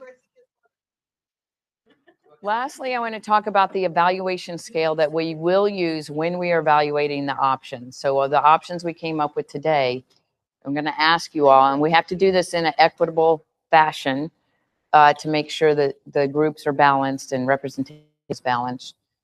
Does a 4 means that that option fully aligns with standard, and we do this one by one. So I'm going to say, okay, is this option legal?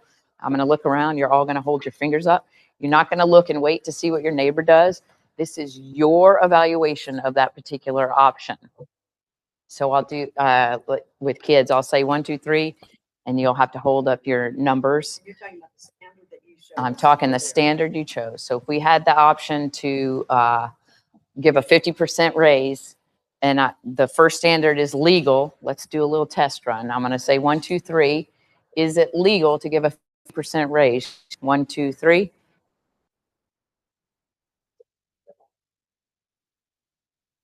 So you can see what I'm going to do is then I go around and I add up, and we're going to see how much that option. So then I'm going to same option, 50% raise. Is it aligned to SOFG? 1, 2, 3. So you can see people have different ratings, and that's okay. The next 50% raise, is it fiscally responsible and sustainable?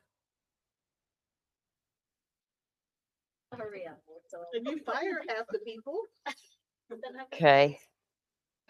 So do you see, and sometimes, right, it's really easy. We'll say, okay, everybody had a 1. Like when they're outrageous like that, that tends to happen. And then is it in the best interest of children? Show me your evaluation score for a 50% raise. 1, 2, 3. Some of you think so. Some of you do not. You got to think about it, right? Because if you wipe out half your staff because or you go into receivership and there are no more, what happens? They come in and they take over and they're going to tell you what to do, and who knows what might change. But again, you can see how we'll go through each option and evaluate it through that criteria. So I just wanted you to get a understanding of what standard evaluation is. Good? All right. We are going to end probably a little bit early. Is everybody okay with that? Alexis thinks she's got a cold or something coming on. Whoops. All right, our next meeting is March 5th. In the interim, we're going to hopefully get some information that says we have this info or we don't, or we need more time or whatever that may be. We're going to talk about what's going to, we may be able to start addressing compensation. I don't know. I'll have to talk to Vanessa. We need to think about what other issues that we have. Again, unless I'm missing something, we've tackled working conditions, but I want to make sure at our next meeting that we're all comfortable with that. And benefits was one of your lowest rated, and based on the data I saw today, now I know why, because they're pretty solid here. I know it's not that way for those people that have family coverage. It's a lot of money, but we'll have to make some. Vanessa, who's in charge of benefit? You have a benefit or insurance committee? This group is going to make, okay. So we'll take whatever their recommendations are and this group has to approve. Okay, so we may tackle that as well. Any questions about that? Give dates of when I think I can bring what. Not just yet, but we could potentially put that in the chat. That might be helpful. Dorothy? I guess I have, so we've always done some kind of data collection, but we've never been so specific that every conversation must be driven by the survey. And I 100% appreciate that the survey was large enough to reach the percentage that is whatever that thing statistically, is. Statistically relevant, right? Significant, whatever. And while people might not have prioritized benefits in the past, I can guarantee you, if for the first time ever, we start cost sharing, Mhm. it will be their top issue next year. Oh, sure. So, Sure. I mean, I think we have to be careful not to make assumptions about Oh, people's yeah. priority for things that haven't ever had been something they had to really, like, do I want to cost share insurance and get a raise? Like, those kind of offset each other. Why would I? Right. Right. So Right. I just think we need to be a little I did not careful. mean to come across that way. I'm just saying on your survey priorities, it was compensation, working condition, benefits. That does not mean we're not going to talk about it and come up because you are right. Because I think from what I'm hearing today, you're going to have to make a decision about if we do this, then can we do this or not, or whatever that may be. So, okay. All right. We need to come up with a collaborative statement for the work that we did today. You already got it? Read it out loud for us, please. That will save my throat. Even better.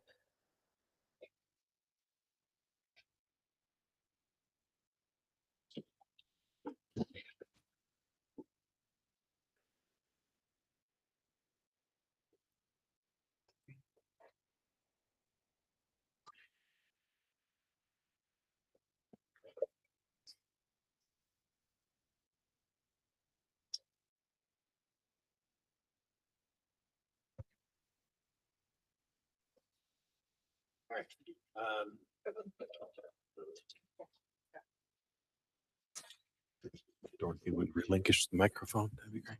All right. Meet and confer. We met today. Scope of meet and confer includes wages, salaries, et cetera. That's the boilerplate beginning. Then our schedule, I just went through as we were working. So Valley Schools Medical Group Insurance presentation, reviewed insurance renewal information with Valley Schools to discuss how our insurance claims impact next year's rates and plan designs, discuss changes to EAP program and vision program for 2027. HR update, reviewed class requested information gathered by HR, including class size based on 100th day compared to 40th day, information regarding contracted paraprofessionals versus district employees, additional clarification in the definition of certified non-admin, student teacher trends over time, and I forgot to put in SPED, so I'll add that too. SPED comparison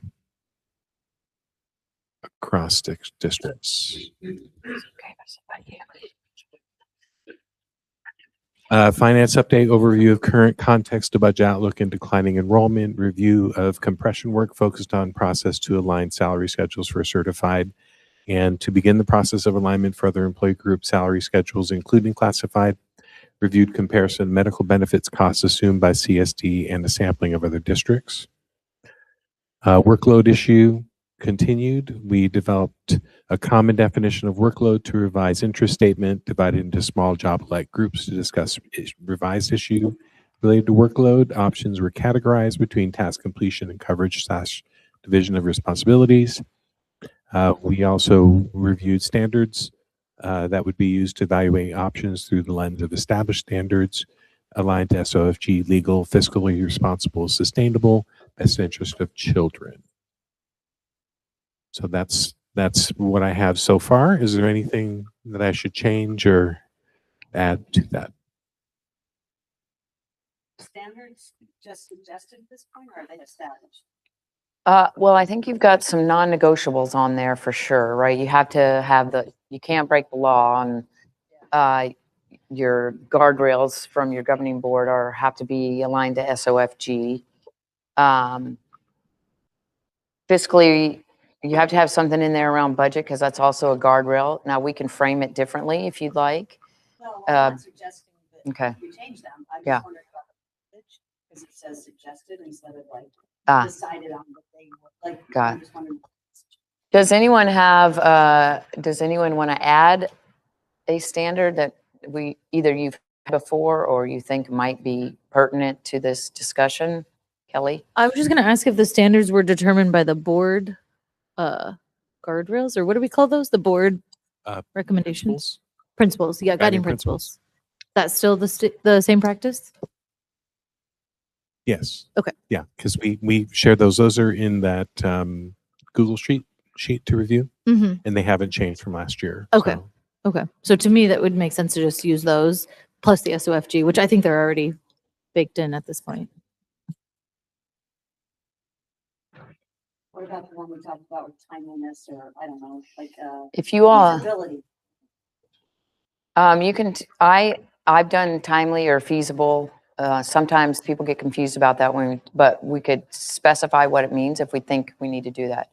Because again, if you get to something that maybe cannot be implemented right away, or before then you can't, it may fall, right? If you evaluate it and it's a 1, because it's not timely, it may reduce that option, or it could go to next year, it could be farmed out to a task force or It might committee. help with that, just being so long. True. to kind of prioritize that. Yeah. Is anyone else feeling that way about adding timely? And time, we need to define timely. You know, in the past, I've said, can it be done within the next 6 months? That could be helpful. And to your point, you might reduce some that are on that list. Do we want to add timely as a standard, or are we good with the 4?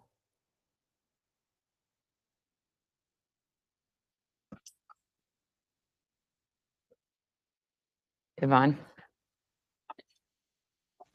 Sorry, I was thinking, but I think time should be specified there because it all goes back to people, to the same people who implement everything. So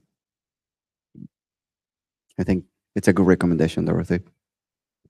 So I see a couple heads nodding. Do we have consensus to add timely as an additional standard to these 4? I'm looking for thumbs. Can we use feasible instead of timely? Explain feasible. Like feasibility is a combination of like timely and possible. So for example, Joel said like going through and editing every single job description may not be feasible, right? And either it takes so much time that it's not worth discussing, or it's just like with the staff that we have, we could not implement this because that's not really captured by any of the other standards.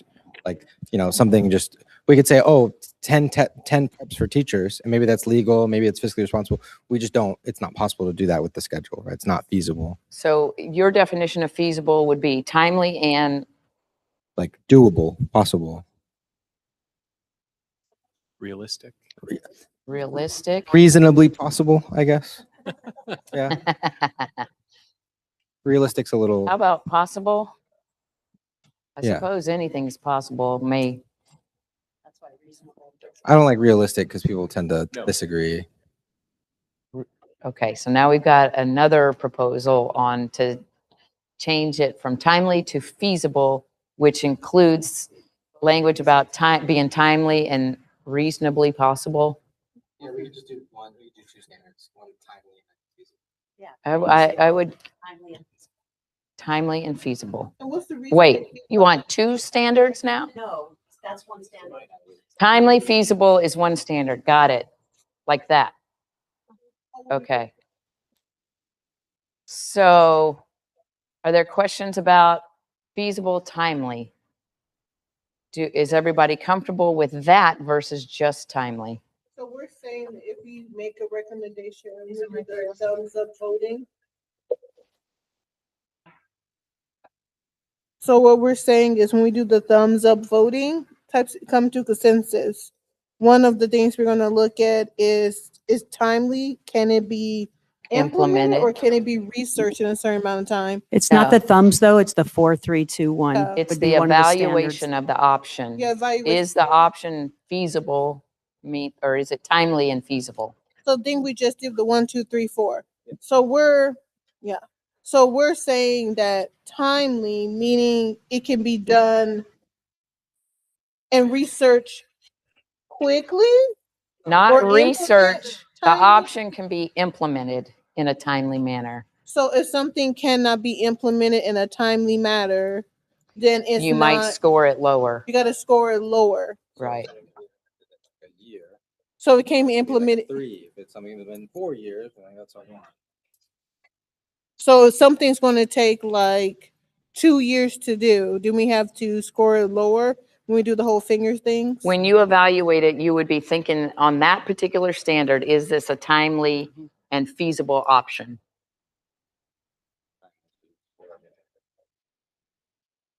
let's use the job description one. If you were going to take all 80 job descriptions and reassess them, if we could say this is legal, you might score that a 3 or 4, right? It's legal. Maybe, I don't know how you score it fiscally responsible, sustainable. When you get to timely and feasible, can this be done in a timely manner? Is it feasible to get done in that timely manner? You're likely going to score it lower because of 80 job descriptions needing to be evaluated.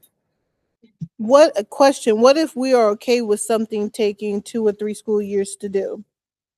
It's still an option that can move forward, but you would have that understanding that it may not be implemented for 2 or 3 years.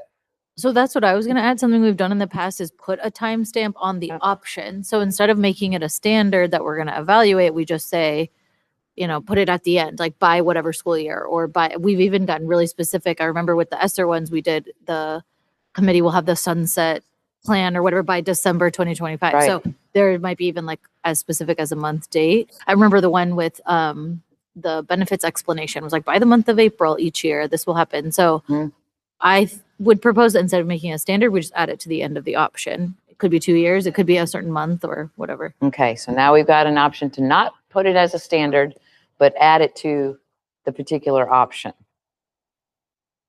So we've got 3 things. We talked about timely, we talked about timely and feasible, and we talked about nothing. We'll add it to the option. No, I just want to make sure. So I don't know where to start. Do you want to start with the last one, which is don't put the standard, just use it when you are looking at the option, as you've done in past practice? Do we have consensus to go around that way? Okay, Yvonne and then Daniel. So the question is, if we use the standards and an option is rated a 1, that means that we can revisit next year, right? No. No? Because what you're going to do is you're going to have, let's say option is X, whatever X is. You're going to go through every standard, legal, fiscal, SOFG, children, right? And if you keep timely or feasible, then you're going to score this option against each standard. So in the 50% raise, we're going to say, I'm doing this. 2, a definite 1, maybe, probably, whoops, no. And timely, I don't know if it can be done in a year or right away before May, before addendums. Now, this is just me scoring, right? You may score differently. What Kelly is saying is take that off and just say this, and then you're going to add clarifying timelines by April, by 2027, by FY 28, whatever. What Yvonne is asking for, if we score them low, does that option get eliminated? Is that what you're asking? It's not Yes. What you'll see, forever. It's I just, see. it could come If up you've next got year. all these other options, right? Because we came up with a slew of them today. At the end, you're going to have a total over here, right? Let's say 2, 3, what is that? 7. And this option has 8, and this one has 12, and this one has 3. We're going to say, okay, look, by the way we've evaluated it, it looks like we need to take maybe these 2 options. Well, this one's kind of close because it's 7. Maybe we're taking these 3 options forward.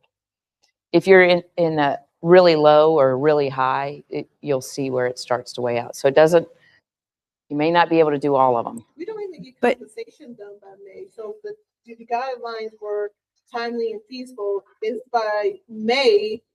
We don't even get compensation by May. My question was that if we are leaving it out of the standards and we're just doing it in the language of the options, I mean, is it cool if people are thumbs downing an option saying, I don't think that's timely or feasible? We're not thumbing down options. We're evaluating them through the criteria. And then Yeah, but I'm saying if we leave this out of the evaluation, something can pass all of our evaluative criteria and still not be timely and feasible. So, but to Kelly's point, you could add it onto the option. but something could pass all of the evaluative criteria without that language in the option. Well, that's what I'm saying. Oh, okay. Cool. So this year's team might make decisions that are going to not be implemented for 2 years from now. And if we say no to something, it can't come up next year. I'm confused now. Why couldn't it come up again next year? That's what Yvonne just asked, is couldn't we consider it again next year, even if we decided not to do it this year? No, I was just saying if it doesn't move forward for the next year. I was trying to understand. Sorry if I'm asking that you guys already know, but I missed the second meeting because of surgery. So I just wanted to understand the standards evaluation, that the clarity of the procedures. That's all. But I do have the question, I think, Daniel, and you said it. So if a rate's low on the standards, then is it moving forward, or we're going to revisit it next year? Or by putting the timestamp, as Kelly suggested, it's approved, but we're just getting more time. You came up with a list of options, and some of them are going to pass the criteria and some may not. Some are going to rise to the top and some are going to fall to the bottom. If you think about like your survey, right? Some things were prioritized and some things were not. Which doesn't mean that we may not address it, but we may not. And you may have an option that falls low and you just say, you know what? It didn't meet much of the criteria at all, so it's not going to move forward this year. Somebody in here could bring it up again next year, and somebody's going to say, well, we talked about this last year and, whatever. So you may not bring it back up, or you may. It depends on, I've seen it both ways. I'm wondering if maybe there's the scoring is not meant to be a veto, right? So if it scores low in feasibility or timeliness, or since we're talking about that one, let's say fiscal and sustainable. So if it scores low in that, but in the aggregate, the score puts it at an 8, then that might be an option that still is put forward, even though it scored lower on that criteria. Correct. So it's not that having a 1 in timeliness would prevent it from being moved forward. It's in the aggregate of all the scores, all 20 people evaluating, right? Across every option that we have. The ones that rise to the top are the ones that get moved forward. If I'm Thank you saying that for right. being more succinct about it. Okay, so if I understand correctly, we're not going to add the standard of timely and feasible. We are going to try to tighten up the option by adding the timely feasible aspect to it. Okay? Everybody good? Thumbs, I'm looking for thumbs. Up, sideways, or I have more question. Okay, so we got consensus on not adding that standard. So we'll move forward with these 4. Is there anything else for the good of the order before we part way? Oh, I have one more thing for you to do. Sorry. Again, at the end of all of these, I'm looking for information from everybody as to what your thoughts were on today's work. Today, it's a little bit different. It's called a rose, a bud, and a thorn. So a rose is a highlight, something that was successful, something was positive. A bud is something's emerging, there's some potential, something you're looking forward to. A thorn is something that was a challenge or a pain point. And then we'll see if we can't address those. So if you take the time, if you want to put your name on there, great. If you don't, that is totally fine. But I would like everybody to complete this. And then you can either turn it upside down or put it up here on the table and say adios to your neighbors. We'll see you on March 5th.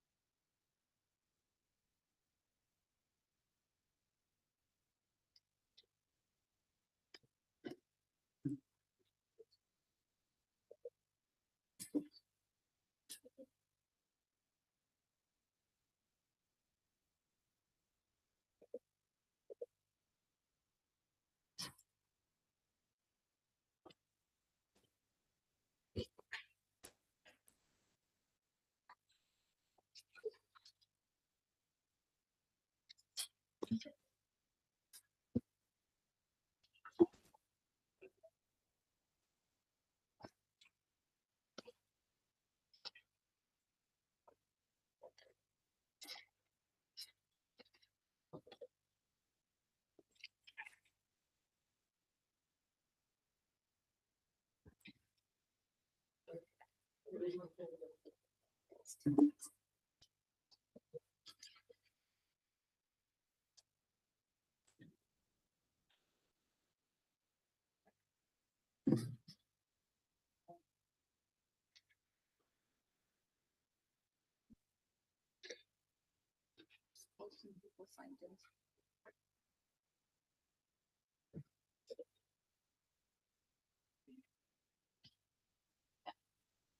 don't fix it.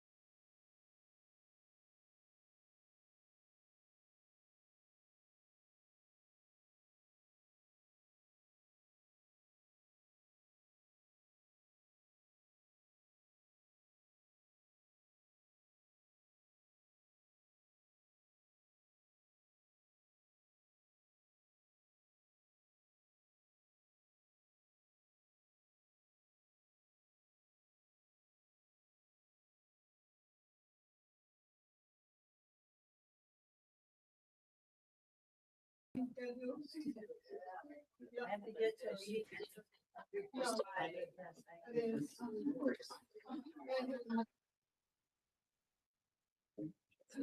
meeting.